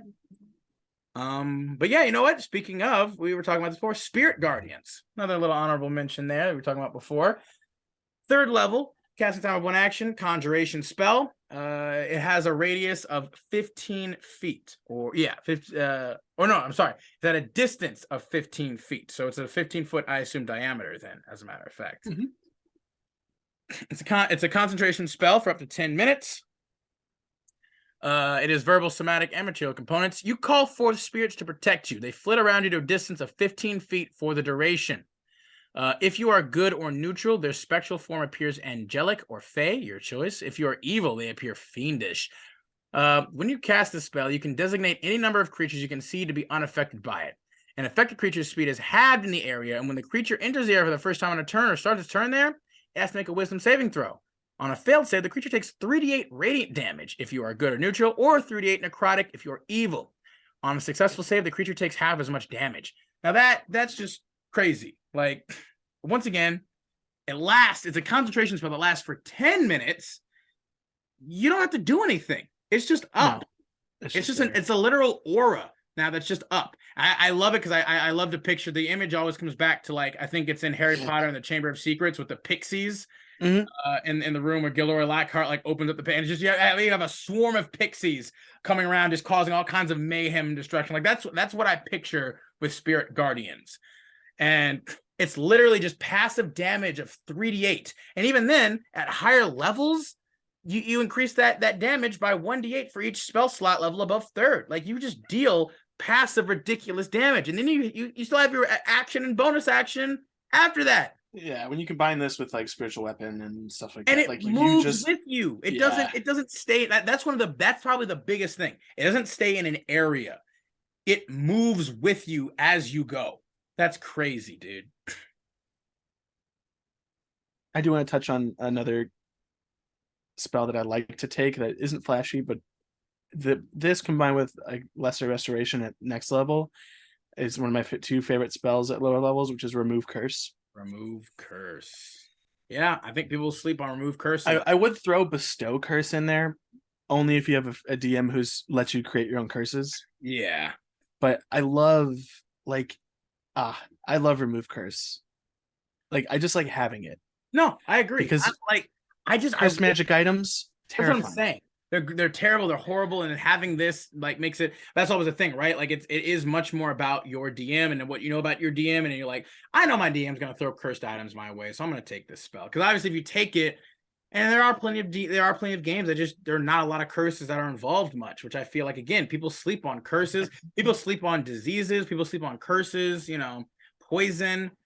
And it is kind of just like, but having it is so amazing when it's applicable, because it is just like, certain things can just be like, certain curses can just be utterly horrendous if you're not careful. Yeah, and it allows you to remove a curse from an object, from like a normal object or a person, if like curse has been cast on it, or let someone unattune from a cursed magic item, because that's usually what happens, is they stick to you and you can't unattune from them. Yeah, not willingly.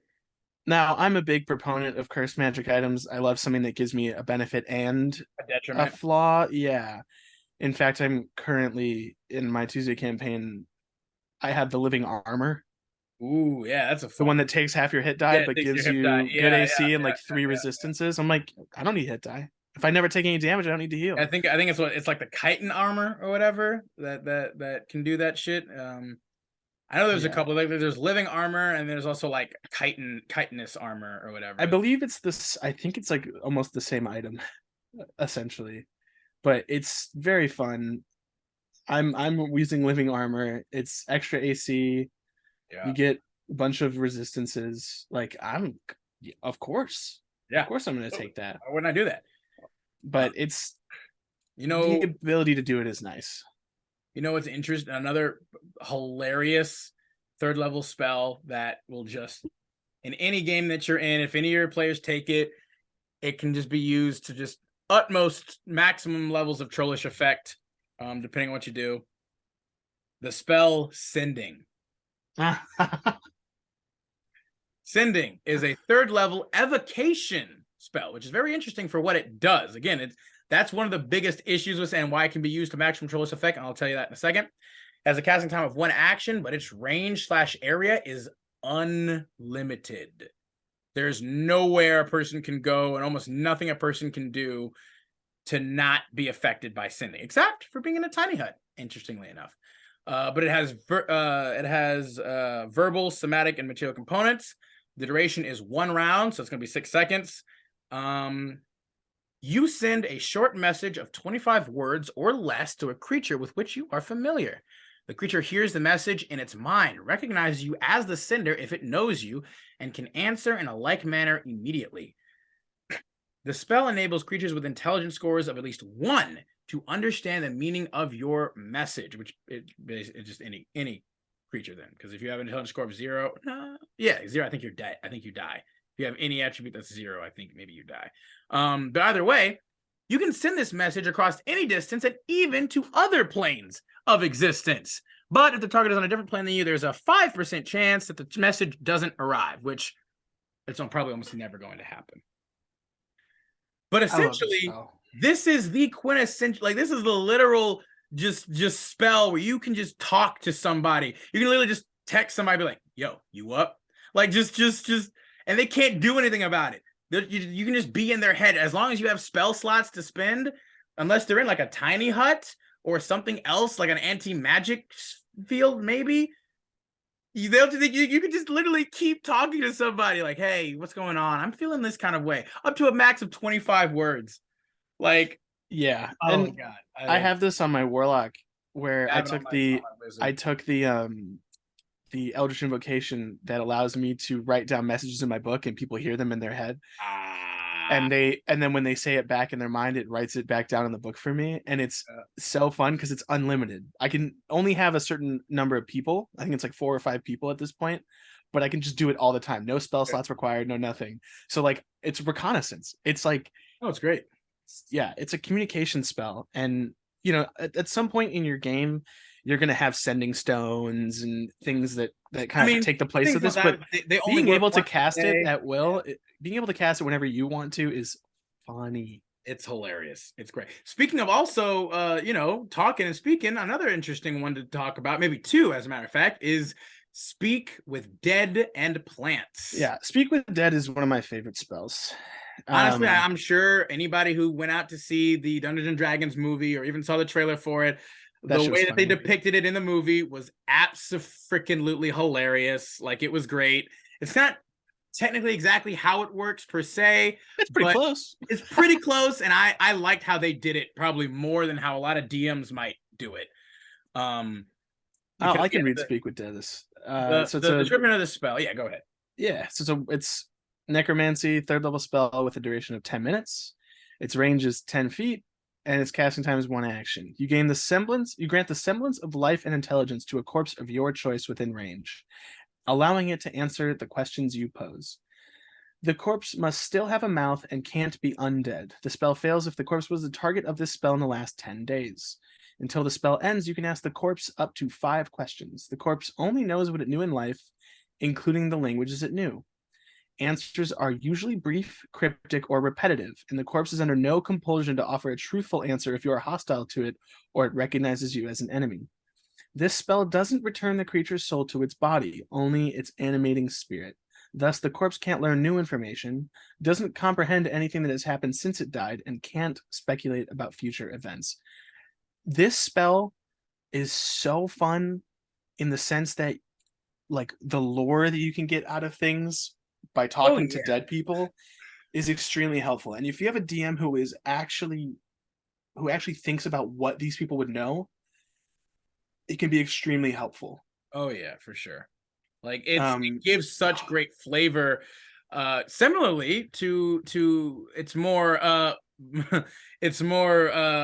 life energized version or variant, jovial sidekick. Speak with Plants, same thing. Basically almost all the same as Speak with Dead. It's a transmutation spell. You imbue plants within 30 feet of you with limited sentience and animation, giving them the ability to communicate with you and follow your simple commands. You can question plants about events in the spell's area within the past day, getting information about creatures that have passed, weather, and other circumstances. You can also turn difficult terrain. Caused by plant growth, such as thickets and undergrowth, into ordinary terrain that lasts for the duration. Or you can turn ordinary terrain where plants are present into difficult terrain that lasts for the duration, causing vines and branches to hinder pursuers, for example. Plants might be able to perform other tasks on your behalf at the GM's discretion. The spell doesn't enable plants to uproot themselves and move about, but they can freely move branches, tendrils, and stalks. If a plant creature is in the area, you can communicate with it as if you share a common language, but you gain no magical ability to influence it. This spell can cause the plants created by the Entangle spell to release a restrained creature. It's so fun. So just, again, similarly to Speak with Dead, both of these, they just provide and give such great, like, role play flavor opportunities to your character. Like, what is, again, like, similarly in the D&D movie, like, what's just more fun that you talk to a dead person about some stuff that happened like a long time ago? Like, you talk to a plant. That's just great. I think a lot of people also reference Henry Crabgrass from Critical Role Campaign 2, same exact thing. Like that was a great, funny, hilarious moment. It just provides so much little fun stuff. Certainly not the most effective in a number of reasons for a number of things, but but both of these spells are on, like, one is on the cleric list, one is on the druid list. Yeah. And those are classes where you have access to all of your spells. Yep. And you know what? If you know you're going to need out. to get information, these are spells that keeping them in your back pocket is well worth it. You can change them out as you'd like. You're not stuck with them if you choose them, but it provides such great stuff. Well, since we did pay homage to one of the kings of third level spells earlier towards the beginning, let's go ahead and check in on its alter ego, or rather its antithesis. We talked about haste, so let's talk about slow. I do love slow. Slow again. Slow is an underappreciated spell in my book. Agree. I ironically, I feel like people sleep on slow because it's again basically it's the antithesis of haste in basically every way. Slow is a third level transmutation spell with a casting time of 1 action, a range of 120 feet, but a 40-foot cube. It has verbal, somatic, and material components, and it is a concentration spell of up to 1 minute. You alter time around up to 6 creatures of your choice in a 40-foot cube within range. Each target must succeed on a wisdom saving throw or be affected by this spell for the duration. An affected target's speed is halved. It takes a -2 penalty to AC and dexterity saving throws, and it can't use reactions. On its turn, it can use either an action or a bonus action, but not both. Regardless of the creature's abilities or magic items, it can't make more than 1 melee or ranged attack during its turn. If the creature attempts to cast a spell with a casting time of 1 action, you have to roll a d20. On an 11 or higher, the spell does not take effect until the creature's next turn, and the creature must use its action on that turn to complete the spell. If it cannot, the spell is wasted. A creature affected by this spell makes another wisdom saving throw at the end of each of its turns. On a successful save, the effect ends for it. Like, see, all of that stuff, just nasty, just gnarly, nasty effects that screw up everybody, whoever, where you're, I don't care who you are, I don't care where you're from, you get slowed, you got stomped, bro. It doesn't matter. Like, that's insane. It's, again, we both mentioned action economy being a huge part of combat. This is something that can turn the tide of that immediately, exponentially so. And the fact, again, it has a 40-foot cube range, like within like that's crazy. That's a pretty huge area of effect. And again, you have to make a save, to resist it and such. And it is a wisdom save, and so most things will probably have a pretty high wisdom. But it's like if you don't get if you get hit by this even once, like it like Sam said, could instantly just switch up the entire tide of a fight, man. It's good. And the best part is that even if it leaves the area of effect, it's still slowed. Yeah. But it's just the initial casting, and then everything that failed to save, they're just slowed. It's not the area of effect. Yeah, it's just, hey, you're all slowed, and then let's hope that you all took a sip of that haterade, bro, and now you're feeling mighty sluggish right now. It's a very good spell. Having both in your repertoire as a team can be very, very helpful. Ridiculous, dude. It's insane. Let's see. Any other spells kind of note that you wanted to pop off real quick before we get on out of here, Sammy? Hypnotic Pattern's a great one. That's a nice mention.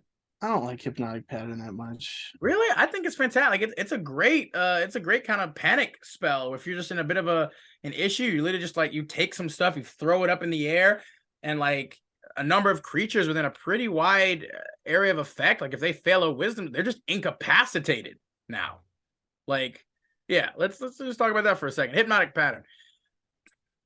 Third level illusion spell, casting off 1 action, is 120 feet range and a 30-foot cube area of effect. It's somatic and verbal, so it's not even verbal, somatic and material. So you can do this completely silently. It's a concentration spell of 1 minute. You create a twisting pattern of colors that weaves through the air inside a 30-foot cube within range. The pattern appears for a moment and then vanishes. Each creature in the area who sees the pattern must make a wisdom saving throw.